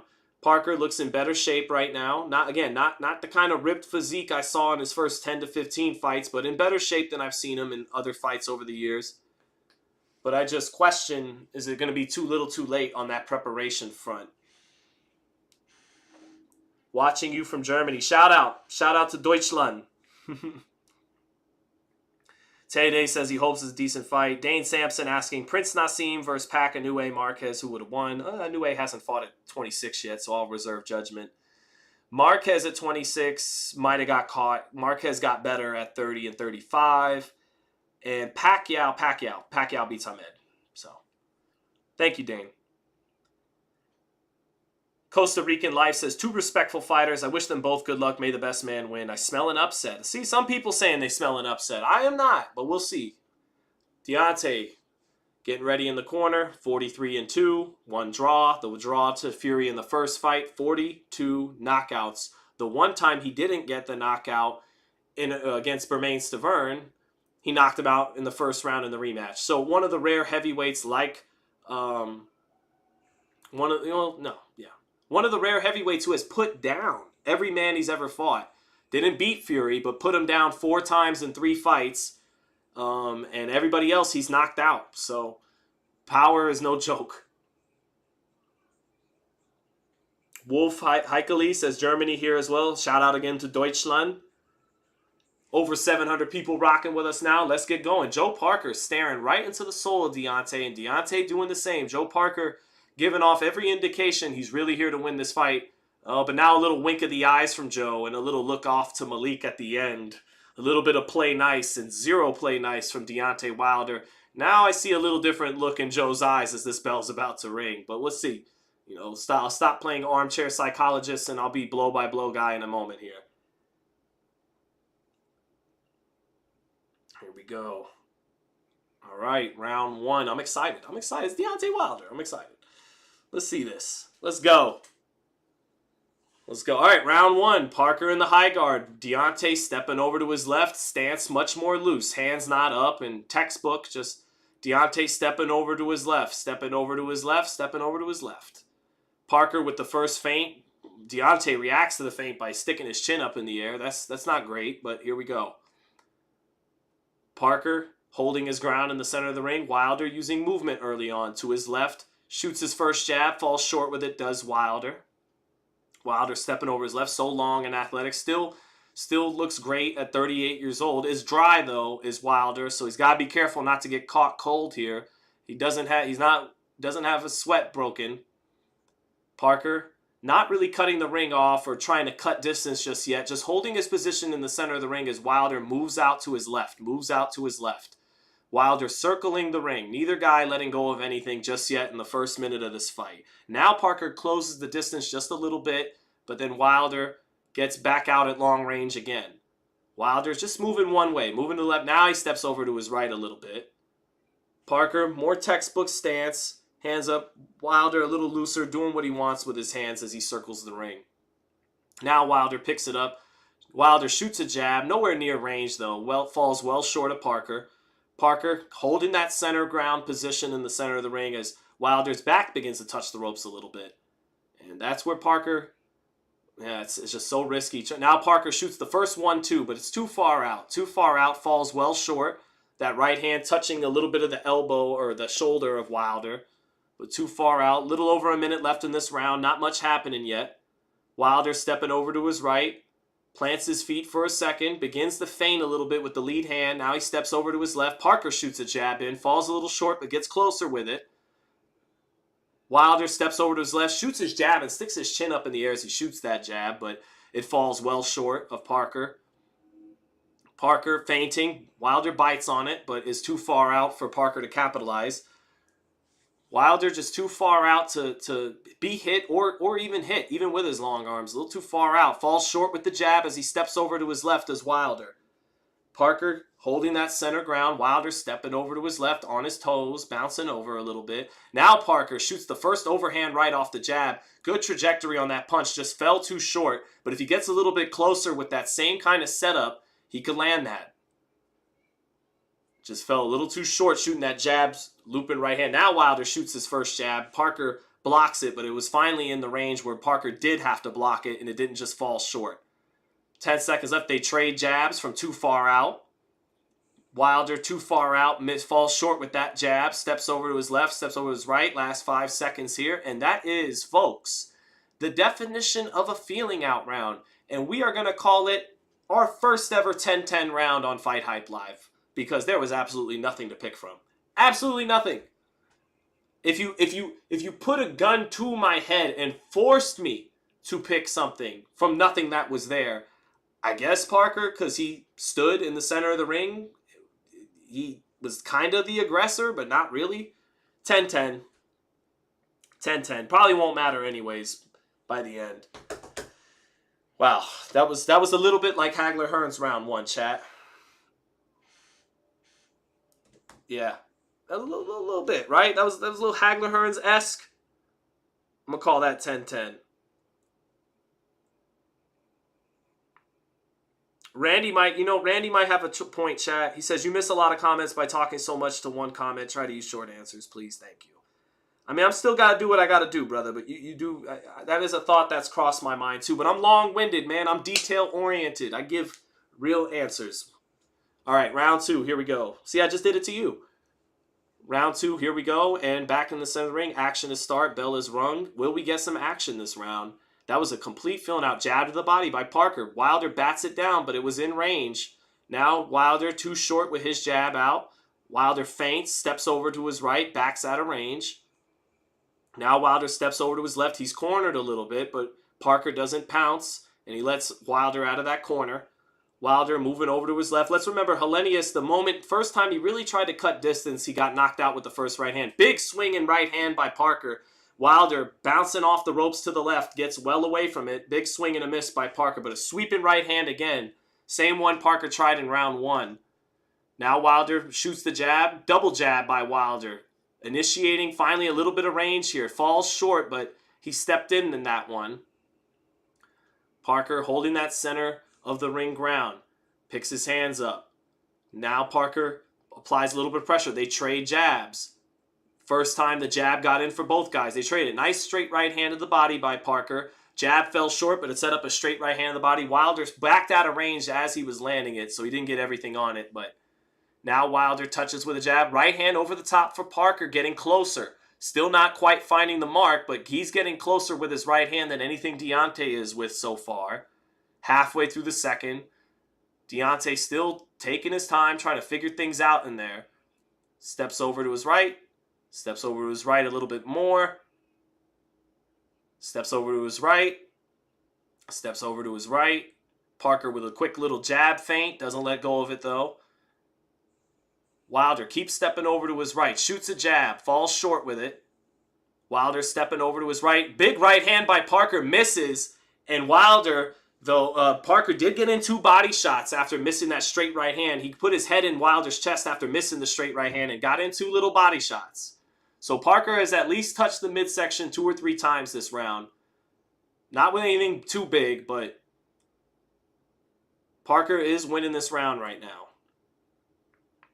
I mean, it could change on just one punch actually really being landed, but Parker has touched the body 2 or 3 times. Wilder stepping over his left. Now Wilder lands a left hook off the jab. They traded jabs. Parker trying to jab at the same time Wilder did. And Parker shot that jab the body, and Wilder quickly came up with a left hook off the jab and landed on Parker a little bit there. So first shot of the night for Wilder. 20 seconds left in this round. 15 seconds left. Wilder's back touching the ropes. Shoots the jab off the... Well, doesn't shoot it, but touches with the jab off the ropes. Straight right hand to the body for Parker. Falls short as Wilder maneuvers off the double jab to the chest by Parker. That second jab getting in on the chest of Wilder. And that does it for round 2. Really no action so far in the first 6 minutes. I feel like Parker was a little more consistent that round. He landed to the body 2 or 3 times. Wilder did get in that little hook off the jab when Parker tried to jab to his body. But outside of that, there's really been zero to pick from in this fight. Tempted to give that round a little bit to Parker, who touched the body at least a couple times. But really, chat, hardly anything to choose from this so far in the first 6 minutes of the fight. So, 20-19, Joseph Parker. 10-10 first round, 10-9 Joe, I guess. I'm almost tempted to have two 10-10 rounds, but I guess I'll give the slightest of edges to Joe for touching that body at least 2 or 3 times. And Wilder's got to be careful because his chin is in the air when Parker's attempting these right hands. That's a straight right hand to the body for Parker on the replay. So DAZN caught it, and that's the only replay, was a straight right hand to the body for Parker. So gave that round to Parker. Round 3, here we go.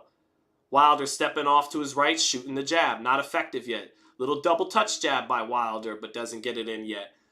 Wilder stepping over to his left. A little herky-jerky with his movement. A little odd placement with his hands, but you got to watch out for that right hand. Big left hook by Joe Parker. Wilder trying to walk him into the right hand, and I think Parker got that left hook in a little bit there on the top of Deontay's head. Deontay's balance not great there, trying to sell out to knock him out with a right hand, but didn't get it in. So I think Parker neither guy really landed hard that time, but I think Parker got a little bit of the better of it that time because he has better technique than Deontay. Parker staying in the center of the ring, not giving ground, but not really cutting distance either. Just ready to pounce on any of Deontay's mistakes. Double, triple jab by Deontay. Working his jab a little bit there, and that one got in range and touched Joe. That double, triple jab by Wilder. Now Wilder thinks about letting that left hook go, but doesn't. Big right hand over the top for Parker. Falls well short with Wilder on the ropes. Wilder steps out to his left to get off the ropes. Wilder steps over to his right now. And now a little sweeping right hand to the body by Parker as he double jabbed in. And big swing it. Home run right hand by Parker. Trying to come over the top with that looping right hand again, but it hit nothing but air. But he has good timing on it. He is just off the mark here and there with that attempt. Wilder just not comfortable with range yet. Ugly straight right hand by Wilder with his chin all in the air, trying to walk Joe Parker into that, or Wilder trying to walk Joe into it. But it was an ugly attempt by Wilder. Parker not getting in his offense in that sequence. Tried to get to the body. Little over a minute left in the round. Wilder stepping over to his left, and it just doesn't look technically good tonight. And I know a lot of you would say Deontay never does, but he doesn't. Deontay steps to his right, shoots a jab, but falls well short. Hasn't gotten his jab going at all. Hasn't believed in it. Is throwing it from too far out. In comes Parker with a 1-2, but he ate. Now Deontay gets in a right uppercut as Parker got a little impatient, trying to jump in with a 1-2. Wilder awkwardly got out of the way of it. Parker smothered the left hook reply, but that right uppercut got in for Wilder. They trade jabs, and Wilder gets knocked back by the jab of Parker. Parker getting the better of the jab exchange that time. Made Wilder get backed up into the ropes off that stiff jab by Parker. Wilder just not that comfortable in that ring right now. Starting to smile a little bit. Jab to the body by Parker, backs him up onto the ropes. Big right hand over the top, hits Wilder just a little bit, grazes the back of his head. But Wilder not defending well against that sweeping right hand. His chin is there to be caught if Parker can line it up. Not a good third round, but third round where Wilder did get in that right uppercut, but outside of that right uppercut, that was Parker's round. I got to give it to Parker. He's just a little bit more consistent, not that effective himself. Neither guy that effective, but he's a little bit more settled down in there than Wilder is. And that right hand over the top, that looping right hand, not a straight right hand, but kind of putting a little bit of an arc on it, is coming very close to touching the exposed up chin of Wilder, who is not believing in his jab. He is jabbing from too far out to where it's falling well short, and he doesn't trust himself defensively to really step in behind it. That was a close round. There's not a whole lot to pick from right now in this fight. I think Parker is getting a little bit of the better of it right now, but there's virtually nothing to pick from right now. Tay has a 3-0 Parker. Tay says Parker winning these rounds with aggression and activity. Got it. I have it 2-1 with 1 even for Parker. So 30-28 Parker. All right, Wilder still, but yet not much has really yet to happen. Parker's come a little bit dangerously close with his right hand in certain spots, and I do not like the mechanics of Wilder tonight. The way he's letting go of some of these right hands he's hoping to walk Parker into is ugly. Parker comes over the top with that same right hand too, same trajectory. Wilder gets away from it, but it's ugly the way he's getting from. Oh, big right hand by Wilder. He missed, but what torque and speed on that. Wilder shoots a left hook, straight right hand with great speed. And Parker got right out of the way of that after blocking left hook. Now back comes Parker with a big right hand, and he lands, and Wilder comes back with a straight right hand, and they both land their first good right hands of the fight.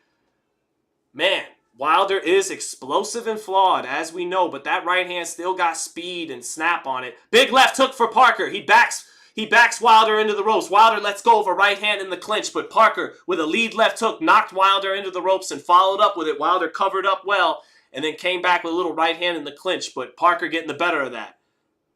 Fight heating up a little bit now. Parker with a jab to the body, backs Deontay up near the ropes. Deontay steps over to his left to get off the ropes, stepping over to his left some more. Parker taking more chances, but he's got to be incredibly smart about it. Parker with a lead left hook, straight right hand. Deontay just pulls his body weight away to make him fall short and then clinches him with his back on the ropes, does Wilder. Referee lets him back in the center of the ring. Wilder staying in front of Parker for a minute there, pawing with the jab. So does Parker. Wilder letting that jab out of there. Steps over to his left, falls short with the jab again. Hasn't gotten anything done with the jab tonight. Backs away, steps over to his right. Parker staying on top in the center of the ring. Minute left in the round. Wilder shooting the jab. Shoots the double jab after that jab. All of them missing. Parker coming in. Almost headbutts Deontay. And Deontay ties him up as soon as Parker gets in close. 45 seconds left in the round. Parker ahead in this round. Deontay touching with the jab. Steps over to his right. Touches with the jab. Right uppercut lands for Wilder. Right uppercut lands off the jab. Didn't get full torque on it, but got it in a little bit there on Joe. And that's the shot he's gotten in twice this round. 25 seconds left. Parker staying on top. Double jab. Sets up a left hook up top. That wobbles Wilder there for a second. Nice job by Parker punching in combination. Parker with about 15 seconds left. Double jab just to set it up. Straight right hand to the body. It all was decoy punches. Set up that left hook that got Wilder's chin there. 10 seconds left in the round, and that's another Parker round. That's another Parker round, but we've seen Wilder in the Luis Ortiz rematch just give away round after round and then knock him out with one right hand. Could see that happening here, but that was Parker's round. I got it 40-37 for Parker. And again, some of those first 2 or 3 rounds, there was really nothing to pick from, but gave the edge to Parker. For round 1, I scored even. So 3 rounds to zip with 1 even for Joseph Parker right now. Is an upset brewing? Maybe. But we've seen Wilder in this predicament and just land that one big right hand to end the fight. So we'll see. And Wilder's being very cautious. That's why he's not stepping into his jab. It's just like he's trying to play this out just like the King Kong Ortiz rematch. Yep, and here's a slow-mo replay. Conor McGregor maybe coked out, standing up, going, yeah, to punch that missed. Parker getting in that left hook, partially getting in that left hook, straight right hand. Wilder just awkwardly moving back in a straight line. Came back with the right hand in the clinch, but that was Parker's round. Here we go, round 5. Now Wilder picking up that right hand more to the chin and shoots that jab in a little bit more textbook to start round 5. But when he backs up and pivots off to the left, he just leaves his chin up. Wilder stepping over to his right, planting his feet a little bit more. Chris Mannix has this 4-0 for Joseph Parker. I basically have the same score. Oh, big combination by Joe Parker, backing Wilder straight up into the ropes, who is making Parker fall short on his chest, but it doesn't look good to the judges when you back straight up into the ropes and the other guy's following up with a combination. You just pull him back to get away from it, not catching it, not countering. So that happened. Jab to the body by Joe Parker, touched up top and set it up to the body in the center of the ring. Wilder stepping over to his left, hardly letting go of his punches. Wilder stepping over to his right, stepping over to his left, stepping over his left, stepping over his right, stepping over to his left. Jab to the body by Joe Parker. Parker being very patient as he needs to. Wilder stepping over to his right, stepping over to his right. Parker's just holding his ground in the center of the ring. Holding his ground in the center of the ring. Wilder still stepping over to his right. Too far out to get anything done. Too far out. Feints, but too far out to get anything done. He's near the corner now. Steps off to his left. Back still near the ropes. Halfway through the fifth. Parker short with a jab. This is easy blow by blow because there's not a lot of blows being thrown. Now a double jab by Wilder. They trade jabs. Both get in. Double jab, straight right hand from Parker, but Wilder pulls straight back. Now Wilder getting caught with a combination by Parker. Parker letting go of punches and combinations when they both open up, and Wilder just looking for one shot at a time with the right hand. Parker getting the better of that sequence just now. Right hand over the top for Parker, but Wilder pulls a lot of the steam off of it. But nothing going for Wilder. Lead left hook for Parker, but he eats a chopping right hand trying to get that lead left hook in. Didn't get it in flush, did Wilder. Landed a little bit on the side of the head, but still why Parker has to be extremely cautious and patient in winning this fight if he's going to win it. Parker feints the jab up top, makes Wilder's back touch the ropes again. Wilder's back on the ropes, picking his hands up a little bit, shoots the jab, but nothing on it. Steps out to his left, doesn't get anything done there. Wilder letting go of the jab, steps over to his right. Parker staying in the center of the ring. Parker lowering that lead hand a little bit, shoots a double jab, gets to Wilder's chest with the jab, backs him up on the ropes. Straight right hand from Parker just off the mark. Wilder just pulling straight back from it, which you're never supposed to do. And he's so tall that it does make Parker fall short, but it's just not, it's not good defensive posture by Wilder. Wilder stepping over to the right, straight right hand, just misses the mark for Parker again. And Parker is in control of the fight right now. He's not getting a whole lot done, but he's initiating the action. He's landing a little bit more, definitely. Getting off more, punching in combination more as Wilder just looks for one right hand.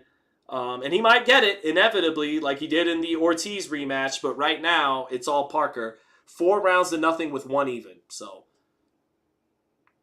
And Wilder isn't getting hit clean, but the way he defensively is getting away from these shots is so ugly to the judges. It's just pulling straight back, chin in the air. It's hitting you on the elbows, and because it's hitting you, hitting you on the shoulders, because it's hitting you on the shoulders, it's moving you around. So yeah, it's not touching you up top, but it still doesn't look good when the other guy's following up with combinations and you're not responding with anything. So yeah, Parker is ahead. Ricky S. says Wilder looks washed. We'll see about that. Round 6, round 7 is where it all came done for Luis Ortiz. But he was an old southpaw. And this is a younger man with better feet at this stage of his career than Ortiz did. Good jab to the body by Parker. Set it up with a little jab up top. Little double jab by Wilder, but slapping with the jab. Not even, really shooting it all night long. He's hardly shot it. Wilder's back on the ropes. Wilder lands a little bit of a check left hook on Parker, who tried to time and catch and shoot, but some of that left hook got in, and he was too out of range to catch and shoot on Wilder. Now Wilder's back on the ropes, and on the inside, both guys landing their right uppercut. Wilder letting go of a little right hand to the body, ties Parker up, pushes him off. So Wilder off to a little bit better of a start in this first minute. Did land a little check left hook. Did give as good as he got on the inside there. Minute into the 6th round. Wilder in the center of the ring now. Back not as near the ropes. Touches with the jab, but picks his head straight up to bite on a feint. Wilder steps in behind his jab twice. That second one landing a little bit there on Parker. He's got to get that jab to set up the right hand, but he hasn't believed in the jab all night. Looks like Wilder's thinking of it now in round 6. I see a little bit more from Wilder's feet in terms of trying to launch into a 1-2 right now. Let's see if he lets it go. Hasn't let it go all night long. Because he knows he throws that shit with... 1-2 for Wilder. There it is. Parker gets the left glove up to block the right hand, but another 1-2 for Wilder, and he finishes up with the left hook. Now Wilder lands the jab. He missed both of those 1-2. Now he lands the jab. They both land the jab. They trade jabs. Jab to the body by Parker. Backs Wilder up into the ropes. Now, Wilder fakes like he's going to go right. Walks Parker into a nice little left hook. Misses the right hand, but Wilder walking Parker into some shots a little bit here in the 6th now. I think he's winning this round with a minute left to go. Wilder stepping off to his left, shooting his jab with a little bit more confidence now. In comes Parker with trying to do a double left hook to the body and the head, but he swings and misses as Wilder backs up on the ropes. Big straight right hand by Wilder. Another big straight right hand. Neither one quite getting in, but that is a damn bow and arrow straight right hand right down the pipe. That is murder if it lands. Misses it both times, but he's starting to let it go now, which means he's settling down. Wilder feints the jab. Wilder beginning to cock that right hand like we see sometime, one of his little shticks with his stance. Wilder in the corner. Wilder beginning to smile now. Straight right hand falls too short for Joe Parker. Wilder's chin up, but he looked comfortable getting out of the way. Now Parker gets in a left hook to the body after he overshoots the right hand up top. But he comes back a left hook to the body. Little left hook into the body by Parker in the clinch, and then Wilder working with his free right hand, but Parker comes with a nice left hook up top in the clinch. I think that's Wilder's first round.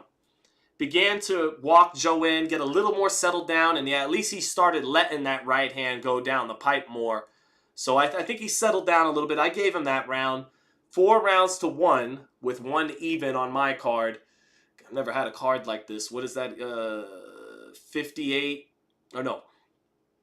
What's that, chat? So 59, 56? Yes, 59-56 Joe Parker. 59-56. Roris says this is great commentary. Thank you, my brother. I appreciate that. Tay-Day gave the round. My man Tay-Day, who we trust in the chat with the scorecard, he also gave the round to Wilder, so I'm more inclined to truly believe he did win it. Tay-Day's got it 5-1 for Parker. I got it 4-1 with 1 even for Parker. Here we go into the 7th round now. We are now entering the second half of this fight. Been an extremely slow fight, like a lot of Wilder fights. No one wants to take a chance hitting the right hand. He knows if he overcommits to the right hand and misses, he's badly off balance. So these fights become very tense and slow pace with a bit of suspense of when is Wilder going to land that right hand. And that's the feeling right now. Wilder jabbing, stepping off to his left. Not effective with that jab. Short with the jab again. Pawing with the jab. Chris Mannix still gave that round to Parker. So Chris Mannix has it a clean sweep. They trade jabs. And Parker getting the better of that jab right there. Caught the shoot. Did a nice catch and shoot with the jab on Wilder that time. 40 seconds into the 7th. Wilder stepping over to his left. Out of range. Little herky-jerky movement. Steps into his jab. Shoots another jab and steps over to his left. But it's well short. Wilder stepping over to his left some more. Double jab by Joe Parker. And a triple left hook by Joe Parker. Backs Wilder on the ropes. He double jabbed the body and then threw 3 left hooks. 2 or 3 of them getting in. Wilder came back with a right hand but couldn't get leverage on it because he was backed up on the ropes throwing it like that. It's a good sequence there for Parker. Parker holding that center ground. Feints the jab. Steps inside a little bit there. But Wilder just pivoting off to his left. Not even pivoting. Just stepping over to his left. Wilder still stepping over to his left. Very much a chess match. They trade jabs. Parker's is sharper. Knocks Deontay's head up a little bit there. As Deontay moves over to his left on the ropes. So Parker with a little bit of an advantage in this round right now in the 7th, halfway through it. 2 jabs blocked by Parker. Not even close to landing for Wilder. Nice jab to the body by Parker. Faded it up top. Shot it to the body. Parker lowering his stance a little bit. Lowering his lead hand. Now he picks it back up. Parker with good balance and good stance compared to Deontay, who does not have good balance and a good stance. But Wilder's so long and athletic. Wilder using the left hook to set up a straight right hand, but it doesn't get in. Parker dipped his head off the side to get away from it. Now Parker shoots a straight right hand well short of Wilder. Wilder comes in with a lead left hook, not a pretty punch, and Parker ties him up. Doesn't let that be effective. 40 seconds left in the round. Wilder measuring with the lead hand a little bit and then takes it right back out.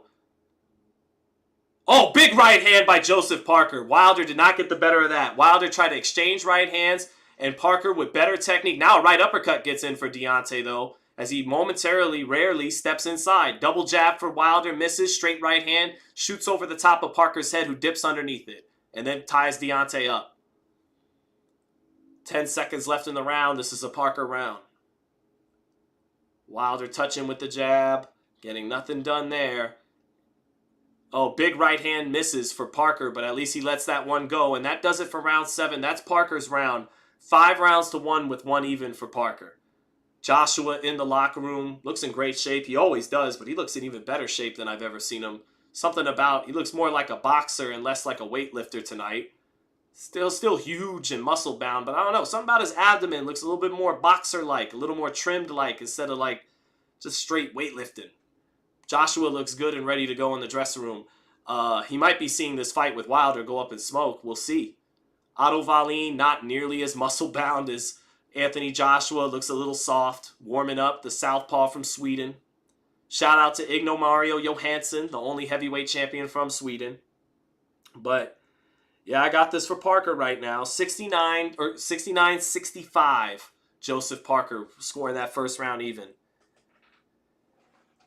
So we're heading into the 8th. We got 1,600 people. Thank you, everyone. Hit the like if you're enjoying the commentary. And here we go, round 8. Wilder in serious danger of losing this fight right now. I've given him 1 round, the 6th. And Mannix on DAZN did not give him that round. Wilder stepping over to his right, too far out of range to get anything done. Parker, really better fundamentally sound right now, more technical. Just his stance, Wilder's stance is wide, badly balanced. He's constantly off balance when he lets go of his punches or tries to get away from them. Parker just more textbook, better balance, better hand positioning and feet positioning than Wilder right now. Even though it's Wilder on the back foot, Parker's outboxing him. When you think of outboxing, it's one guy on the back foot, jabbing, countering, turning him. But you can outbox a guy being the forward foot fighter, and that's actually what Joe's doing right now. So minute into the 8th, not a lot to choose from. Parker with the more accurate jab in that first minute. Wilder just stepping over to his left, stepping over to his right, not getting anything done in this fight, really. Wilder stepping over his left. He's too far out. Right uppercut from too far out by Wilder. He gets it in a little bit. He got smothered. Big straight right hand by Wilder now as Parker goes into the ropes. But Parker clinches Wilder in the center of the ring and gets to his body in the clinch. But Wilder's still dangerous and explosive. That right uppercut got blocked by Parker, and then Wilder just started slingshotting some right hands with Parker on the ropes. Parker did a pretty good job getting out of the way of him. But Wilder's still explosive with that right hand. He's going to have to take more chances. Wilder too far out. Parker cuts the distance a little bit. Doesn't get anything done there. Wilder stepping over to his left. And this is a close 8th round. This is a round Wilder can win with a minute left. Right hand misses for Parker. Wilder steps off to the left, makes him miss short. Parker with a double jab to the body, and Wilder ties him up. Referee separates them. This has been a very dull fight. Parker, hands up, eyes open, double jab, triple jab. Works it to the body and to the head. Got it into the body more effectively to the head. Wilder hard to hit up top despite the bad defense because he's so long. He pulls. Oh, big right hand. That right hand got in for Parker. Wilder's hurt. He finally got it in. That's that looping right hand. But Wilder looks very badly hurt. He's on the ropes. Parker exploding with a combination. Left hook lands for Parker. Looping right hand lands for Parker. Wilder doesn't look like he could really defend himself. His punches are very ugly. Looping right hand again for Parker. Left hook for Parker. 15 seconds left in the round. Wilder's hurt. Wilder holding on. But this is just probably not his night. He doesn't really have any answers technically tonight. He doesn't look good. That was a big right hand from Joseph Parker. And that's it. It's the right hand Parker from the first round was trying to land. That looping overhand right. Not the straight right hand. Not a right hook. But more, bam, trying to come over the top. He finally got it in on the money. And he hurt Deontay. Deontay was in the corner throwing punches like a guy who's never boxed before at times. So it was ugly. No room for those long arms to operate. Parker exploded after that right hand. Deontay held on. Stayed upright, but he was badly hurt and just doesn't look like he really has a lot of answers technically right now. So Parker is ahead 6-1 with 1 even on my card for Joseph Parker. I got this 79-74. Right on the chin. Knocked the sweat clean off of Wilder. That's going to be a meme. That's going to be a meme. Nice follow-up combination and ugly stuff by Wilder. Putting his chin straight back. Throwing punches like this off the ropes. Here we go in round 9, and something drastically, desperately needs to change for Deontay Wilder here. Wilder stepping over to his left, short with the jab. Stepping over to his right. But his mechanics are just really bad tonight. And I know people would say they always have been, but they look worse tonight than I've seen in the past even. Part of it, though, is Parker, man. Parker's just really fighting a good fight. Good, fakes the jab up top, shoots it to the body. Good job by Parker there. Lead left hook lands for Parker. Backs Wilder into the ropes, follows it up with a right hand. All Wilder does is clinch him and turn him. Wilder touching with the jab. Wilder stepping over to his right. Touching with the jab. Parker jabs to the body. Wilder pulls his head down. Straight right hand misses for Wilder. And Wilder, we'll see. He may be losing juice out of that right hand right now. We'll see. Touches with the jab, does Wilder. Wilder trying to stay in range a little bit more, but nope. He backs out a little bit, steps to his right. He's been too far out all night to get things done. Not very bad mastery of distance control by Deontay Wilder tonight, who's the longer guy, the faster guy, but can't establish any distance with his jab whatsoever. Stepping out of range. He's just too far out. Parker comes again with that looping right hand, and all Wilder does is back straight away from it into the ropes. He begins to look at the referee for stuff. A little over a minute left in the ninth. Wilder's just not showing anything right now. Wilder stepping over to his left. He's too far out of range. Parker falls short with the jab. Keeps his ground and position in the center of the ring like he has all night long. Been very patient, very smart, very technically sound in comparison to Wilder.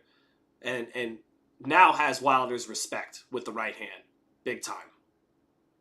45 seconds left in this round. Another Parker round. And the time is ticking away on Deontay Wilder to get one of these jackpot right hands. And Parker's not just going to walk into one. He's up on the cards. That strategy hasn't worked. Deontay's going to have to take some chances in these final championship rounds. 30 seconds left, and Parker's about to be well ahead. 7-1 with one even on my card. Double jab by Wilder, putting nothing on it, touching with it, pawing with it. Pause with the jab, shoots a right hand, shoots another right hand. Parker blocks the first one, slips the second one. Hence a nice sharp jab there by Wilder, finally. Feints the jab, and shoots the jab, misses it. Comes over the top with the right hand, partially lands it. Parker gets the hands up to block. And that does it for round 9. Parker not doing much down the stretch of that round, but still did enough to win it for the other, bulk of the round. So 7-1 with one even for Joe Parker right now on my card. Yep. 74. 89-83 for Joe Parker heading into the 10th. That's what I got it.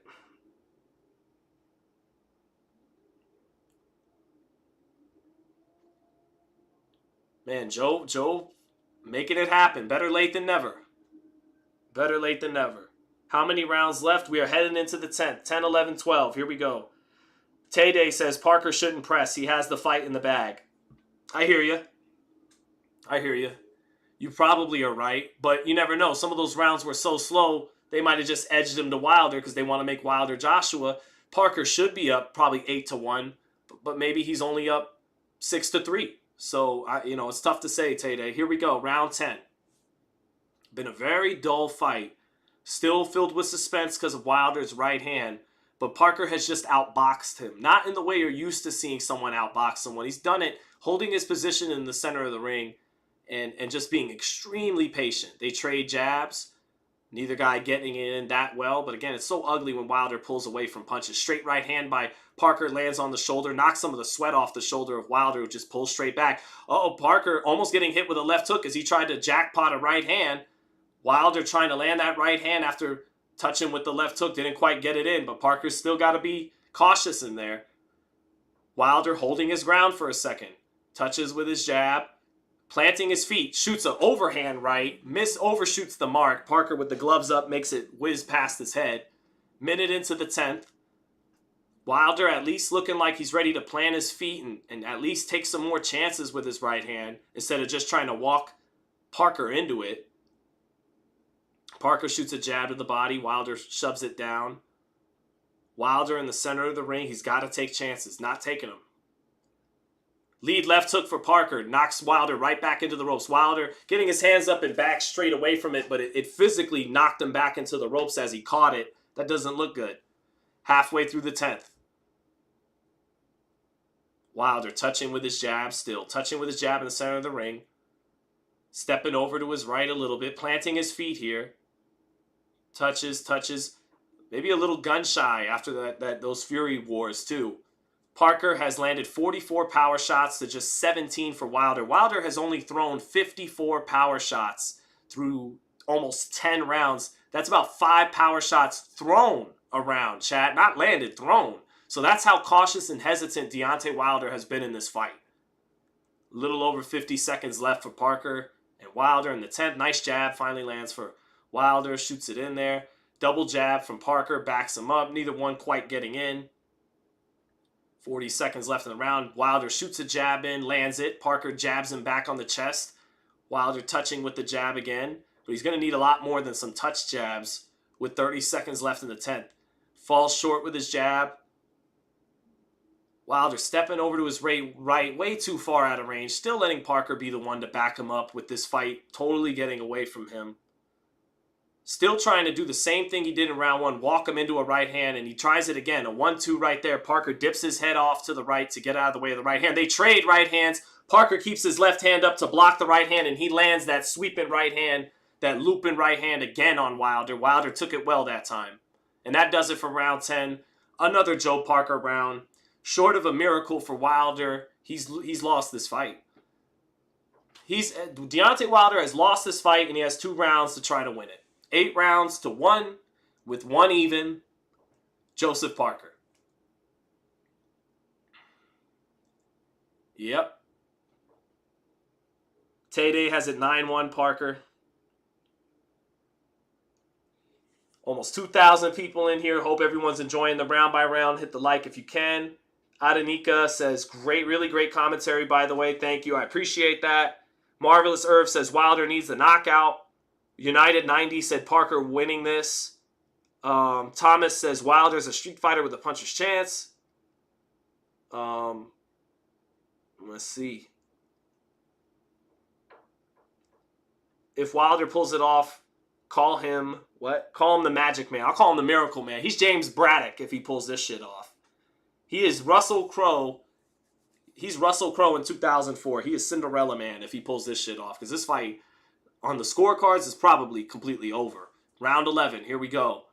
Wilder stepping over to his left, still just pawing with his jab. Touches with the jab again, steps over to his right.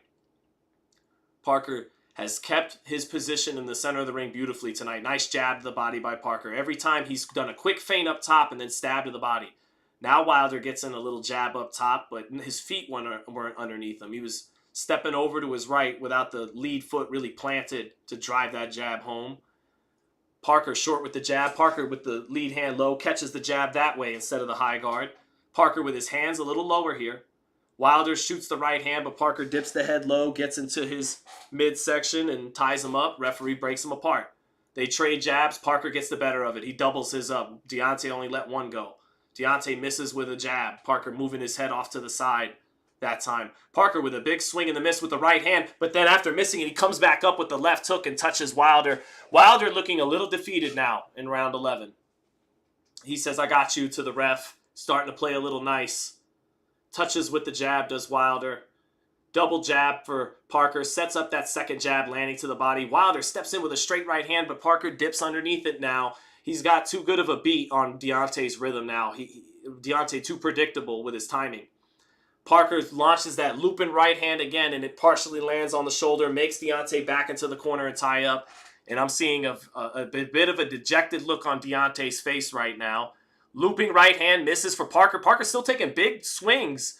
Even with this fight seemingly won, Wilder counters a little bit with the right hand, but can't really get much done with that counter. Little over a minute. Parker winning this round. Minute left in the 11th, and Parker still winning this round. Pushes Wilder off in the center of the ring. Parker in the high guard.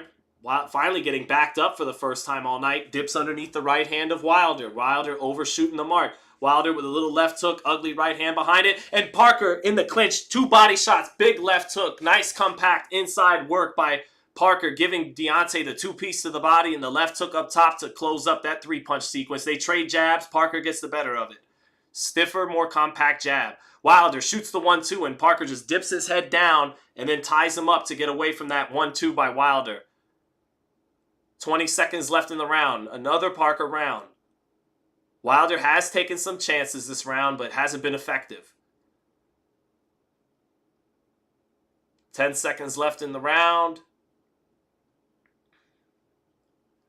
And Wilder shoots that jab out and Parker has him on the string, tries to come over the top of that jab immediately. Lands on the shoulder. That's it for round 11. 9 rounds to 1 with 1 even for Joseph Parker.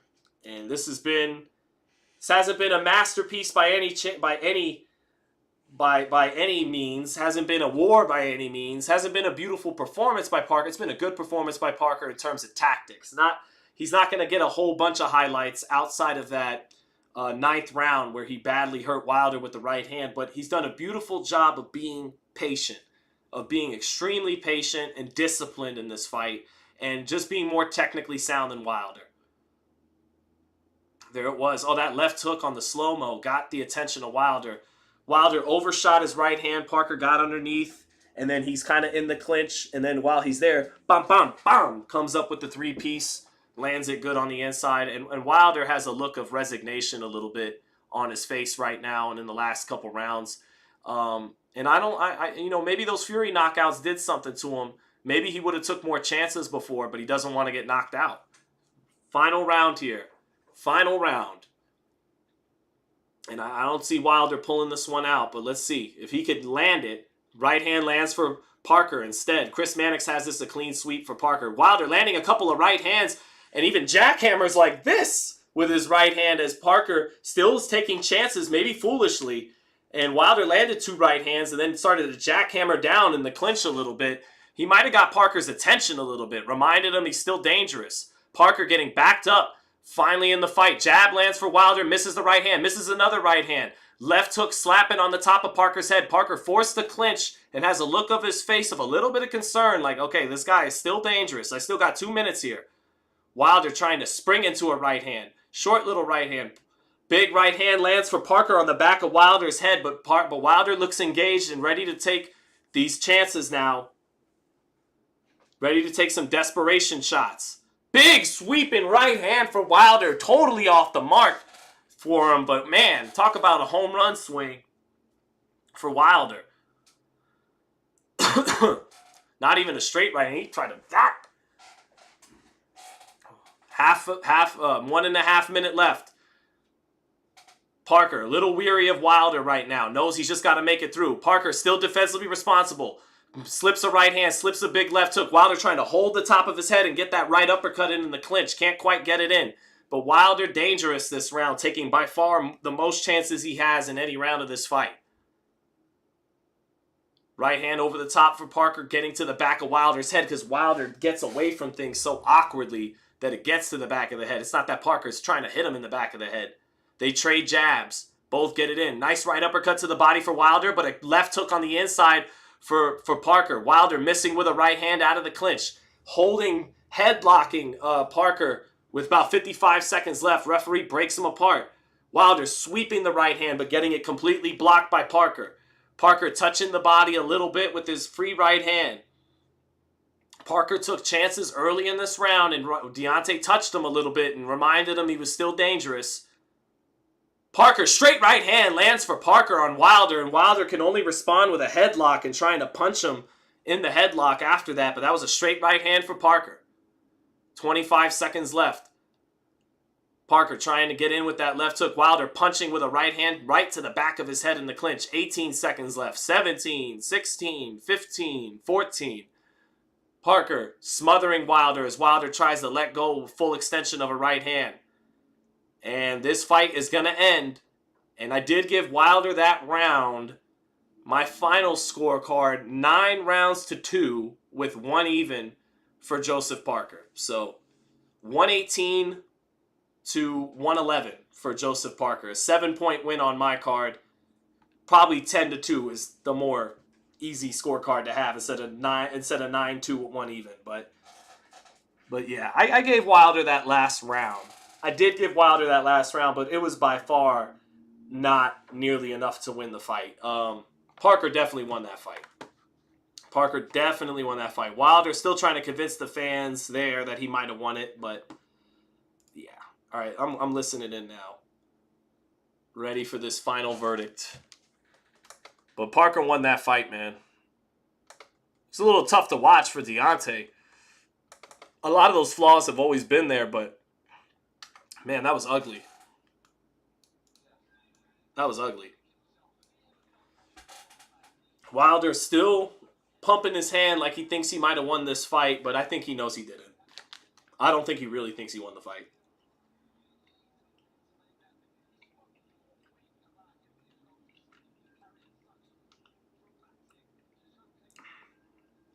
Thank you, Samantha. My wife's in the chat. Love you, babe. Love you, babe. You are being generous, says Thomas. Maybe a little bit. Maybe a little bit, Tom. You might be right. You might be right. Either way, does it really matter whether it was 9-2 to 1, 10-2, or 11-1? Is a big, wide win for Joe Parker. So let's see. Let's get this. Let's get this verdict. Parker reaching his gloves up to the crowd, gets cheered by the crowd. They think he won. He did win. It's just a matter of, does he get the decision? Do the Saudis, just like Vegas will fuck you over, does Riyadh... You know what? Actually, Parker did win that round. Parker did win that round. On the slow-mo, where I thought, oh God, Wilder with the I'm not exaggerating, with these punches in the clinch. In real time, I thought Wilder did touch him with the right hand in that. And he touched him, okay, he did touch him with the right hand twice. Okay, I'm tripping. Angles are important. From one angle, it looks like Parker's left hook got in better than Deontay's right hand. From another angle, you see Deontay did get in 2 right hands, and in exchange, straight right hand landed for Parker. Yeah, Parker might have won that round too. It doesn't really matter. It's all mathematical at this point. Parker definitely won the fight wide. Stefu says, thanks a lot, bro, for the commentary. Thank you very much.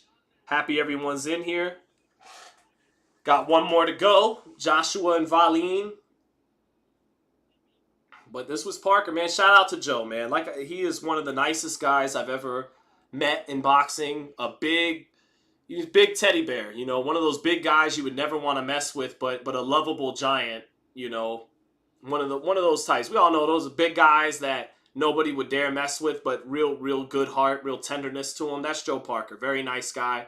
Been too nice sometimes, but tonight his temperament served him well. Tonight was about being disciplined and patient. And Joe Parker has no problem doing those two things. Well, discipline has fluctuated outside of the ring with his training and the shape he comes in. But he came in shape for this fight. And I questioned if... I thought Wilder would win this fight. I questioned if that would be a little bit too much, too little, too late. That just because you got yourself in shape for this fight doesn't mean the knockout to Joyce and the camps where you weren't in the best shape, those will catch up with you. But no... Parker fought an extremely disciplined and patient fight, and his balance was so much better than Wilder's. Let's hear. Buffer's got the call. Let's hear it. 118, 110? 120 to 108. Oof.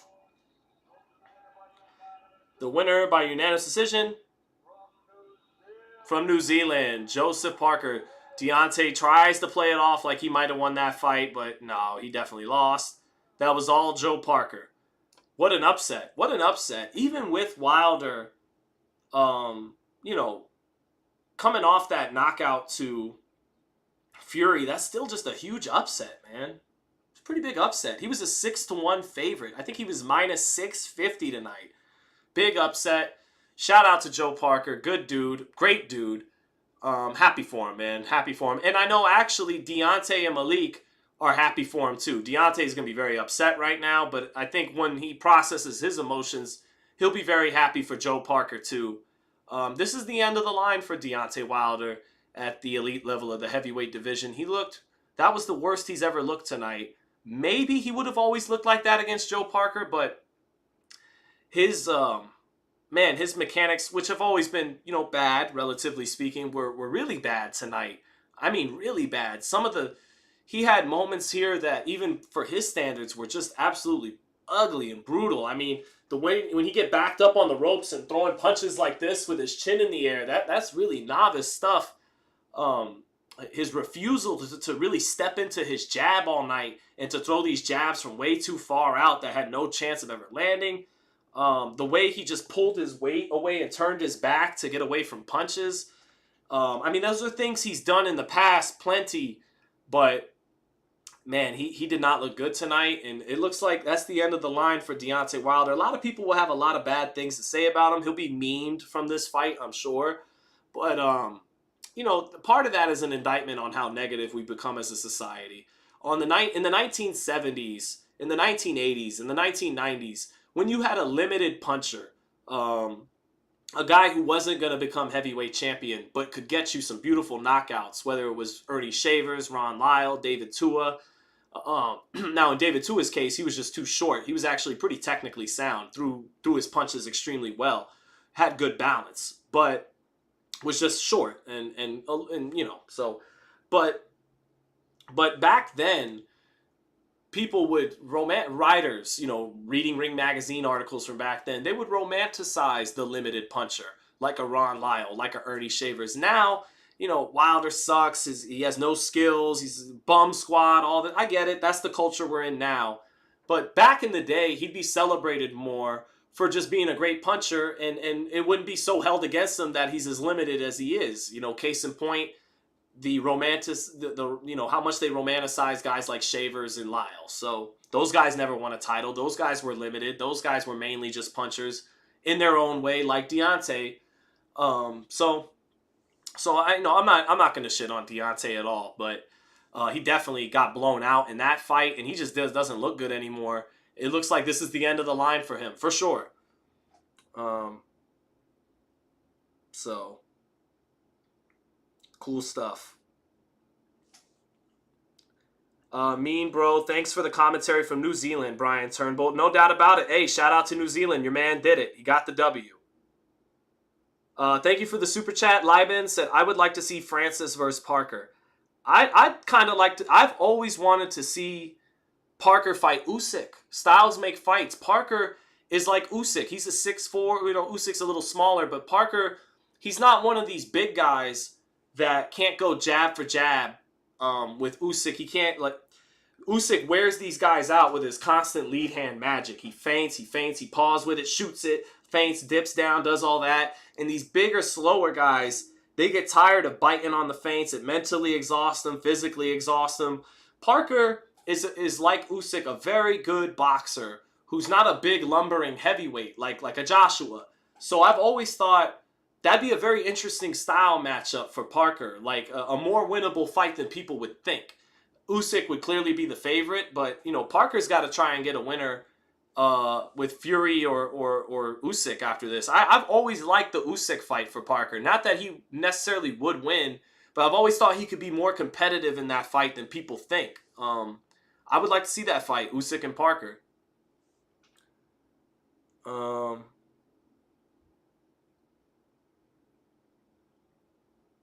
Space Kiwi says, I don't watch boxing, but I'll always support a Kiwi underdog. Shavers and Lyle could box as well. I know, Arrow. They were more technically sound than Deontay, who was just awful tonight, mechanics-wise. I get it. But the bigger point I'm making is they were still celebrated for the power they brought to the game and the knockouts they brought. That was more focused on than what they couldn't do. Win the heavyweight title, beat the best heavyweights. But how gun-shy was Wilder? Extremely gun-shy. At least in the 12th round, he let go of some, but outside of that, totally gun-shy, yes. DNV McPherson says, thanks for the awesome commentary. Regards from New Zealand. The country will be stoked, and another addition to proud boxing history. That awesome to have you, brother. Let's see what else. Fraggle Rock said New Zealand hard. Go ahead, New Zealand. Get your shout-outs in.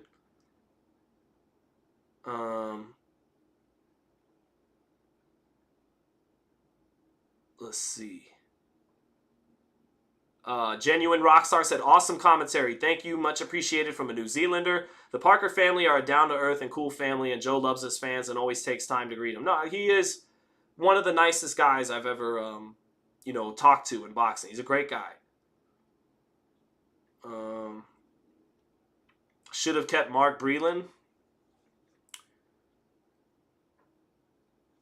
Let's see.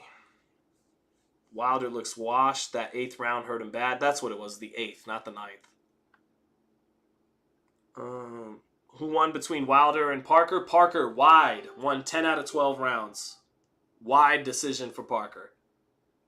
Actually, he won all 12 rounds on one of the judges' cards, which isn't bad. I was probably being a little generous even giving him 2. How do I see Ngannou versus Wilder?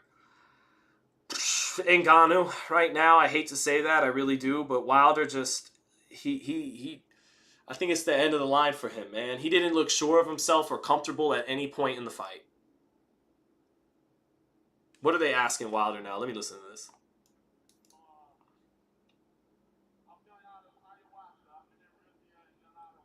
He said he did ayahuasca? Found a lot of happiness in his life.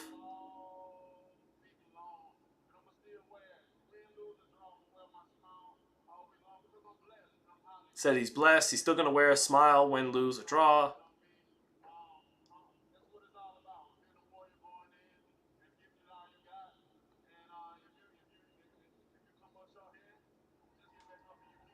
He says if you fall short, just get up and keep going.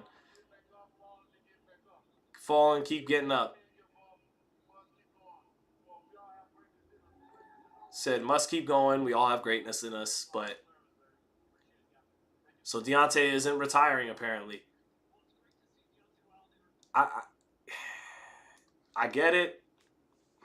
I don't know, man. I don't know, D. What's there to do after this? You got blown out by a guy who's not in the top 5. What do we, Wilder and Joshua's never going to happen, huh? Maybe Joshua loses to Wallin and then they can still fight. That works. That works. If Joshua loses tonight, him and Wilder should fight in a retirement match. So. Shay243 said, love the commentary. Cheers from New Zealand. Seal Zealous says, I'm proud of Wilder. Winston McCarthy, can you speak more about the wider heavyweight picture? Joe Joyce is the best to me. Everyone is afraid. Joe Joyce just got knocked. How could he be the best if Big Bang Zhang knocked him out twice? Joe Joyce is that he'll never be the same. Your punch resistance lessens when you suffer knockouts like that. And his punch resistance was one of his biggest assets, maybe his biggest asset. Joe Joyce's best days are behind him. This is going to be the best win he ever got right here. Joe Parker. And then heavyweight's becoming really wide open right now. It was dominated for a half decade by Wilder, Joshua, and Fury. Once Vladimir Klitschko retired after the Joshua fight, it's really wide open right now. It's so wide open that a guy who never fought before at 0-0 probably should be heavyweight champion right now. Because I thought even if Fury did claw out a 1-point win because of the way you have to score rounds, he got dropped and hurt with the bigger shots throughout the fight. So even if he won on the card, he lost the overall fight. I mean, regardless, it's terrible for boxing and for the state of the heavyweight division that Ngannou came within a point of taking it. So it's wide open right now. You got a cruiserweight who's probably the best heavyweight right now, Usyk. You got the guy who's still the lineal champion who looked terrible his last fight, absolutely terrible. You got a guy who was 0-0 who maybe should be the champion right now of the division. You got Wilder, who's been the best puncher in the division for a decade. His prime is definitely absolutely over with now. And we got to see what Joshua gives us now. Because Joshua, that Wilder fight just went up in smoke. I mean, Flip Hergovich got a knockout earlier tonight. He's very solid, but not special. So Jared Anderson is a flawed but very talented up-and-comer. So the division is wide open, You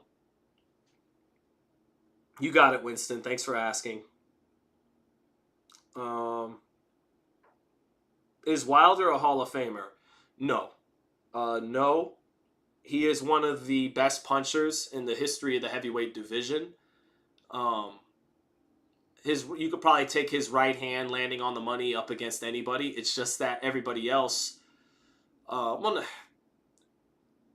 just in terms of pure power, Wilder might even hit a little bit harder than Lennox Lewis's right hand, but Lennox's right hand is so much better because it's so much more educated. But no, Wilder's not a Hall of Famer, but he did carve out a place for him in the sports history. When you talk about the all-time punchers, he has to be mentioned. So he carved out his spot in boxing history, but he's not a Hall of Famer. What about Andy Ruiz? Andy Ruiz is still there, but Ruiz is a guy that I almost look at as semi-retired. He's still fighting to get the bag sometimes. But he's not living a 365, 24/7 fighter lifestyle anymore. He's still a contender, still easily a top 10 heavyweight is Andy Ruiz, but I don't know. I don't think Ruiz and Usyk would be very interesting. That would be a very interesting fight because Usyk's not a big heavyweight, and that'd be a very interesting fight. You're very right to bring up Andy Ruiz. I did gloss over him. He's still definitely a player in this division. But he showed me in winning those fights against the older veterans, Arreola and Ortiz, he's not still willing to get in there and throw those combinations like he did against Joshua the first time he won by knockout. He outboxed both of those guys. And you could get away with that against 40-something Arreola, 40-something Ortiz, who have both been knocked out multiple times. Can he get away with this new style he's been winning in against the best of the best, against a guy like Usyk? I don't know about that. He might have to turn back the page a little bit to 2019 and get back on his, on that. So we'll see. Ruiz wants the Usyk fight. I like that fight for him. I think, look, Usyk is one of the best pound for pound, but at the end of the day, he's still a cruiserweight who's a heavyweight champ. He's still a blown-up cruiserweight. And he's a great fighter, first ballot Hall of Famer. But, if you're Parker or Ruiz, you got to want your shot at that guy. He's not a big behemoth heavyweight. Actually, Ruiz and Parker, if Usyk beats Fury, I think those might be two of the most interesting fights in the division, Ruiz and Parker, because we know what he already beat Joshua. Wilder's done. He beats Fury. So I really would like, Flip Hrgovic is solid, and there's some other guy. Big Bang Zhang is probably the biggest money fight. But I'd be stylistically very curious about Ruiz or Parker fighting Usyk because, like Usyk, they're not big guys. They're guys that can move and punch with the speed of smaller men. So I would like to see those fights for sure. But almost main event time. Anthony Joshua is a minus 360 favorite, but he's not nearly the favorite Deontay Wilder was. Deontay Wilder was a minus 650 favorite, almost twice the favorite that Joshua was. So, but Wallin doesn't look in the kind of shape that Parker was in. And Joshua, unlike Wilder, looks more locked in heading into this fight. So we'll see. It might be a little tougher for Otto Wallin to get the upset. But it makes sense that on paper, he was the more likely to pull it off between him and Parker. But might indeed wind up the opposite way. Ruiz's hands are faster, not his feet. Yeah, he doesn't really have quick feet to turn you and all that. But he is light on his feet, though. Ruiz is.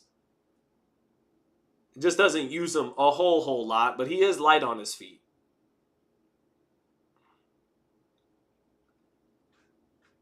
Zhang, love watching Zhang. Zhang is just awesome to watch right now. I would love to watch Zhang against Usyk or Fury, the winner of Usyk Fury or Joshua. Actually, let Zhang fight Joshua. That's a huge money fight for him. I think he'd be the favorite over Joshua right now. That'd be a great fight. Joshua and Zhang. Who you got next? I got nobody. I told myself this morning, don't pick anybody. You didn't really, unless I've really sunk my teeth into a fight and broke down a bunch of tape. This picking off the top shit is not nearly as accurate as it is. Obviously I'm familiar with Joe Parker, Otto Wallin, Deontay Wilder, and Anthony Joshua, but even when you're familiar with a guy, it's really important to be on your P's and Q's and break down tape heading into a fight to really call it correctly. So Learned my lesson with Franchon Cruz Dezern and Shadeja Green, and just now with Wilder and Parker, I don't have a fucking pick. So let's just see what happens. And the lights are on, and the fireworks have begun in Riyadh for the main event. Wallin will upset Wallin will upset Joshua, says Monte. We'll see. We'll see. We'll see. Let's see. David Jones, well said, yeah, Wilder is done, though. He was flawed, but he had a great right hand. But now he's older, non-active, and yup, done. There you go. But kind enough. You didn't have to drag the man. You just called it like it was.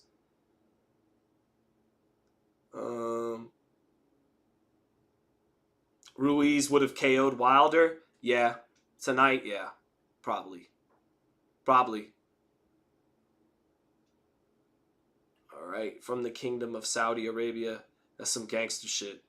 The Kingdom of Saudi Arabia. Italy used to be the Kingdom of Italy, the Kingdom of Sicily. Then they went soft. It's okay. There's Andy Ruiz right there. Andy looks in good shape. Up top, solid. Andy's out there. Andy's got to get in the mix, man. He wanted that Wilder fight. He's probably telling himself right now, fuck, I would have definitely won that shit. He wanted the fight. And it's not that Wilder didn't want it. It's just Wilder got offered more money to do this fight instead. Ruiz just said, I just wish it was me in there beating him up. That's literally what Ruiz just said on the broadcast.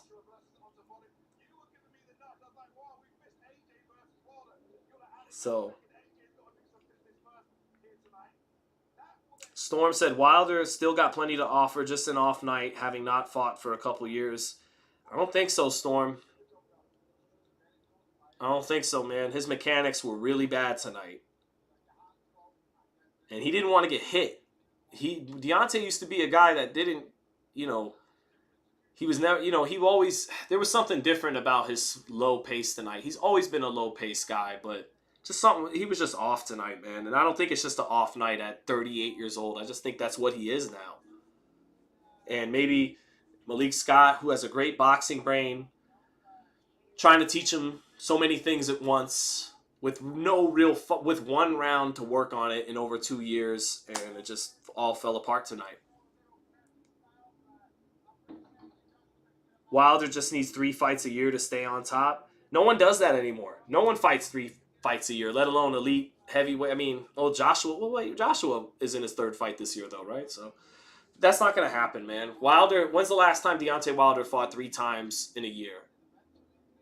So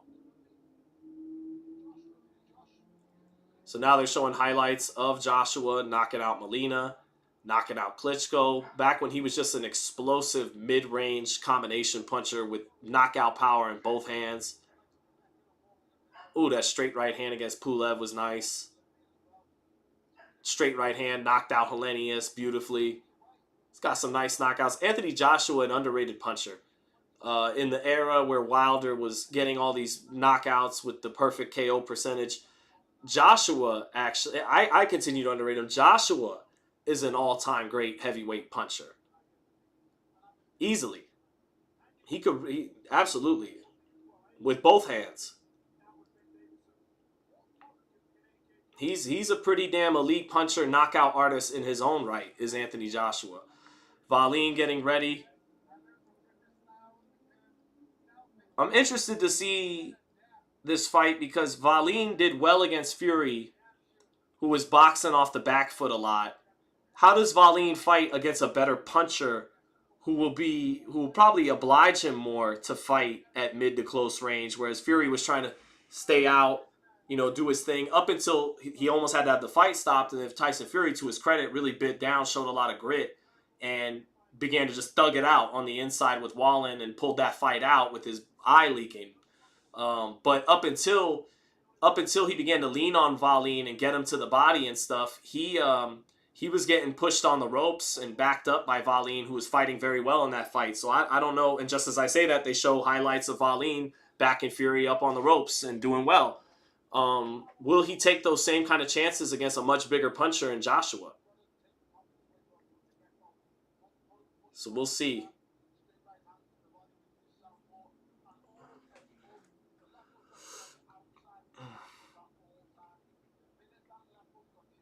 Let's see. Wallin beat Fury, says Buddy Mac. He actually did not. He came close, but didn't. Fury did win that fight on the cards, deservedly. Yeah, maybe it was a little fortunate that the ref didn't stop it, but turns out the referee made the right call, because if the man was good enough to get through the fight and win the fight, then you obviously made the right call to not prevent him from continuing to do it. So Fury definitely won that fight. Joseph's underrated. You're going to see a lot more from now on. Trainer makes a difference. Well, shout out to his old trainer, Kevin Barry. I love him.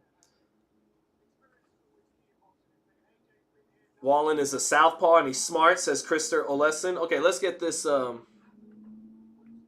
let's get this final poll in, chat. All right.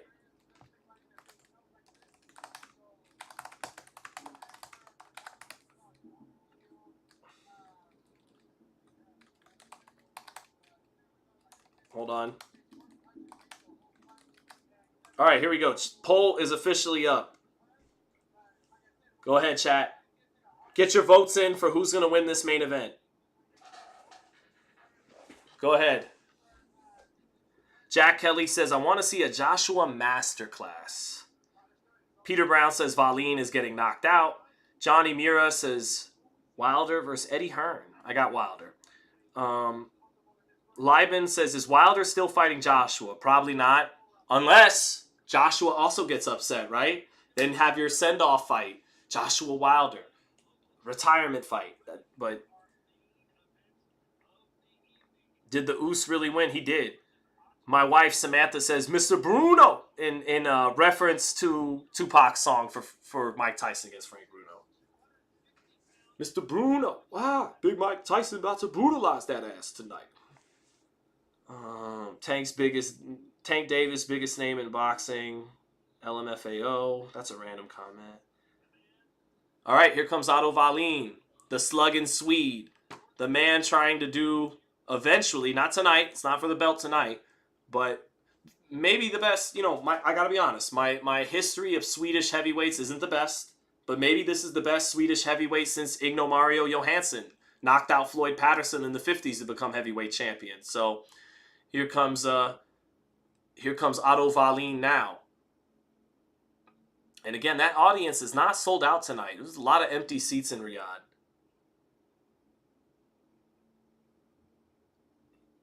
You just wanted to hear my Tupac, Sammy? No hesitation in front of the whole nation. I beat that ass so bad I probably violate probation. Through demonstration as I strategize informations. Attempt to kill so it's real like I'm catching cases. Yeah. That's how good Tupac was. He could write you a ring song in 45 minutes, a ring walk song, like he did for Tyson and Bruno's rematch. All right, everyone, the lights are getting dimmed, and we're just waiting for real main event time. They got a couple of the sheiks up there. It's kind of funny looking, to be real. Kind of like when South Park would have those realistic images of people randomly splattered throughout the show on people's walls. It kind of looks like that a little bit. The image of the two sheiks. Everyone must stand in respect. Conor McGregor and Cristiano Ronaldo right next to Turkey Al-Sheikh. Everyone claps. Monteg, I will stop, Monteg. I couldn't help it, man. My wife, she wanted to hear the reference in the chat. I had to give it to her. So now, Buffer on the mic. Tay said, what's your plans after the fight, Sean? The day is still young. I have to go to, I got to go to in-laws' house. Yeah, they're doing some Christmas stuff today. They invited me and the wife and my son. They really want us there, so of course I'm coming. So as soon as I wrap up with this, I gotta go head over there.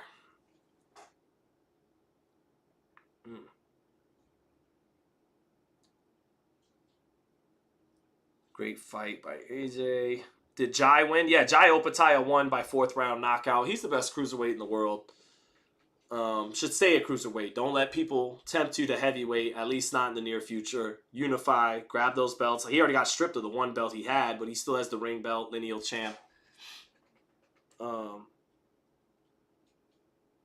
Creaky Joint says, you're a good chat host, bro. I appreciate that very much. Thank you. All right, here comes Otto Wallin. Some fireworks in the arena. Here he comes. Shadow boxing a little bit up there. Otto Wallin's been he had some big opportunities slip away from him. I feel what are some big fights? I think maybe he was supposed to have there's a couple of big fights he was close to getting that just never quite panned out for him since the Fury fight. And this is really the big stage we're seeing him on for the first time since Fury. He beat Dominic Brazil in the interim. Has kept, busy, relatively speaking, but this is his first time on the big stage since T-Mobile. I was at that fight where he lost to Tyson Fury. Very good fight. It felt like he was very close to pulling off that upset midway through when Fury's eye busted up, but Fury buckled down, showed a lot of grit, and won that fight. But Wallin gave a very good account of himself, smiling as he makes his way into the ring now. Blue and black robed, blue and black trunks, blue gloves on. So here he is, the Swede. They're showing the Swedish colors in the audience. Of course, same colors as Ukraine, but that yellow and blue. Oh, here we go. Let's go. Referee checking Wallin's gloves. Checking his belt line a little bit. Yep, belt line is good. Everything's good. Wallin a little dry getting in. And now here comes AJ. Joshua, he's been very intense, very mean the last couple of days, this whole week. Praise up to Allah. He is a Muslim as well. Got those beautiful Under Armour robes. Very nice, very classy. Got some of the best robes in the game, does Anthony Joshua. Two-time former heavyweight champion of the world. One of the best punchers of this era. And I've always wondered about Joshua as he makes his way to the ring now. He may actually still have his best fight in him, as crazy as it sounds. Even though he struggled with Robert Helenius, even though he's been gun-shy at times, unsure of himself, having a little bit of a meltdown after the Usyk rematch, all kinds of things that point to saying, this guy ain't really, really, really got it. But I've always suspected there could be a night where Joshua, with nothing to lose, with the belts and the pressure of being the champion no longer on him, with the right kind of nasty attitude, could really be a damn force. And I wonder if that night tonight's one of those nights. I remember Lomachenko after the Teofimo Lopez fight, fighting Masahiro Nakatani. And it's like, why would Loma summon on this night of all nights his most spiteful performance, with fighting with the baddest intentions? He was pissed. He had lost his belts to Teofimo Lopez. He was fired up and pissed off. And I wonder if Joshua, after two kind of timid performances against Jermaine Franklin and Robert Helenius, is in that state of mind now. So let's see. He's probably more comfortable with a fellow Brit, Ben Davison, who they've probably known each other over the years. Has a familiar accent in the corner for the first time in a while since trying out Robert Garcia, trying out Derek James, trying out some of the Americans. He's back with a Brit now. And here he comes to the ring, nice and loose, but also with an intensity about him while being loose. Walking a good fine line there between being loose and yet intense is the former two-time heavyweight champion Anthony Joshua. Like his demeanor tonight as he steps through the ropes. Yep, there he is. Big man climbs through the ropes, bounces up and down a little bit, circles the ring. Nice pep in his step. Daps up Eddie Hearn, and the big man from London, the 2012 gold medalist, is ready to let them hands go. Let's see what we got. Do we go 2 for 2 with upsets, or will Joshua stick to the script? Joshua looks nervous, says Liban. Did Parker win by decision or KO? He won by wide unanimous decision. Hurt Wilder in the 8th. Didn't drop him, but hurt him good. Michu says Otto looking sharp. Otto looking like Otto. He's working. He's throwing some uppercuts in the corner. He's ready to go.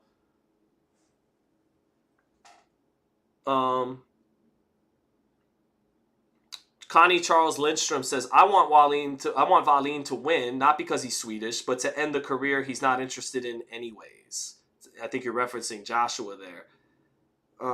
Eddie is sweating. Well, of course, it's nervous time anytime Joshua's fighting for him. Let's see. Let's see here. Do you think Wilder needed a longer training camp? Asked Battlefield. No, I just think he is what he is at 38, man. Longer training camp wouldn't have done nothing. He had a long training camp, as long as it could possibly probably be. Had been waiting on the shelf for 2 years, so I just think it is what it is at this point, you know? His best moments are well behind him now, and there's nothing wrong with that. It happens to everybody. Freddie Wong says Otto hasn't really fought anyone in the top 10 after Fury. No, he beat up Brazil pretty good, but Brazil's not a top 10 heavyweight, but at least he was a heavyweight title challenger at one point. Let me quickly peruse the box rec one last time. Did he fight Dillian White, or that just kept falling through? That's the fight I was thinking of. He was supposed to get the Dillian White fight, and it just fell through on him, and that kind of stunted his momentum. He was actually an underdog in his last fight against Garcia, and my boy Hans said, yo, I kind of want to bet on Wallin. He's an underdog. And I said, he's an underdog? I said, definitely take that bet. And sure enough, he won a split decision against Murat Gasayev. But here he is tonight, man. 26-1, 14 knockouts, not a big puncher. Fairly big man, not as big as not quite as big as Joshua, not as big as Fury, but a big guy, bigger than Parker. 6'5". Big guy, not a big puncher, technically sound.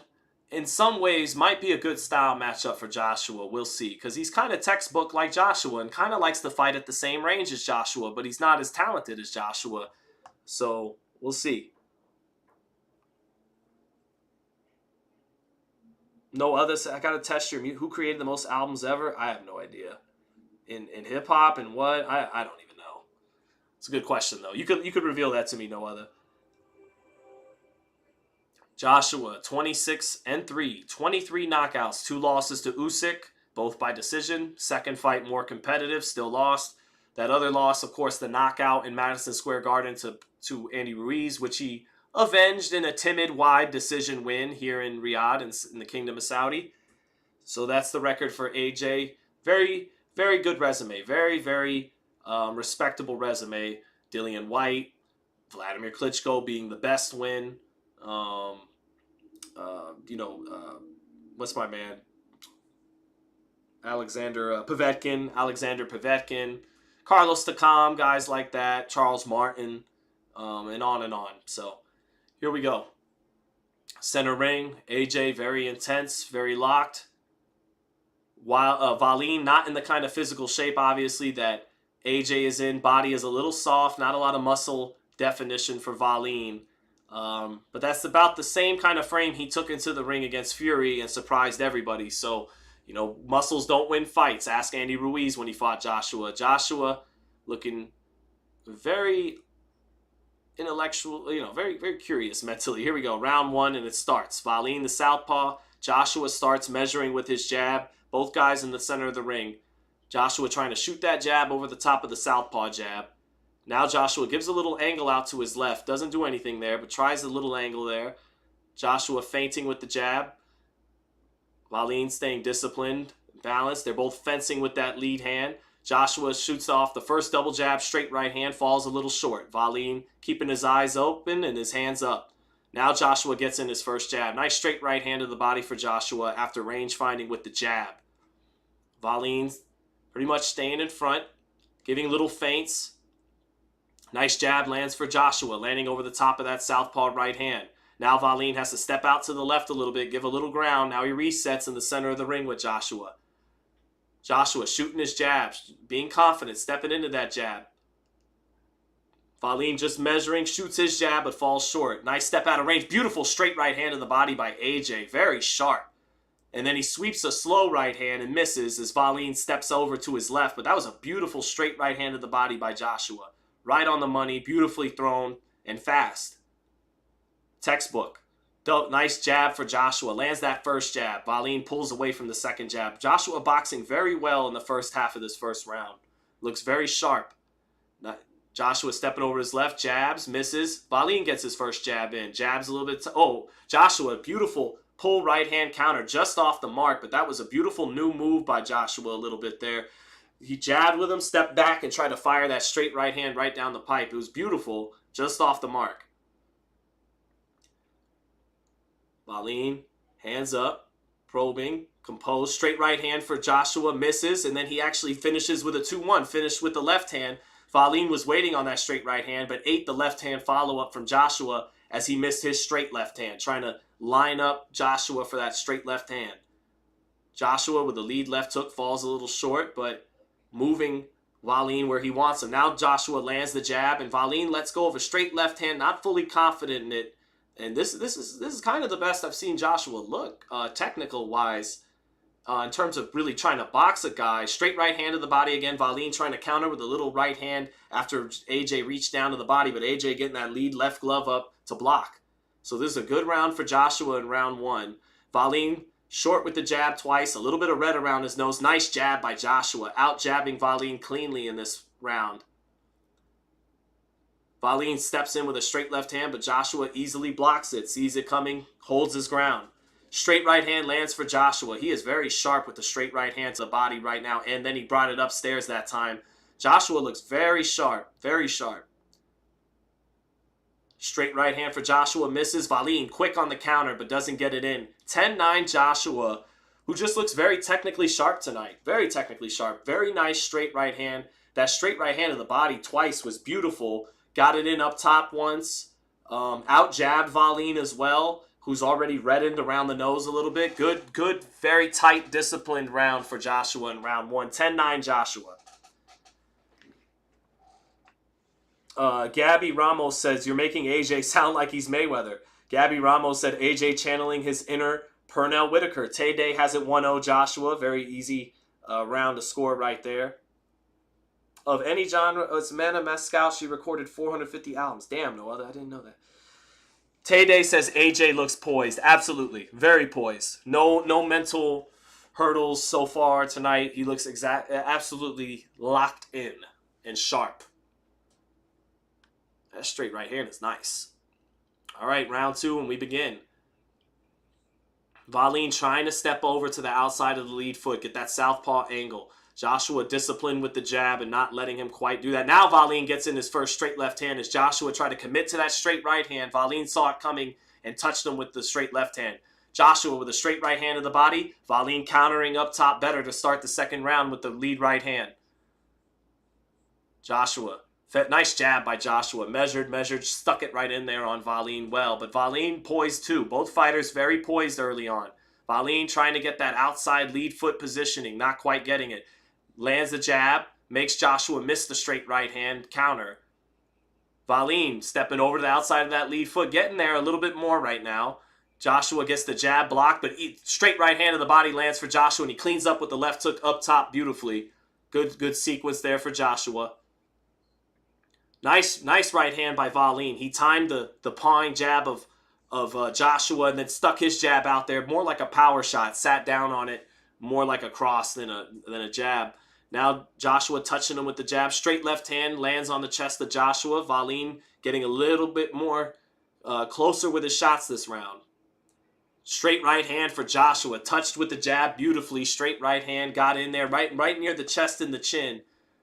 Straight right hand for Joshua. Beautiful work against the southpaw. Back comes Wallin with a straight left hand, but not landing as clean as Joshua's did. Wallin taking these shots well early on. Now Wallin jabs over the top of Joshua's lead left hand. Lands his jab over the top, but this is Joshua's round right now because of that right hand that got in a moment ago.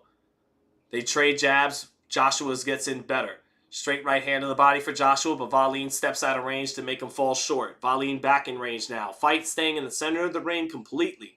Minute left.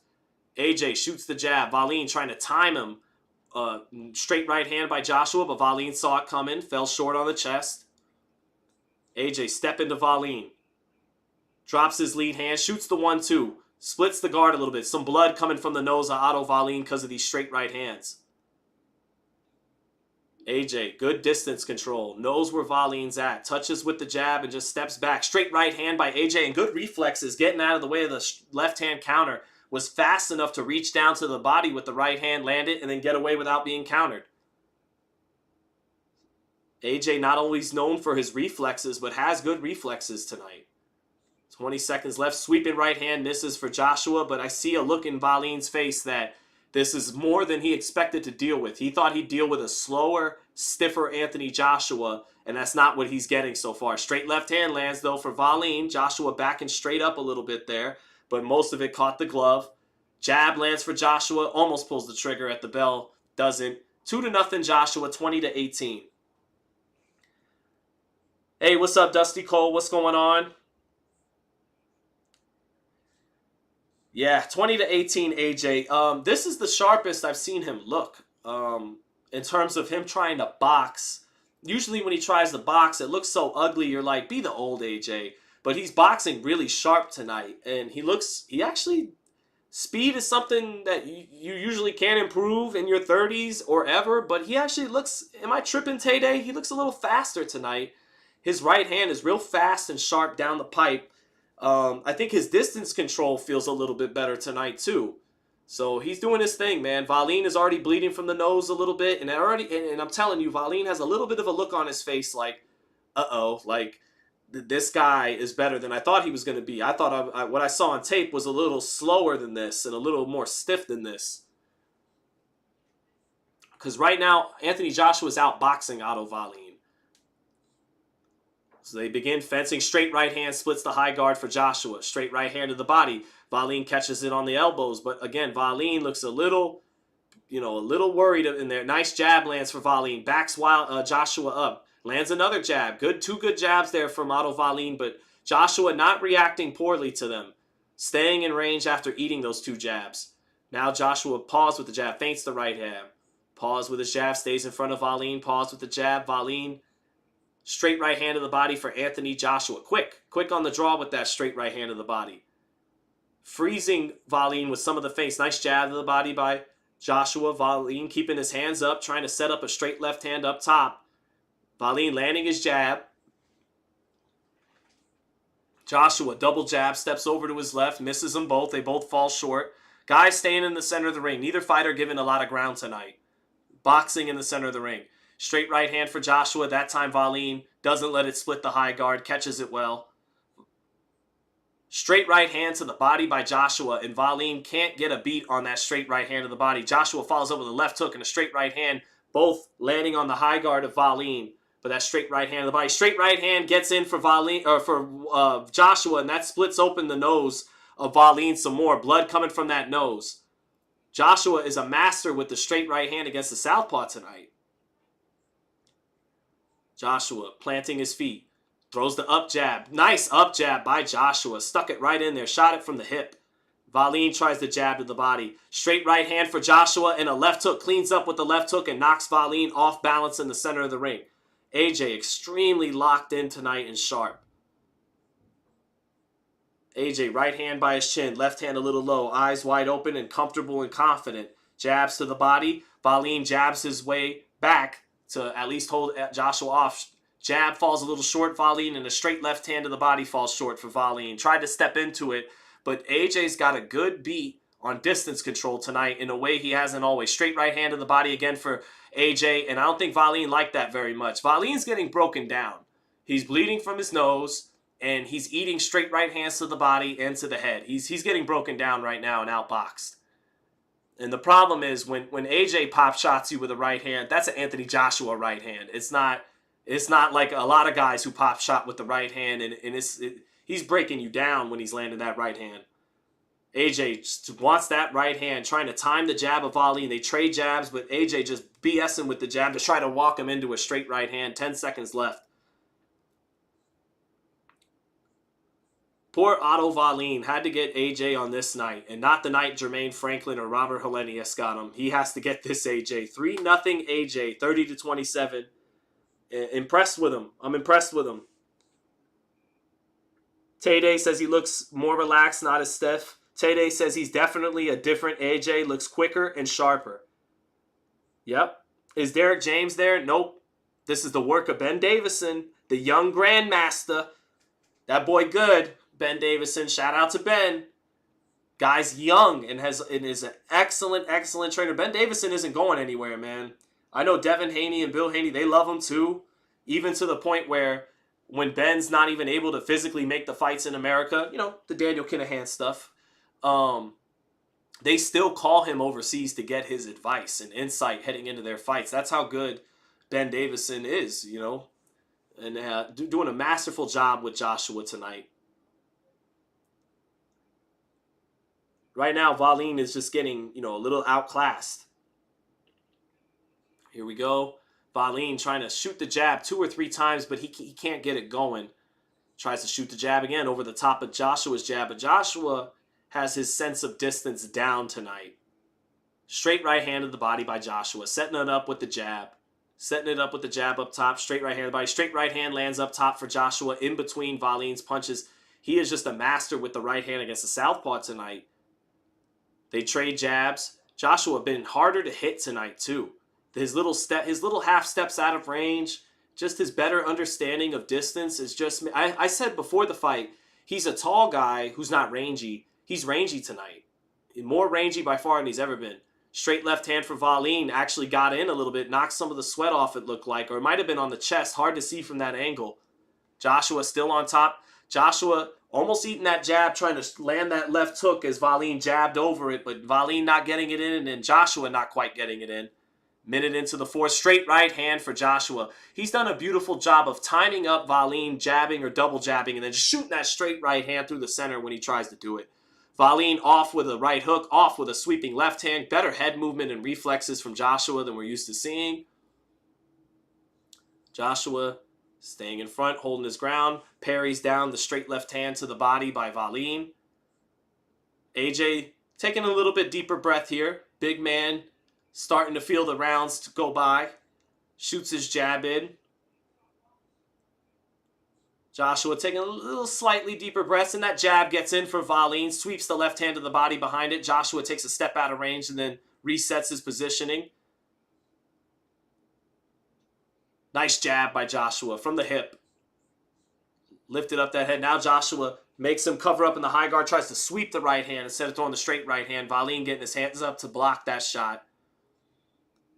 Joshua lead hand low, and it sets up the straight right hand through the center while Wallin is trying to jab. AJ's done a beautiful job of timing that up, timing that jab and shooting the straight right hand when he knows one of those 2 hands isn't home. Now a right hook finally gets in for Wallin, exchanging with Joshua, and he got out of the way of that right hand and checked him with a right hook a little bit. Got AJ to go a little off balance, but now Joshua gets Wallin into the corner, and Wallin covering up well, those shots not getting through, but AJ imposed himself in the corner for a little bit there in that sequence of punches. Wallin stepping over to his left. Straight right hand for Joshua off the mark. Grizzes past Wallin's shoulder as again he tries to time him in between the jabs. 10 seconds left in the 4th. Jab to the body for Wallin, falling a little short. More competitive round for Wallin that round, but still Joshua's round. But a more competitive round that time for Wallin. 40-36 Joshua. Wallin trying that left hand at the bell. Joshua defensively responsible, not letting it get through. 40-36 Anthony Joshua. A little bit more competitive round that time, but blood from the nose of Wallin and a little bit of a welt underneath that right eye from the accurate jab. So the straight right hand of Joshua splitting open the nose of Wallin, and the jab giving him a little mouse under his right eye.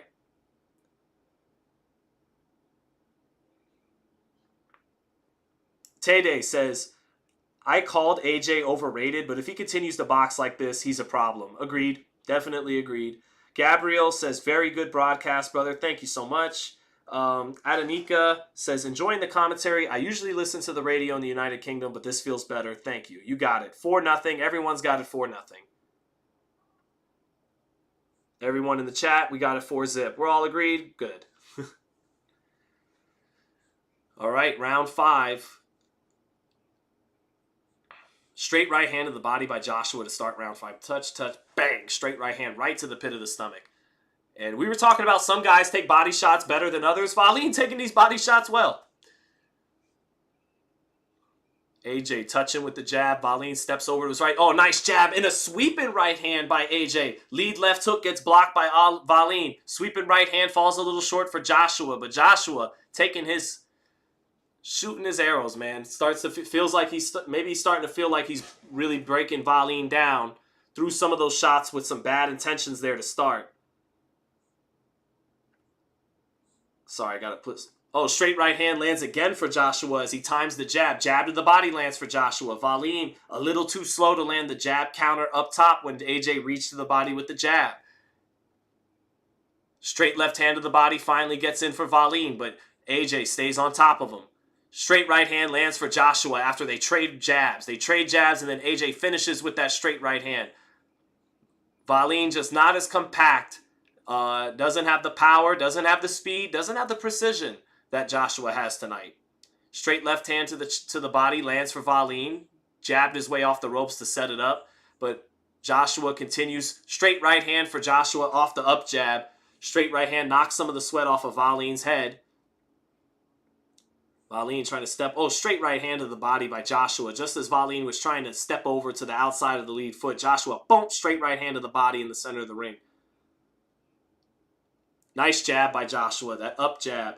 Wallin trying to jab over the top of Joshua's jab. Joshua subtly moving his head a little bit so that he took something off it. Big straight right hand, left hook. Wallin's hurt. Joshua timing him up in between the jab and hurt him.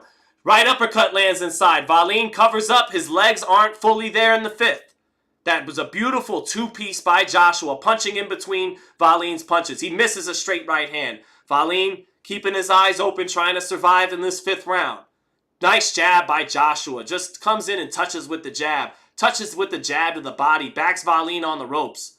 And it's a matter of time before AJ stops him, it feels like. Sweeping right hand lands for Joshua. Well, it actually got caught a little bit on the ropes by the high guard, but it's so powerful, it split the high guard a little bit. Joshua just off with the straight right hand. Touching Wallin with a jab. Staying on top of Wallin. Wallin eating that jab to the body by Joshua, who isn't predictable with his rhythm right now. That jab was disguised well. Straight right hand to the body by Joshua. He overcommits. Wallin tries to counter him with a straight left hand, but AJ keeps the right glove up to catch the counter. Oh, and then a nice straight right hand just misses for Joshua. It cleans up with the left hook and hurts Wallin near the bell. Straight right hand to the body as Wallin falls into the ropes. That was a big round for Joshua, and he's beating the fight out of Otto Wallin, who definitely came to win tonight. But Wallin, his face is busting up. He's got blood from the bridge of his nose, blood coming out his nose, swelling under his right eye from all the accurate jabs. Beautiful, beautiful two-piece by AJ. Wallin trying to throw a shot. What was it? Wallin trying to throw a lead left hand, a straight left hand, and Joshua beautifully right hand, left hook in between the straight left hand. Beautiful counter punching by Joshua. And that's it. They've stopped it. They stopped it. Good stoppage. Joshua, that's the sharpest Anthony Joshua I ever seen, in his career. And oh man, folks, don't look now. Anthony Joshua's coming for Anthony Joshua's like Ludacris in 2006. He's coming for the #1 spot. So yeah, good stuff, Joshua, man. I did say before the fight, with the pressure off of him, and that's it. Wallin cannot make it out for the 6th round. That's it. I did say, I wonder if Joshua, with the right kind of mindset, he shakes hands with Andy Ruiz, daps him up at ringside. I always wondered, with the pressure off of him now, fighting more loose, not having the pressure of being heavyweight champion and the idol of England and all this stuff. He daps up Chris Eubank Jr. as well. I always wondered, I said this on the Porter Way a couple years ago, could he be better than ever? Has his best night yet to come? I said that as he was making his ring walk, and it looks like that may very well be the case. Him and Big Bang Zhang would be a fucking war. That'd be a great fight. Zhang would be a great fight. If you're Joshua, you kind of got to root for Tyson Fury because you can't have a trilogy when you're down 2-0. I mean, I guess you can. But this was a great performance by Joshua. Maybe a little bit of a shame for him that he couldn't do it against Wilder tonight. He would have knocked Wilder out cold. He would have definitely have knocked out Wilder tonight. But as it stands, he may never get that Wilder fight. But at what, in his early 30s, he's still got so much road up ahead of him now, it would seem. Great performance, A-plus performance by Anthony Joshua. Hats off to him, man. I know he doesn't like the media. He doesn't seem like he likes a lot of people because he hasn't liked his journey through fame. But credit to him that he is seemingly poised to make a very, very, very, very serious third run at the heavyweight championship of the world. He looked excellent tonight. Looked absolutely excellent tonight. Freddie Wong said, great channel, bro. Thank you, man. I appreciate that. If we give credit to Ben Davison, we got to discredit Malik Scott. All right, fair enough. Ben Davison's a better coach than Malik Scott. He's proven that throughout both of their times as trainers. Ben Davison been a trainer much longer. Yeah, good stoppage, says Buddy Mac. Angry casual fan says Wallin quit. Yeah, he looked good, man. AJ looked good. AJ looked good. Good for him, man. He did his thing. This is the best I've ever seen him look. It's a different Joshua than the guy that knocked out Klitschko. Ever since he knocked out Klitschko, he wanted to be more technical, right? But it always felt like it didn't fit. It's like, man, you're too big and too stiff to be trying to really, really, really, really box. You need to be more of a slugger. That's your gifts. Tonight, what he's been trying to do since that Klitschko fight, it really finally clicked. He is a new, much more technical fighter than he was 5-6 years ago, and he looks so much less stiff. We got to see it against better fighters, Zhang, Fury, but he really looked good tonight. Credit to him, man. Credit to him. Eric Montgomery said, great work and much appreciated. Thank you, my friend. Van Dam said, outstanding commentary. Joshua was sharp. Buddy Mac said, I'm officially not interested in AJ Wilder anymore. Yeah. It isn't the age, it's the person. Wilder looked his age, and AJ did. AJ is much younger, though. He's a lot younger than Wilder. Well, not, at least by a half decade, right? AJ versus Zhang is a great one. Or not, am I tripping? Let me see. No, never mind. He's 34. Yeah, he's only 4 years younger. That's a big 4 years, though. And, hey, man, maybe... I called him the rich man's Frank Bruno in the poll, right? So that was me acknowledging he's certainly much better than Frank Bruno. But I was saying before, if Lennox Lewis is here and Frank Bruno's here, Joshua's obviously somewhere right in the middle, right? And I said before, maybe he leans a little bit more on the spectrum to Bruno than he does to Lewis. But if he keeps up what he did tonight, just like Lennox in his mid-30s with Emmanuel Stewart, maybe he's found his Emmanuel Stewart with Ben Davison, and in his mid-30s, which can often be the prime for a heavyweight. Not always. Not for guys like Mike Tyson or Riddick Bowe, but for a guy like Lennox Lewis, for a guy like Vladimir Klitschko, guys who had chin problems, right? Had confidence issues. They get that, they find that right trainer, Emmanuel Stewart, and then in their mid-30s, they get better than ever. Maybe that's what Anthony Joshua has just discovered with Ben Davison. There you go. There's my take. Igdora9 said, great commentary. Great AJ is back in the mix for real. I feel like if you're an Anthony Joshua fan, this is the most excited you got to be since he knocked out Klitschko. Because even knocking out Takam, going the distance with Parker, going the distance and winning the rematch with Ruiz, even when he would knock out guys like Povetkin, they were dull performances until he got the knockout. Same with Helenius. Tonight, he was beautiful from round one with that straight right hand. His reflexes were better. His distance control was better. Everything was better. If you're an AJ fan, you've got to be the most excited you've been since he knocked out Klitschko, in my opinion. Later, a.k.a. Warner Wolf. Let me look that up, Edwin Ola. Who is Warner Wolf? Hold on. Better be a handsome guy. Oh, God. Not so much. He was a broadcaster. Gotcha. You mean more on the mic than physically. I got you, Edwin Ola. Thank you. Henry Bostic said, trust me, Ben Davison is no Emmanuel Stewart. I mean, that remains to be seen. There's only one Emmanuel Stewart. I agree, of course. I mean, I'm not trying to be blasphemous here with the great Emmanuel, but why can't Ben Davison become one of the great trainers in the sport for the next 20, 30 years? You know, Emmanuel Cuss, Angelo Dundee, Custy Amato. These are guys that didn't fight professionally, just like Ben Davison didn't fight professionally. Now, Emmanuel was the best amateur in his weight class. He had an extensive undefeated record in the amateurs. But still, why can't Ben Davison, who's young and believes in himself and is already accomplished at like 30 years old, why doesn't he project to be one of the best trainers in boxing for the next decade or two? He does actually project. I've talked to Ben many times. He's a brilliant boxing mind and really believes in himself. So I think Ben is one of the best guys in the game. I think he's going to be around a while, and I think AJ found his right fit tonight, man. So Tay says it's something about AJ that looks different tonight. His whole demeanor is different. Eric Montgomery said, you said his form looked less weightlifter. That might be a big... Yeah, I said that in the dressing room.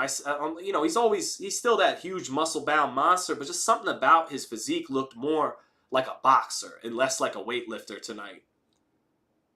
So thank you for remembering that, Eric. Appreciate that.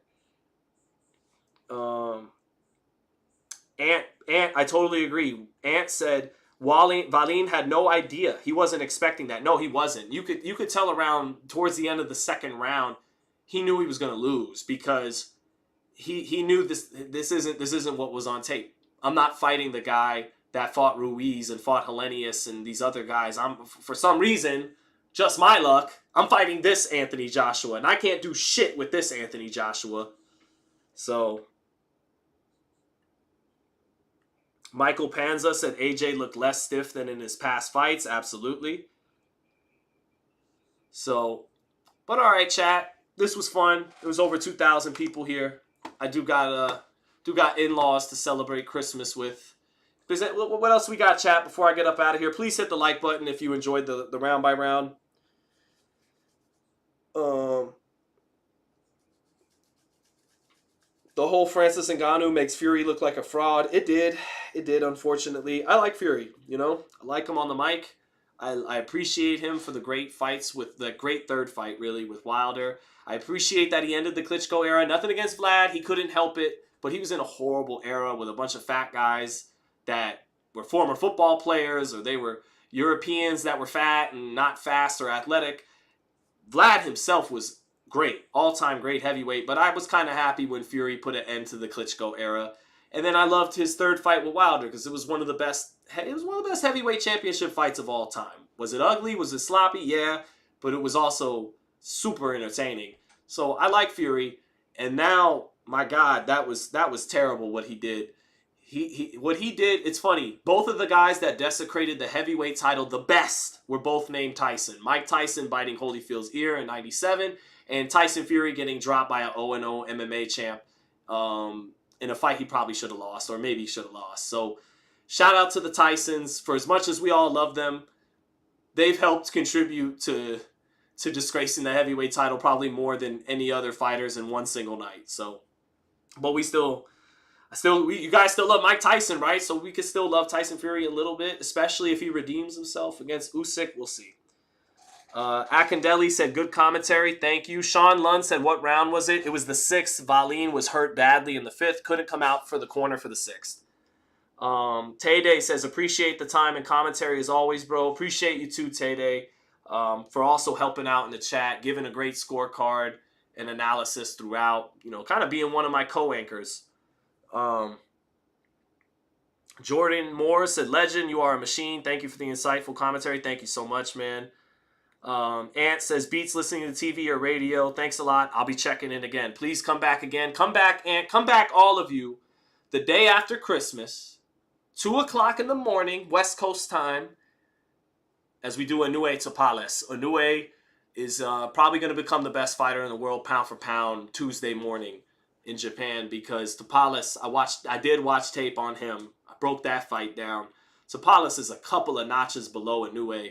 I don't think Tapales is as good as Fulton, and Fulton was nowhere in the same stratosphere as Inoue that night. So I think Inoue is going to knock Tapales out, and him getting in that extra fight before the year's over, unlike Bud, I think it does enough to give him the nod and make him pound for pound #1. But we'll see. We'll see if Tapales has a Buster Douglas in him. I doubt it. Do I give Tapales any chance against Naoya?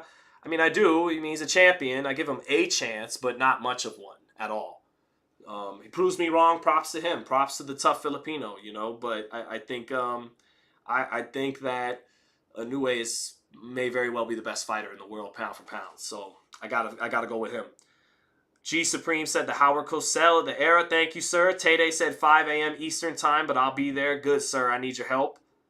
Vitaly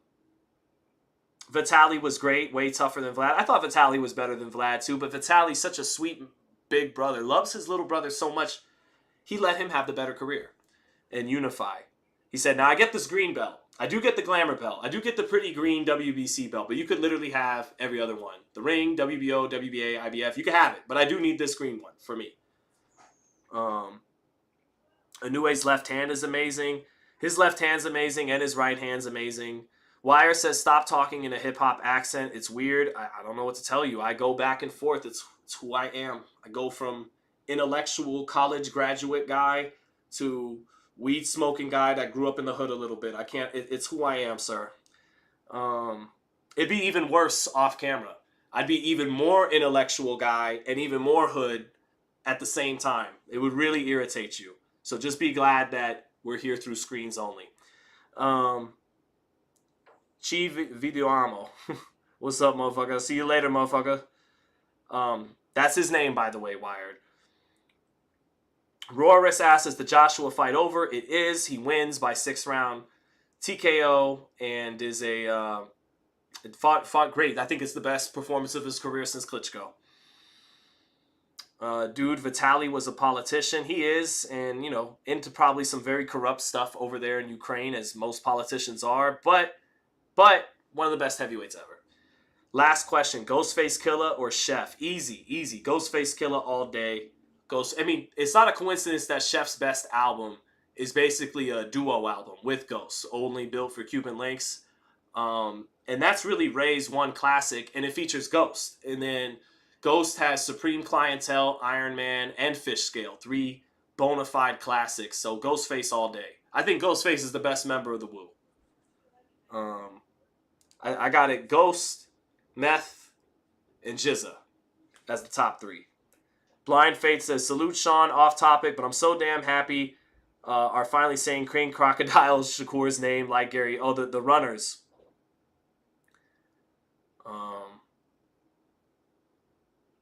So, yeah. All right, let's see. All right, chat, that's about it. Thank you, everyone, for joining in. Merry Christmas, Happy Holidays, Happy Hanukkah, Happy Kwanzaa, Happy Holidays, Merry Christmas. Everyone have a good rest of the weekend. Check back in with me if you can make it up on time. Tuesday morning, day after Christmas. Let's do Inoue Tapales. And God bless everyone. Have a great rest of the weekend. Take care. Oh, wait, hold on. Do I shadow box with it?